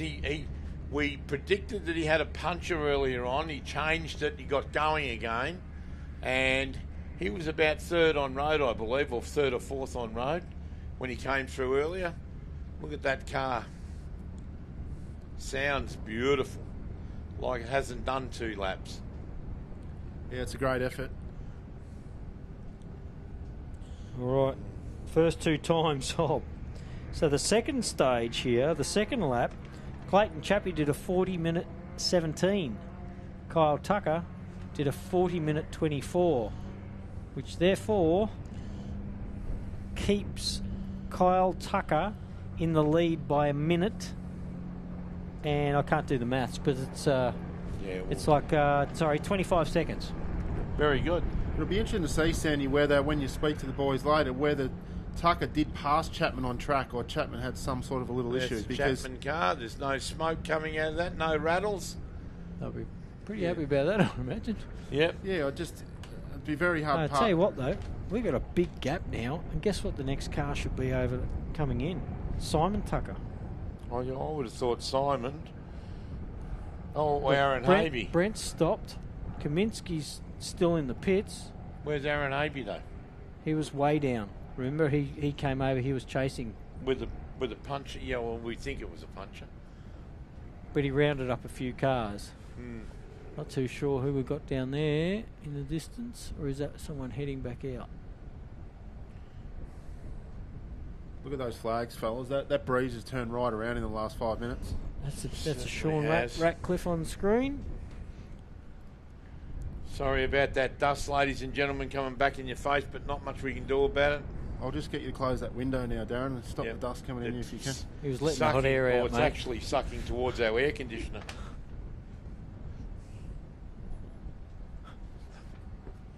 We don't need any more dust in here, just a nice aircon circulating, which is nice. Yeah. Matty Burrows still out in the trees, still out in the desert. He's obviously in a bit of a softer section coming out of the desert, is he? I don't remember this little area. Look how fast those trees are going by. Gee whiz. He must be. Oh, he's out of the desert because he's on this side of the fence. So. Yeah. Then you said before there was only seconds between Matthew Burrows and Mark Burrows in total time for the first lap, Sandy. So Matty Burrows, actually, we haven't. Matty Burrows is behind Craig Barnett. That's Craig Barnett. Matty's turning a right-hander along this fence line. Yeah, that's right. He started behind Craig Barnett. And he's coming along down this fence line here. But I reckon that dust in front of him, Barnett's dust. Matt Burrows started out of position 15 and Craig Barnett started out of position 11. So 40-second intervals they went off earlier. You're certainly shifting some dirt. What about Mark Burrows? Where's he in amongst all this? He should be closer to the finish line. He's just crossing through the creek now, Mark Burrows is. Yep. So, with Mark Burrows, how far's the creek from here? What do we say, about 10 minutes? Not even? Yeah. There'll be no water in that creek at the No, moment. there's no water in the creek. I've raced through that creek when it's been about 6 foot deep. I remember. I towed a caravan. I did a checkpoint that year out the back. Yeah, I towed a caravan out there. I've been through there when it's been 6 foot under, but there wouldn't be a drop in it this weekend, I don't reckon. So these two are quite close. And there's also, looks like Lockie Campbell's in amongst these two cars. Matty Burrows, who we're online with. And I'm going to say Craig Barnett, and past the tractor there. Whoa! That was our tractor. They know once they hit that, they're back onto smooth roads. Yep. It's not quite as harsh. Well, we can see with Matt, he was really catching someone, Matt Burrows there. He had someone not... What's that laying on its side? That looks like an IBC. ICB. ICB on its side. Oh, right. I've driven up one of them myself, rolled over at Griffith on one of those. So have I. Haven't we? They're lucky they're not full of water. It's when they're full of water is the trouble. That's Habe now. Yeah, Aaron on his way back in. One corner to go. The twin turbo Toyota in the back of that one. Yep. So I said I didn't think Habe was that far down. Well, we'll send Sandy down again, find out what happened to the Habe car on lap 1. Yeah. It was about, what are we thinking, about 6-8 minutes? There we go, there's Aaron, yep. Neat. Nice jump. So we've still got a few fast cars on their way back in. Mark Burrows is probably very close, either in the arena or about to turn into the arena somewhere. Gee, doesn't it show you that Kyle Tucker? It looks like Tom Owen is in the arena somewhere also. He must be so close to the finish line. There he is over on our far left. Tommy Owen. Yeah, he's in about that 30 or 40 second dust line. He can't get right on the back of Aaron, unfortunately. Mark Burrows will be next coming into the arena, I would say, any second if he's not already. No, we see his dust coming down to that far just next corner. to the airstrip over there. That's Tom Owen. Yep. And then Mark Burrows is coming in over the back. Yep. We've got the Owen Tom. car now. Yep. One corner to go. Young Tom had a great run. Shot over our pit area. It's a successful car, that one. Doing a good job. Took the old man out. Yep. Having a drive. It's good. Here we go. Tom Owen. Tom Owen across the line. Car number 30, with the twin turbo V6 Commodore motor in the back. So,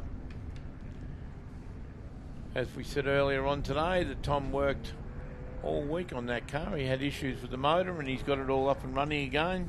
These are our overalls, mate. Yep. So we got Kyle Tucker, Clayton Chapman, Aaron Habe, Tommy Owen. Kyle Tucker's an hour 20.39. Yep. Tommy Owen that just came over the line, an hour 28. Yeah, so that's 8 minutes, mate. That's all. 21. So yeah, it's 8 minutes. So that just goes to show you when you got a nice clean run and you get out there. Well, he didn't have a clean run, did he? Really? No. No one's had a clean run. There we go, Sandy. Look at the Ranger out there through the whoops on our screens. A lot of ground clearance. It's actually going through. Soaking up that pretty nicely. It's sitting up very high. I just wanted to catch your attention on that because I knew you'd get a bit of excitement out of that. A lot of ground clearance. Not far in front of him. Yeah. He's rounding up. It was actually getting through the rough very well. It is, isn't it? Yep.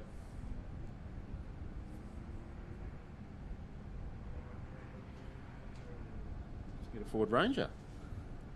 Get a Ford Ranger.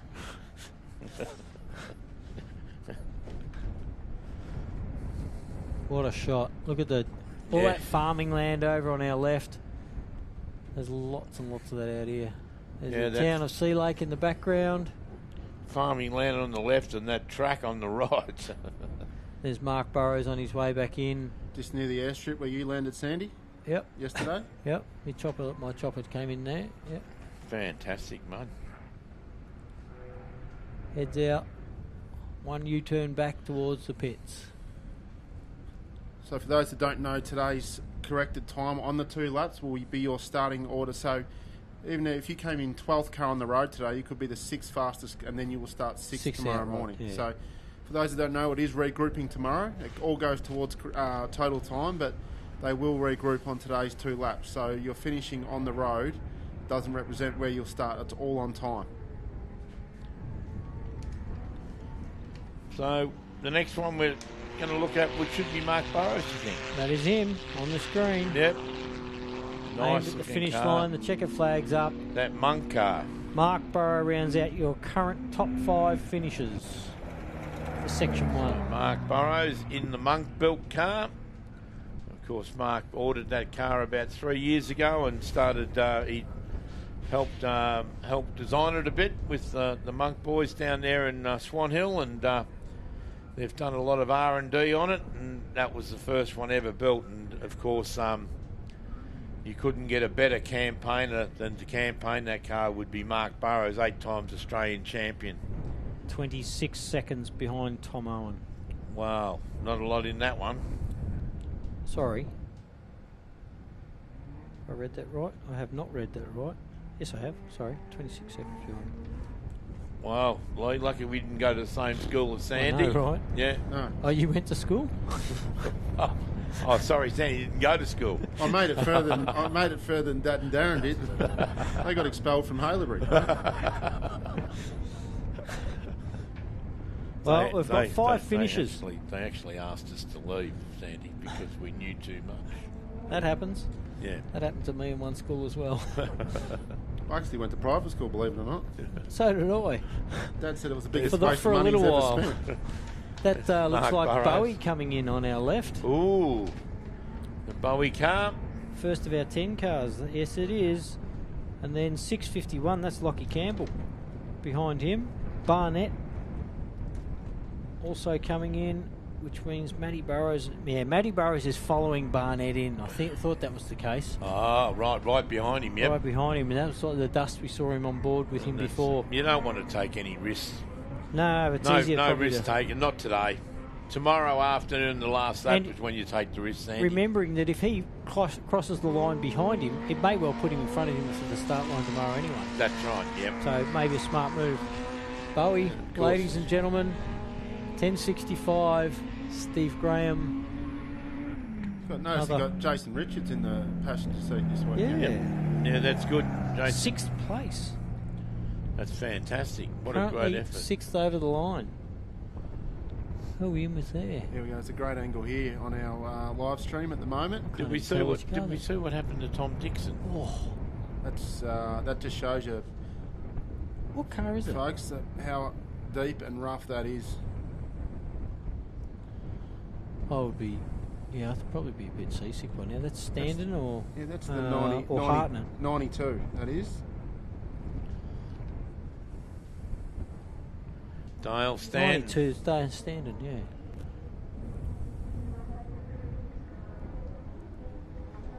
Matty Burrows. Must be very close to town by the looks of that.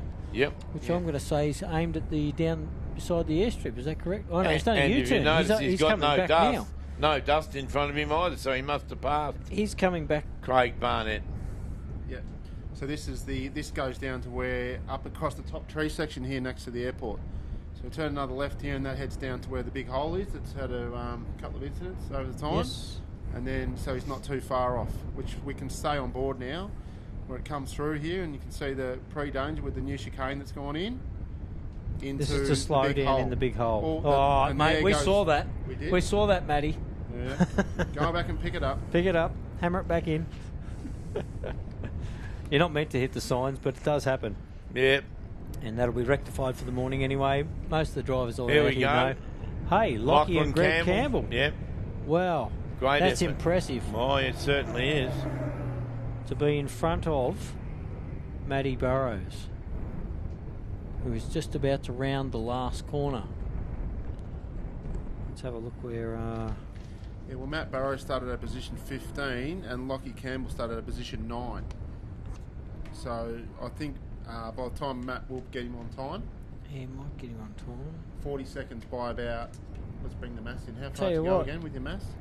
Yeah, I'm pretty good here because it calculates it for me, but I never read it properly. Lockie Campbell in over the line, 7th. So first of our Class 6 cars. Then we've got the Barnett car on the screen, Sandy, 68. So we're starting to get a few come through now, thick and fast. Here we go. Barnett. Craig Barnett. In front of Matty Burrows. Yeah, well, that's how I read it out there anyway. They were following his dust. Matty should be round the corner any second. Yeah, so Barnett started out of position 11. Certainly did. Tell you what. Bowie Graham out of position 13. So there has been a few... That's Matty Burrows round the last corner. What a shot. Last year's 3rd place getter for the championship. Matt Burrows, I'm going to say in 7th place on road. Could be corrected. Be a lot of work going on down there in the pits in the Burrow clan and Burrows team. Yeah, we haven't seen Tom Dixon. No. In the Crumco. Crumco. Hasn't come back through, unfortunately. Where is he? I'll see if I can hunt him down here. Matty Burrows is over the line, which means Jake Williams is out. 10-12 is our next one on road, which is the Hartnett car. Unless I'm missing. Sometimes it doesn't load, as you know. Then Sibbo. Tucker looks like he's just come out of the creek, which I would have thought Tucker was in front of Sibbo.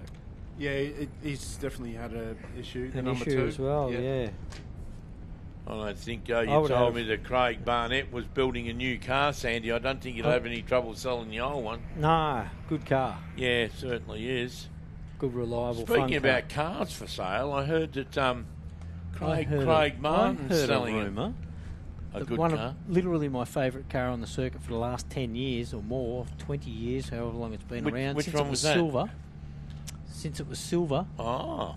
Do you remember when it was a lawnable precast? Yes. That's right, Car? yeah. I loved it then. So it's I still believe... a phenomenal car. I was talking to Craig last night and he said, I'm going to sell the car. So it's up for sale, ladies and gentlemen.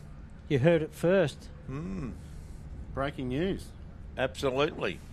Yep, So I can confirm Quick that word, as well. it hasn't even been run. No. Brand new engine. Brand new motor, everything. It's all been rebuilt. 7-litre engine. And it's on the market. So if you're on the market for a car, go and see Craig Martin. He's got one for sale. The Alpha. Yeah, the Alpha, American such an Alpha. awesome car. They only ever built 4 of them in the world. So before it gets on the listed, if you want to get in first, go and chat to Craig Martin. Collector's edition. Yep. 1 of 4. Apparently it was only ever driven to church on Sundays. I might see if my dad can buy it for me. Yeah. Oh, well. Have to open his wallet. I'll give you the heads up, Lee. It won't be happening. You'll be walking to church. Bit of a gap. I've got over in the distance. Lachlan Campbell, he's done a great job, hasn't he? That's the Hartnett car coming in over in the 651. distance. You know what though? Lockie Campbell didn't come back through. Did he? In front of us? He did. Oh, he did? Yes. I missed it. Okay, that means I've missed the time here somewhere. Oh yeah, sorry, there he is. 8th position, Lockie Campbell behind Matty Burrows. Matty Burrows in with a 1 hour 30 and 27 for his 2 laps. Lockie Campbell with a 1:32.29 in 8th position, in front of Craig Barnett with a 1:33.05. What about Mark Bit of Burrows and side by Matthew side. Burrows? What's the time difference? So Mark Burrows is a 1:28, 44, and Matty Burrows is a 1:30.27. So under 2 seconds difference. 2 minutes difference. Sorry, yeah. Fantastic. Should have stayed in school. Yeah. We have still a fair few cars out on track. I can tell there's a few not going, but 10-12 will be our next car in, which is the Hartnett car. Is that correct? Yep. Should be rounding the next. Oh, gee, on the couple of screen there corners. earlier, there There he he was is, doing it pretty on our tough. screen. Yep. Look at that shot there. We can see all angles of the infield Prologue arena. Is it A few different Sibbo angles. in the background? It looks like Sibbo in the top left corner disappearing. Yep. So there's not too much of a gap between these two. It's the town of Rainbow in the top top of your screen, folks, with the silos. Yep. The train line runs from left to right, and the town is on the other side of those silos. And nearly literally. showing. You can just see, if you look hard enough, the Rainbow Hilton where Sandy's staying. Yep. Yeah. On the 13th floor. Yeah. You left the spa running, didn't you, Sandy? I did, actually. I put the aircon on as well. Beautiful. What a shot. The main street of Rainbow directly behind us. They gave us the Rainbow Retreat, though, so we're the lucky ones. Yeah.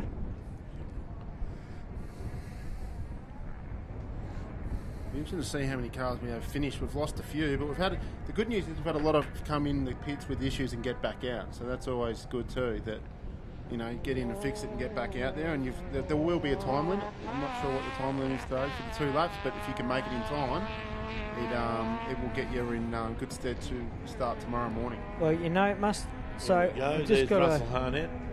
Just so you know, it's good stuff. Steel at Australia. When Danny Brown asks you to pick up 4 cans of black from the Steel tent and bring it home for him, wow, it's got to be good stuff. Would he know how to use it? Someone he would know somebody.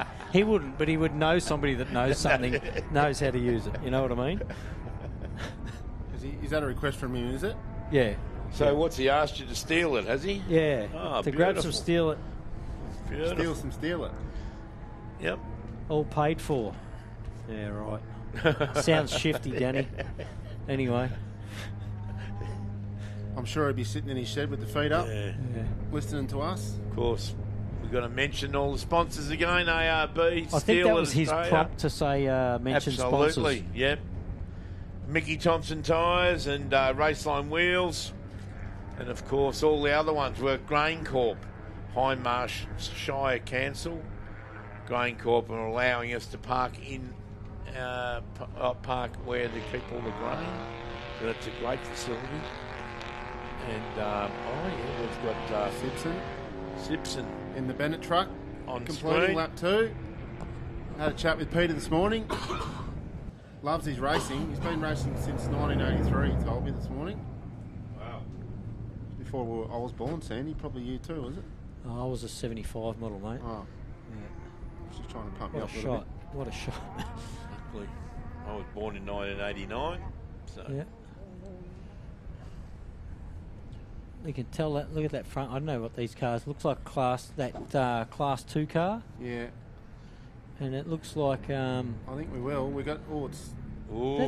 That's I know the car. I can't think of the name. Forsman. No, that's not Forsman, is it? That's the other Class 2. I think it's a 201. The 201. It is. Yeah, you're right. I'm wrong. Stand corrected. And we've got the. Here we go. We've got the side by side, the turbocharged side by side. Closing in. Which is Horn's car. All black. Looks like Horn's car. This is where the rally safe button will be well and truly pushed. So will the horn. Look at that for an overtake, folks. There we go, yeah. Ooh. The difference. That Class 2 car. Yeah, be looking over and saying, I wished I owned a Can-Am. We didn't all say that when they first came out. No, I did, of course. Yeah. No, they were referred to as golf things carts. to put your golf clubs in the back. Last Roddy corner. Yeah. Aimed at the finish line. He'll be pleased to see that finishing line, Rod Vizza. He's slowing right up, though. He's got an issue. Oh.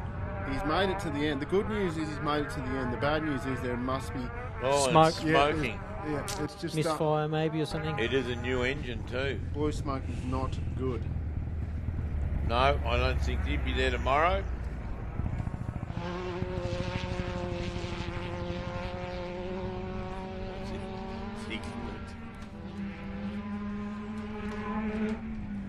As the 1093 completes lap 2, which is the Bodie Tickner and the Illumicraft. Just got a message from Jacko Evans, who should be racing this weekend. Bit disappointing, mate, not to see you here, but he's in the shed with his feet up, watching the telly, working on cars. What's his excuse? Not doing this series this year, or? He will be doing. He will be. He should be. Yep. Off-Road Outlaws next weekend. So they're big campaigners, King Crane. They backed some of the big part of the sport over the years, so they contended this championship last year. Isn't it good that people can tune in at home and families Yeah. and friends, and we're all big one family, but my phone's lit up like a Christmas tree with plenty of advice and what I've been saying, but we won't respond to those all quite just yet. Well, obviously nobody's contacted me, Lee, so I haven't said anything wrong. No, never. You're on your last hurrah, mate. You can do and say whatever you like. They can't sack you. 10:07 on their way back in. That's Sean Ratcliffe in the single-seater, isn't it? Yes, certainly is. That's great. Yeah, 10:07, Shawnee. He's built that car himself, isn't that right, Darren? Oh, no, he bought the frame in from the States and then pieced it all together himself, the rest of it. So, a bit similar to what I did with my car. So, bought the car in as a roller and then fitted it all out himself. So, he's done a great job with it. And, Absolutely. of course, Shawnee's a first-class welder. So, his welding on the car is second to none. Yep. And when you go over and have a look at it, he's put a what they call an A3 Honda in the back of it, 2.4. And I noticed there at scrutineering last night in the main street, he's dry sumped it. Wrecker motor. Yeah, wrecker motor with a dry sump on it. And yeah, he's done a few odd pieces with it, but he's had a Helltech ignition on it. Had a little bit of trouble with a few sensors and that on it over the past 3 or 4 races. Seems to have got on top of it. Told me that he went to Mark Burrows' property in Burrenbeat and gave it a run there about a week ago. Then it ran faultlessly, so he's brought it down here, and at the moment, still circulating. But, so is Taylor Apostoles on the screen. Oh, getting close though with she's it. getting a hell ride out there. Bit of rhythm up there. Gee whiz, look at the bumps. Learning what it's all about. Yep. Speaking of rhythm, yeah. or lack of rhythm. Yeah. Jinx. Gee whiz. Looking at that. Heath Weedon. Gee. Another one with their feet up at home. Dean Bennett. Doesn't it make you want to get back in one, shed. Sandy? Looking at that. Oh, Bring yeah. a set Class 7 back here next year and get out there and do that. What's wrong with Dean Bennett? Why isn't he here, Sandy? Probably the same excuse. Yep. Same excuse. Well, they all should be here racing. It's a great weekend. I thought you'd be out here in the single-seater, mate. No, I'm a bit old for that. I employ drivers now.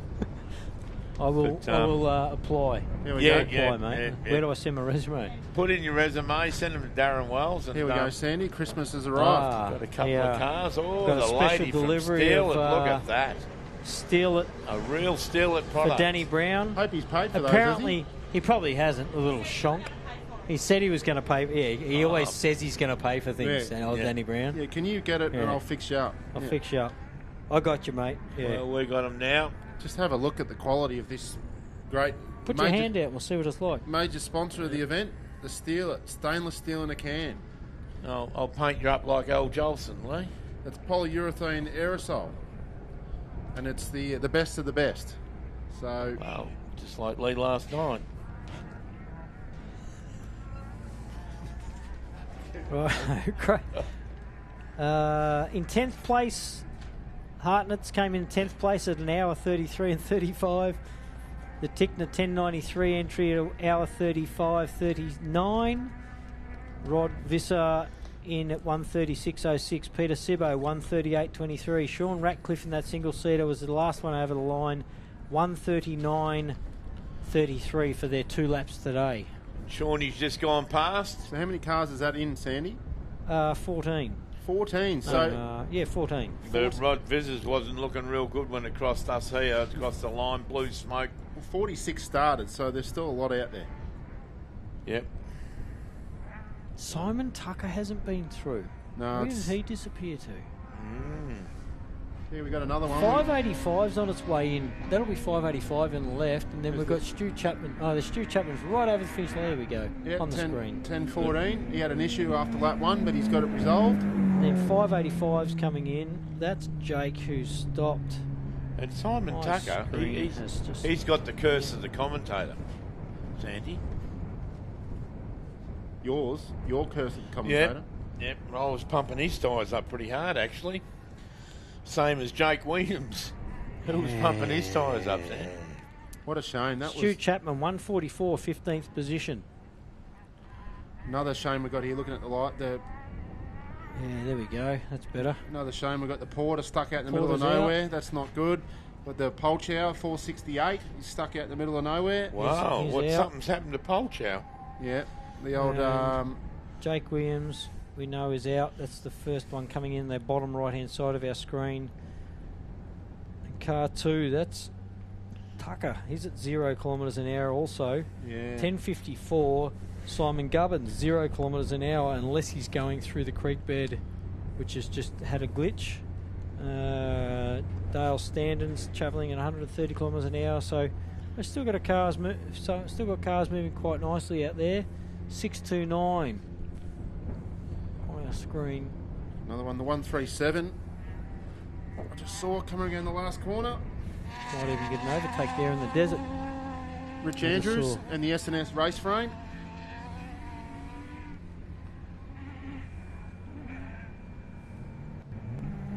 Richard Andrews. Through.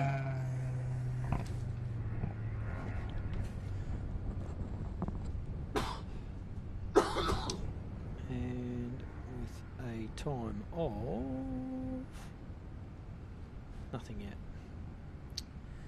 Well, I haven't seen... Kaminsky hasn't gone back out, has he? No, and we... So that looks like, from what I'm seeing here, Brent Martin's out, Simon Tucker's out, Kaminsky's out, Tom Dixon we haven't seen come back through, Gubbins is out, and this is... Don't take this as gospel, but I just see Andrews in that 137 just came over the line in 15th, just ahead of pushes Stu Chapman down to 16th position.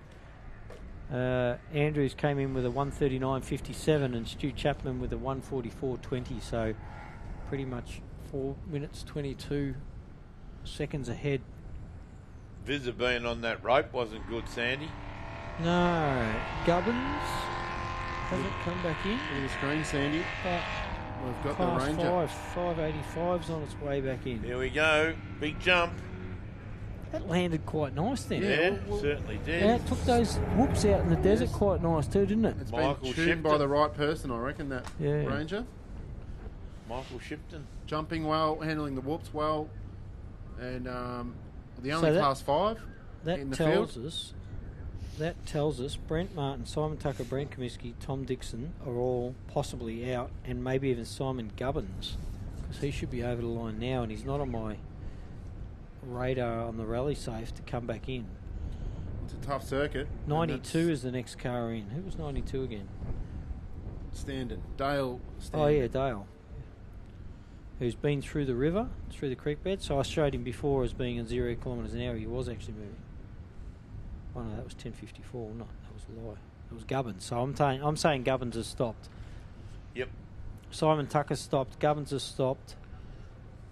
And 666 and 609, which was Jeremy Horn, and who's 666 again? Tim Wilkinson. Both travelling near each other at 120 kilometres an hour. We've got one on our screen, Sandy. That's not. That's Mark and Mark. Mark. Mark DeGrucci and Mark Hardman. They're on the second lap. Yeah. Still motoring, but I thought this car would have a little bit more pace about it by now. Maybe I don't know. They might be getting used to the car too. Well, the trouble is, when you've got I think you've got a new driver in here this weekend, and they're not used to it, and you don't want to break it. It's all about finishing races to get experience, and you got to first finish. And it's certainly doing what everybody else is doing down through those whoops. Just doesn't end, does it? There's no getting away from it. It just keeps going and going and going. A lot of sandy whoops through there. And we haven't really seen a trophy truck go through there at full speed either, have we? Well, we were on board this morning with Jake, Yeah, and it wasn't handling too bad, but I would have liked to have been in with Brent Kaminsky or something in that truck. I think it would have been a better situation going through there. And there's somebody, when you go down the pits later, we'd like to find out what the full... we can't get down there. I'm not too sure how we'll go getting down there, but we might be able to get down there now if they've got a... Yeah. Our cameraman's been working hard out. Yeah, he'll come and grab you when he's back, and we'll go for a wander, Sandy, and get some the stories. Get the truth. I don't know, but I get to paint my car when I get home with these 4 cans of Danny Brown Steal It. Yep. He can shout another 4. The only thing that'll be in them is marbles when you give it back. They'll be empty. It'll just be shaking and that's it. She said that you might have to pay for those too. Yeah, it made me shell out cash to front up Danny Brown. Yep. Yeah. She knew he was going to do a runner.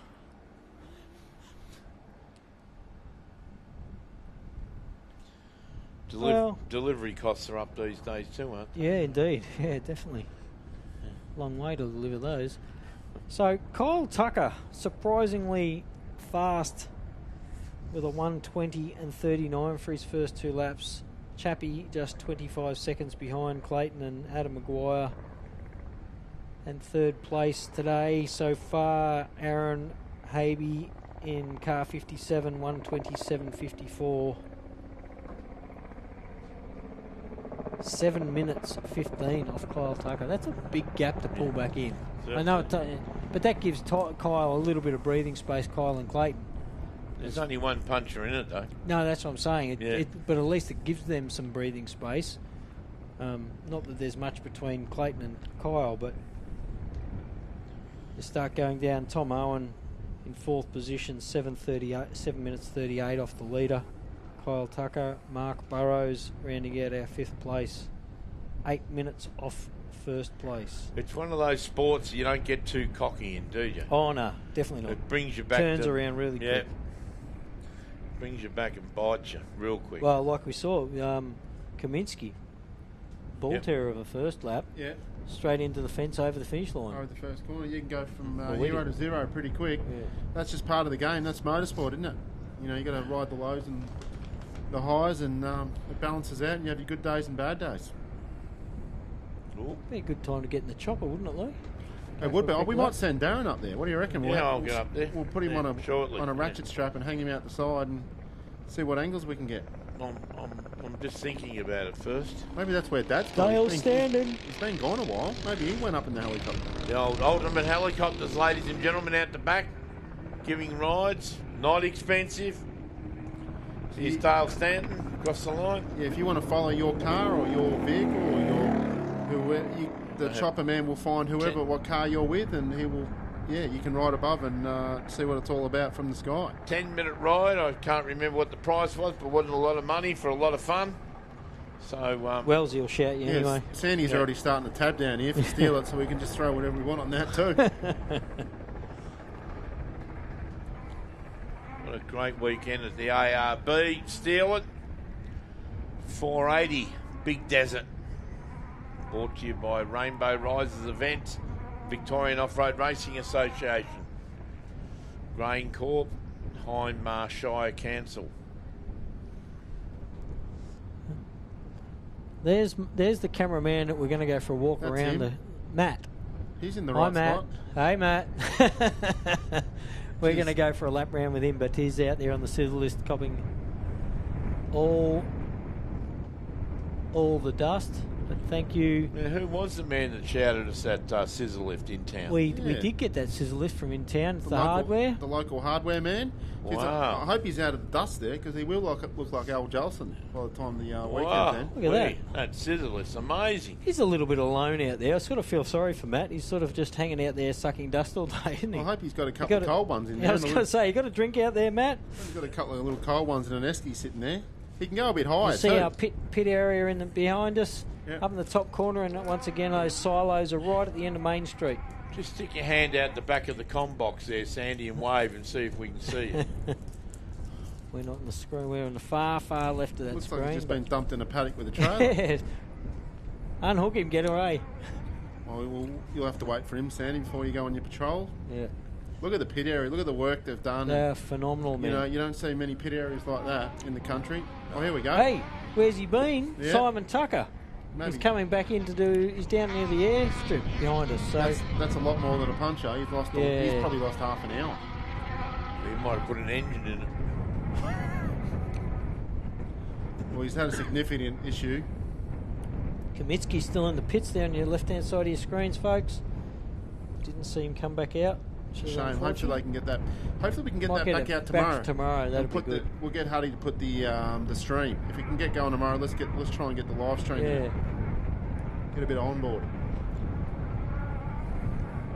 Well, we're seeing a few cars come back in. Well, it's back under full speed, the Tucker car. Yeah, so they've obviously found the issue, and he's not nursing might be it home 100% rectified. He's driving it angrily at the moment. Yeah, that's what happens when you know you've just lost an hour. There he is, Simon Tucker, last year's second place getter for the championship.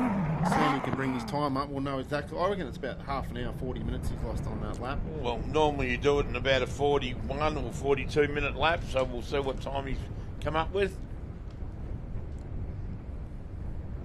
Remembering that he'll only be our 15th, 16th, or whatever he's 17th, 18th car. Yeah, we're moving down here. Sorry, I'm lying. He is in 19th position with a 1:59.22. We've lost an hour. 38 minutes behind. So, back here we go. Another one. Stage 1. 666. 666 to finish lap 2. Tim Wilkinson in the Can-Am.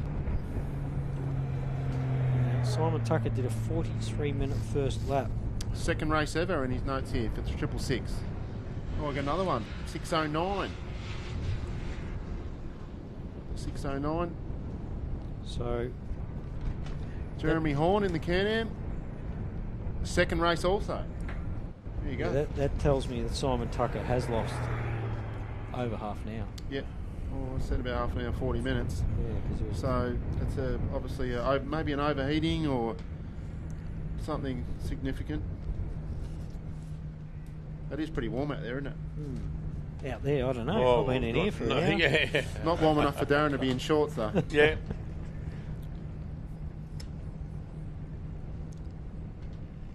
It's about 16 degrees in here, though. It's lovely. Beautiful. Well, there you go. We've got a couple that are definitely out. Unfortunately, we thought Simon Tucker was out. Good to see him get back going and get in. But Brent Martin seems to be still out. Brett Kaminski we saw. We just saw him in the back corner of the pits there. Tom Dixon in that 83 Crumco. The Crumco. Seems to be out, same as Simon Gubbins. So hopefully they've still got a chance to get going again by tomorrow. And isn't the view fantastic here, Wellesley? Oh, mate, it's amazing. Amazing the view you get from this box. Now that the dust has settled. Over the glistening lake with the blue sign. Yeah. And, of course, the wind's changed directions again. Yep. So it's blowing away from us, the dust. We must have Santori on his way back in. 6116. Yep, Santori's our next car, which is still a ways out. They must be coming in that big long straight in the back. We'll see them behind our steel banners. Yep. We'll see their dust come over to the left. Any minute now. There is a chicane put on that big long straight too, if anyone's looking at their rally safe. A couple of vantage points. Yep, you can see the dust in the distance now. Yep, that's it. Saw a flash of the headlights. They're probably where the chicane is, actually, where I just saw the headlight flash. Yep. There's our map. So you see down the bottom right-hand corner, you see 437 lit up in yellow. That's Jakey Williams who's stopped. But in front of that, to the right, is 6116, the next car coming into the arena. They've just gone through a man-made chicane at a road just to slow them down a little bit, because the big cars, I'm tipping, are coming into that chicane at 200, 220, 30, 40 even. 230 k's, yeah. It's all a lot of it's all mayonnaise, fellas. So the true mark you'll never actually know. Yeah. But I think our last car on lap 2 is the 888. Yeah, so I think. yep. It's going to be. That's our last moving car. which is Michael the Hackney. Yep, so he's in the Nissan Patrol. In front We've of got that a few is the out. vet. I see. Yeah, car 70 is out. 83. What was car 83? That was the Crumco. Crumco. Brent Martin in the 90. Brent Martin in the 90. That's Pup. Yeah, and Pup's 1074. Adam, isn't it amazing we see here with the map? So this section so if you're looking at the screen, the BP sign at like about 12 o'clock down to about where the 264 sign, that's the roughest part of the track. Yeah, That's that far left-hand, that's the desert. left-hand third of what you're looking at. And the common tread here is where all the cars falling out. Yeah, mostly out there. They're all falling out. There has been a couple on the way back in here through the creek down the bottom, above the out where it says Big Desert, where it says the 480, where that 1054 car is. Yep. There has been a few fall out on that back section as well for whatever reason, not sure. So that BP at 12 o'clock and then the 264 about 6 o'clock, that whole section is all the desert, the sandy rough section. So it just shows how hard it's a true off-road event. Yep. Yeah, it'll be good. Hopefully a lot of people can repair and get back out there tomorrow, because it'll be good to see a full lineup again in the morning. I'm sure we'll see a few definitely out. We need a few cars, otherwise you might have to start hearing Darren tell a few stories. Oh, gee whiz. And there's nothing wrong with that, Lee. Just that you would have heard them about 20 times before. 200. But we need at least 30, 35 cars starting in the morning. Yeah. Which will be nice. Darren said he'd do any panel beating overnight for anybody that needs a bit of a panel beating job. I've got plenty of time. We can do the spray painting with our Steal It. Danny Brown will foot the bill for that. Yeah. Until we see the payment come through, they're not his yet. Yeah. Actually, we've got two cars coming in here. We've got two side-by-sides, 606, 697, 6116. 6116 should be Nathan Satori should be in first, I'm going to say. Then 697. Cameron Grayson should be on the way in there too. And then 606. Look at the work of the drone pilots we got out there. We just capture. We don't miss a thing in this in the venue here. Good footage today, mate. I tell you, been fantastic, hasn't it? There's around our second.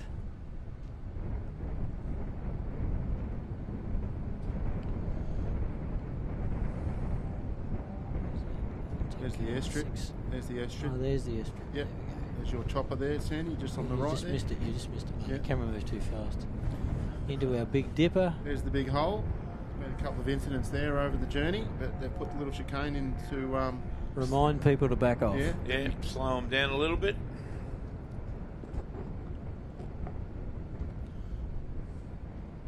It's all fast from there on in. Well, we must be. We've also got car 201 in the mix in there too, which is the Forsman entry. So we've got a couple of Class 6s and a Class 2. And then we've got a fair gap till 607, which is Taylor Apostoli's, which is, she's on her way back down that main big long straight back into the pits. So if you're looking out for her, you'll see her dust in the far distance over on your left. Blowing towards us. The wind now is blowing left to right. 6116, Nathan Satori. Big nosedive over the finish line. Yep, that would and hurt. right behind him. Yeah, wow, that's a close gap. 697, which is Cameron Grayson. Right behind each other. And then we should have another one. Didn't we say Brendan Forsman? Yeah, is that's that him the on the 201, screen there? yeah, on the screen. I just caught a glimpse of that. So we're getting a few coming now, which is good.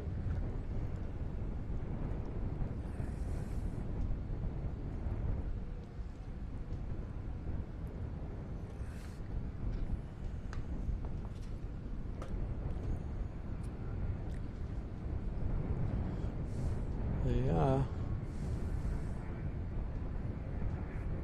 Taylor will be rounding the last couple of corners into the arena over in our far left as well. Any second, we'll see her bright pink side by side with the father in the passenger seat.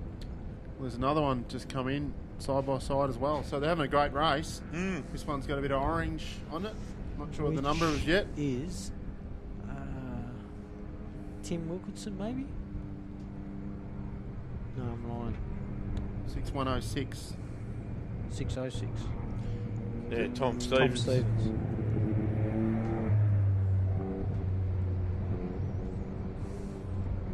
Last corner for Brendan Forsman. Of course, Brendan's got the new sponsor on this weekend as well, we should mention. It's great to see. He's got a new tyre company on board. Black Bear. Yeah, NJK plugs and Black Bear tyres. Yep.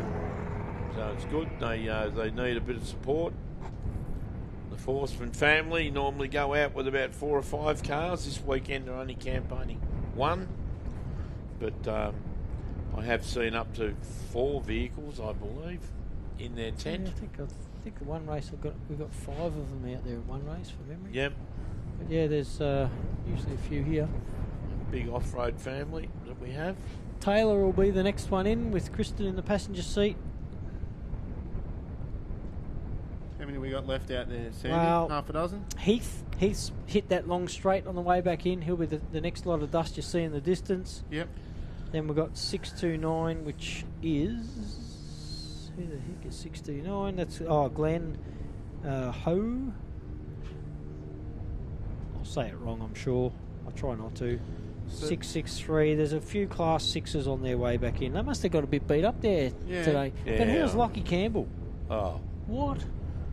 He's done some work. He's done some work to those shockers, mate. Because Greg told me it was a dead standard car, and the only work they've done is wrecker motor. Only work that's been done is the shock absorbers. So tonight you want to lift up the tarp and steal the suspension diameter out of that car and copy it on your own.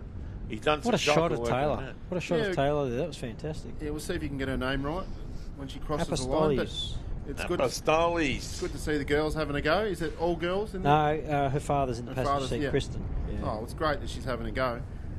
Yeah, she had a few races. Not too sure how many, but she said she's had a few races. And just look at my the notes here. What number was it? Family race. 18-year-old Taylor navigating beside her with her dad beside her. So, how good's that? Yeah, it's awesome.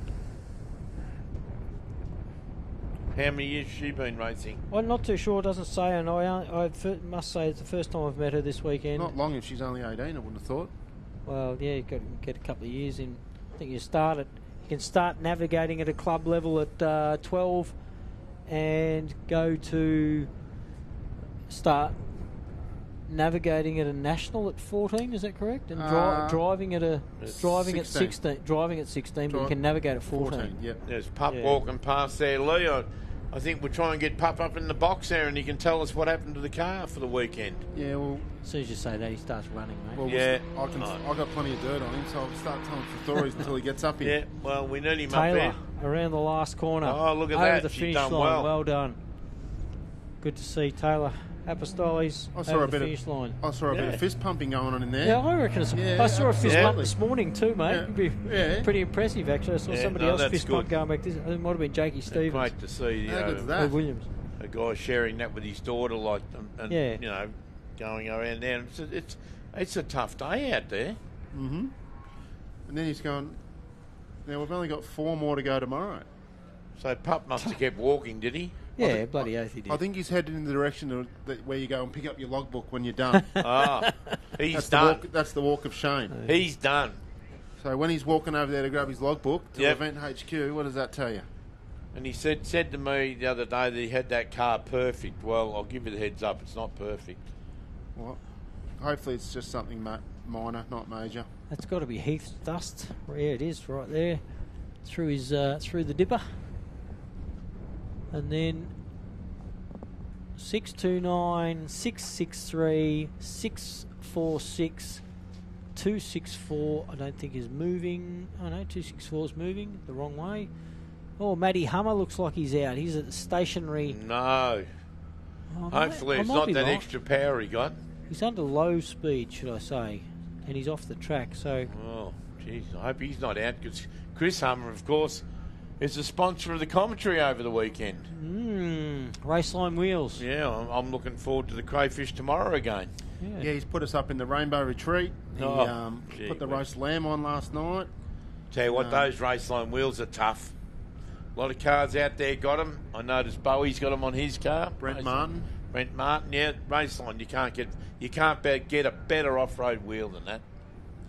So Warwick Vet still out there. Ross Newman still motoring. Is the Class 8 still the last vehicle, Sandy, on course? Yeah, I don't know if it's still going. I'm just trying to track it down. 1025. Who's 1025? John Wish. Oh, he's out. John Viss. Yeah, and the Gecko. 888. I'm going to say still showing the Hackney and Michael Hackney and what's his name, Ryan still moving, but.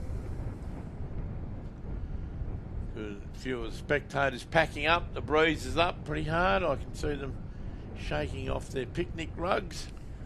Don't know if our man. I don't know if Matt's coming back in to go for a wander with the camera or not. We probably missed a few people. I'll probably pack up, nick off back, get a shower and a service done on the car as soon as they're back, ready to go for tomorrow. Yeah, well, what's and there's a handful. There's a handful fixing. So. Kaminsky obviously did some form of major damage. That's right. Otherwise he'd be back. He'd be back. Yeah, it can't have been that minor. No. It's a pretty big truck for a fence. It's it would be a pretty strong fence. Unless you got a post. Well, yeah, but I didn't see any real damage. It on drove the front back of it. in. Yeah. It didn't get towed back in, did it? Quite interesting to see what actually happened to it. 779 with Michelle in the passenger seat, his wife finishing first. Our only Class 7, but finishing their first section here at the ARB Steel at Big Desert 480. Imagine laying in bed tonight thinking I've got to do 4 more of those tomorrow. In that washing machine. Yes. Wow, No, they deserve a bigger trophy, really. And they still love doing it. They're having a ball. Yeah, absolutely. Yeah. They've had all sorts of things over the years. Yeah. No, they're doing a great job. And they're ahead of... There's still half a dozen cars still out there. Did they win the ARB Australian Championship last year in Class 7? Yeah. Yep. A couple of times, and once again we said before, Heath's the man that's running the Southern States Club Championship, which is about 10 races. I can't remember exactly how many between South Australia and Victoria. A good club challenge. Right. Some smaller events. We had Portland was part of it. Darren's Day Out, I believe, is part of it, and a number of others. The Barungal 180 or whatever it is, over there near the Pines. Yep. Yeah, so it should be a good little series. That they are 629.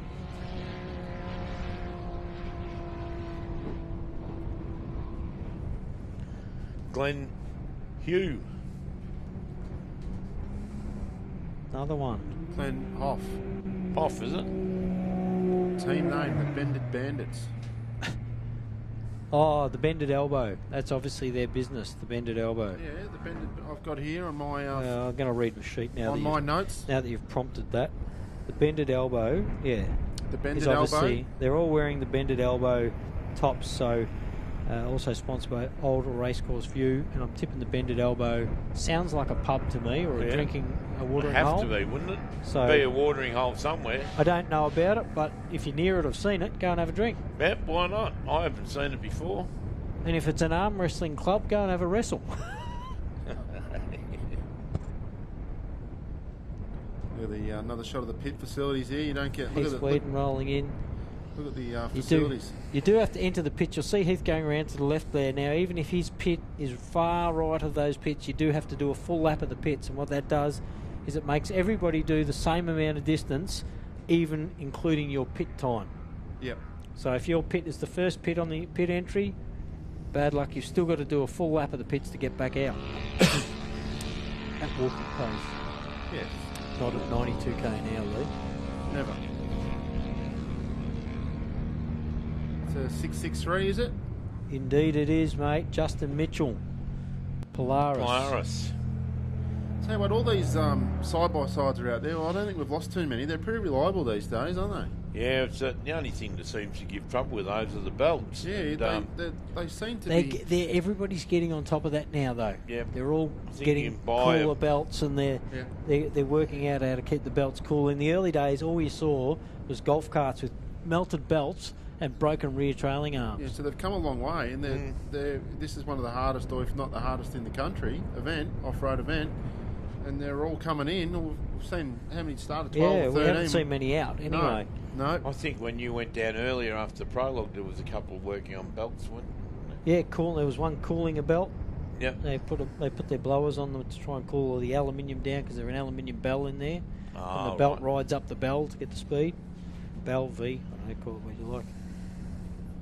I'm not a golf cart guy, so I don't know too much tech stuff about them. I only borrow Dad's. He leaves at the golf club. Try and jump Righto, we're going to have some times here. Let's go down and see at least what the last few have done. Let's go from back at like 20th position, which was the Horn entry 6009, 1 hour 50.05. Sartori in the 6116 car 151.08. Brendan Forsman in the hour 201 car. They did a 152.21 seconds. The 606 entry, the Stevens, a 152.21 seconds as well. Dead even. Look at that. Not even a second, 0.01 of a second difference. You wouldn't think of that. The Grayson entry, 697, a 154.03. 629, a 156.26.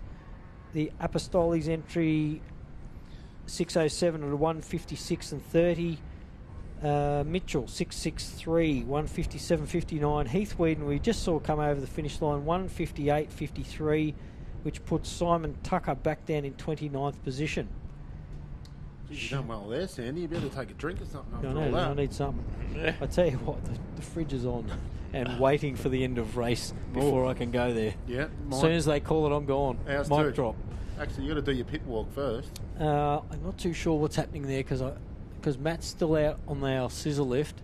Might have to do a pit walk first thing in the morning before we start. Our big boss in there, Chard, would have been yelling in the microphone, in our earmuffs, telling us to get out there and go and do a pit walk, but it sometimes gets a bit too hard trying to coordinate people getting back in. That looks out like our old vehicle, Darren. Is it? That's our last Class 2. The Bunderson. Coming home. Yep, I recognise that car from any angle. Anywhere. Oh, right, yep. You've spent a bit of time in there, Lee. Yeah, it's like a big... I tell you what, for a Class 2 car, it's like a big armchair. It is. Closely followed by the 1054 car, which I reckon wasn't our 1050 Simon Gubbins car out, but it's back on track. Just keeps coming back. He was out earlier, but he's back on track. He's coming in right now. Yeah, we should have the 264 and the 1054. Yep, it is indeed. So I don't know what Simon Gubbins has gone wrong with him, but he's back in action. Yep. Maybe he found a...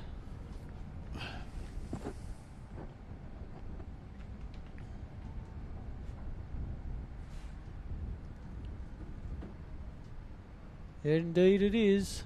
That's him over on the left. Unique shaped little black rocket. 264. Around the little beam car. Yes. 4-ball racing from Townsville, Brian Bradford. There you go. Second of our Class 2 cars to finish today. We only have 2 Class 2 cars, and they're both home. They're both home. That's a fair feat too, isn't it, out here this weekend? Oh, 10 years ago it probably wasn't. Yep. But nowadays, to battle away around in these tracks now, with running against trophy trucks with 40-inch tyres. Well, out in the sand, they just haven't got, with the 1650cc engine haven't got horsepower either. They just cannot get up on top of that. No matter how hard they try, you just cannot get on top of it. They are Simon Gubbins, folks. Had a big stop out there today, but obviously who knows what it was, but he's back in action and over the finish line. He'll be glad to see that. Well, there shouldn't be too many more left. And if he's fixed, guess what? He can go straight in the trailer and just come out tomorrow. That's right, yeah. So he doesn't have to do too much work. But Just probably not. Just put fuel in it. Yeah. We've got 646 still out there, who should be coming in any minute, I would imagine. Not many more after that, I wouldn't have thought. Nah, they're getting fairly light on now. Jakey Williams, 6681's our Warwick vet. Matty Hummer, it's still showing him stopped there. So we've only got 2 cars and left. 888, which is Michael Hackney. I think we've got 3 cars left. Is 888 still moving? If my computer loads here. It's very slow, mate. Well, you think your phone's full of viruses or something, mate. I don't know what you've been looking up on there. Well, don't search the search history. You don't want to be scared or offended or... It's easier not to know. Better not to know. Righto, let's see how some of these cars are going. We got... What's going on here? Right, now we're back on action. I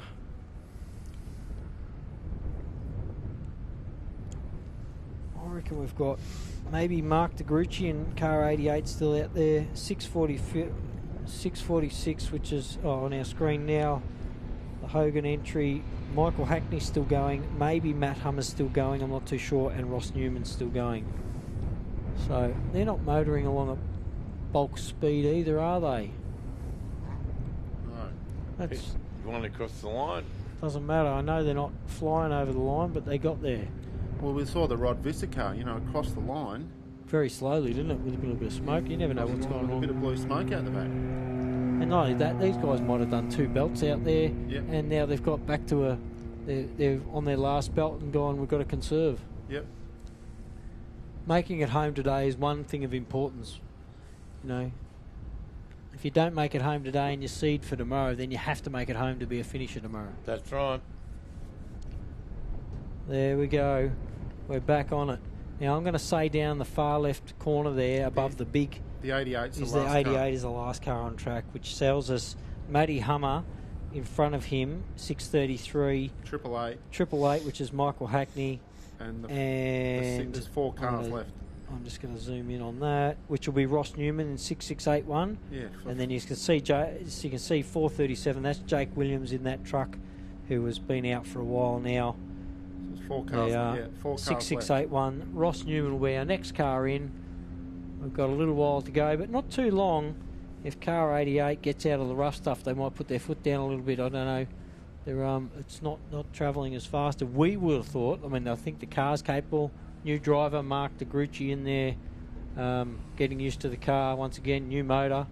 They might be just playing it safe more than anything. 4 cars left to call home for you. Tell you what, the old man's deserted you, mate. I don't know. He said, come up for 20 minutes while I go and get some lunch. That was See 2 ya. hours ago. Yeah, just been 19. He's on his 9th I've kept pot. on, it's on 19 minutes. Yeah, he's on his 9th pot at the bar. Lee, can you just jump up there for 20 minutes for us? Yeah. He's been down there bench racing, Ghosted telling stories. Yeah. No, he's got a lot to talk about, Lee. I do see dust down there in the distance, and I'm going to say that is maybe the vet. It is the vet. Yeah, it looks like the vet. Here he comes. Oh, there, he's on our screen, sorry. It's me trying to look out in the distance and they're at the rally safe. Oh, there's Glenn Wells, and I can see him. Oh, he's coming back. He's not walking too straight. Yeah. Well, I've actually... He's sitting down. He's just sitting down there. I've got a good gig for the day. Tomorrow morning, fellas. I've got a really good gig lined up. I am going out with Shane Hutt tomorrow. Oh. Around the circuit. And the big boss of the production here. I'm going to follow the boss around in the morning, and he's going to take me some vantage points. Well, that'll be good. You'll be able to send us a text. Send him to Sandy because he looks at his phone. I don't think a microphone will work out there, but I'll send you some updates. But I'm happy to go out with Shane tomorrow and look at some of the sites and some of the shots and the special places out there. There he is, our only Class 66, Ross Newman, 6681, the Warwick vet. He was saying he's doing 14 races this year. Last year was 17. 14 races? I don't know how can you do 14 races?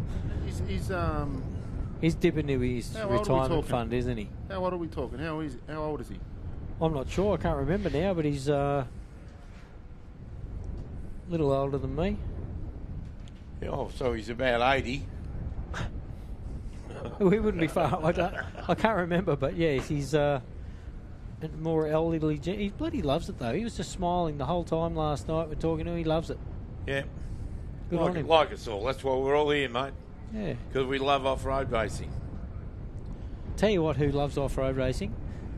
ARB off-road 4x4 accessories. Oh. Steel at Australia. Yep. Mickey Thompson tyres and Raceline wheels. Oh, they're all unbelievable, mate. And what about the people down at Rainbow Risers Events Association down the bottom there? At the bar. Yeah. Oh, yeah. You reckon at the bar they might be able to bring us a couple shortly if we plug them? Hey, I noticed a guy walking by here with a steak sandwich and a bucket full of chips and gravy, and I thought, wow, that's where I'm heading, straight after here. Because if I wasn't on a diet, I'd get one. We're not too far off knockoff time either, though. I tell you that's what, what I mean. Nearly knockoff time. I thought there might have been a knock at the door with 3 cold ones in here. Yeah. Maybe that's what Dad was going to get, and he just forgot to bring ours. Well, they probably didn't make it back. He's got 6681. Should be rounding the last corner in the next 1 or 2 minutes. Then we'll have the 888 Michael Hackney car and Matt Hummer. I'm saying Matt Hummer is definitely stationary. Yep. Haven't seen him change, which means our only other car racing at 2 kilometres an hour currently is Mark DeGrucci and Mark Hoban in car 88. No, that's got to be stopped. At 2 kilometres an hour, that doesn't work. Who's doing 2 kilometres an hour? The 88. Well, still bloody. No. Yeah, I can't say it. I'm going to say. I have no official word on that either, by the way. But well, they might be getting up on top of the whoops. Car 1074 is out. Car 1025 is out. We know the Brent Martin's out. Car 90, unfortunately. I'm just going back around the track here to see anybody that's positioned. We know Roland Polchow was out earlier. I shall go check there. Vissus car was strong going into the last corner. Engine has had an issue as he was exiting the corner, heading for the finish line. Yeah, we saw that. There you go. We did see that come over with a bit of smoke, unfortunately. Yeah, and blue. And let's just do a little refresh on our finals standings for today.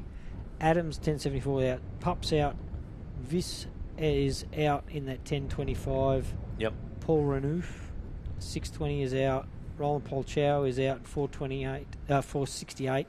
Jake Williams 437's out. The Coleman entry in that Porter number 70 is out. Well, we haven't got that many out, really.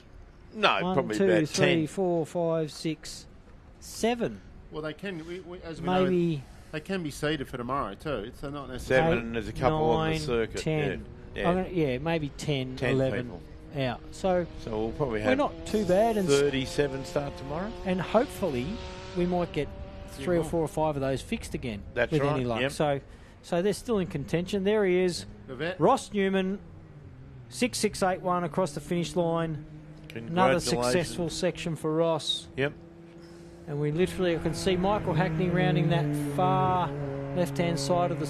You see his headlights down there. He's got to be our last car then. Well, Unless apart from Matt Hummer and the 88 machine. I can't see them moving on the rally safe unless somebody can give me word. Car 83 is out. Tom Dixon, that's unfortunate. Yeah, the 633's in yellow now. Yeah, it does look like 88's moving, unless they've rounded that right hand, their left hand corner. They've been sitting there. Well, on our screen, that 88 car has rounded that corner. On my screen, that has not rounded that corner. So, I'm going to say car 88's idling along somewhere. Yeah, I don't think it's in a not at race pace. Not in a racing motion. So this may be our last active rolling vehicle. Michael Hackney in the patrol. You had anything to do with this one, Sandy? A little bit. Little bit? Little bit. It was one of my old cars, but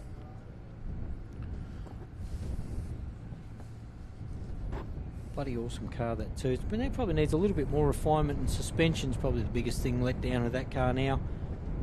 It's we probably had way too much power in it. Yeah. So when he took control of it, I sort of suggested that maybe just a standard LS1 as opposed to what we had in it might keep it a bit more of a fun car with a bit more reliable. We probably had it way overpowered for what it was. Well, he's finished the 2 laps. Yeah. Or not yet. Well, I think not only that, like I was saying, suspension's probably its downfall out here. He'll probably love tracks like Griffith, those fast farm-style tracks. Yeah. And even Pines, that setup, I think that at Pines would be a great setup car. And I never put it together to do the real rough stuff anyway. My back's been broken a few times now, my neck, so I'm knees, neck. I'm quite happy to sit on the smoother. Oh, Glenn's back. Whoa. What's going on? Good to see you come back to sign off, mate. Yep. Did I do that good a job that you just wanted to sit out there and listen to me for 2 hours? No, walk away somewhere where I couldn't hear you. Well, I think we're just about to sign off. So you've turned up just in. I heard that bit. That's why. I think this might be our last car before. We got there. It comes over here. I can see it coming around past there. He is 888 Michael Hackney. Yep. He's coming past the airfield there. So he's done a great job. Shane Ryan's in the passenger seat of this car. He'll be about 3 inches shorter by tonight, I think, when he gets out. Have to carry him out. Sure, I think our boss man Chard might be able to let us know how much longer we got on here before you can stop listening to our dribble. Yeah. If they want us.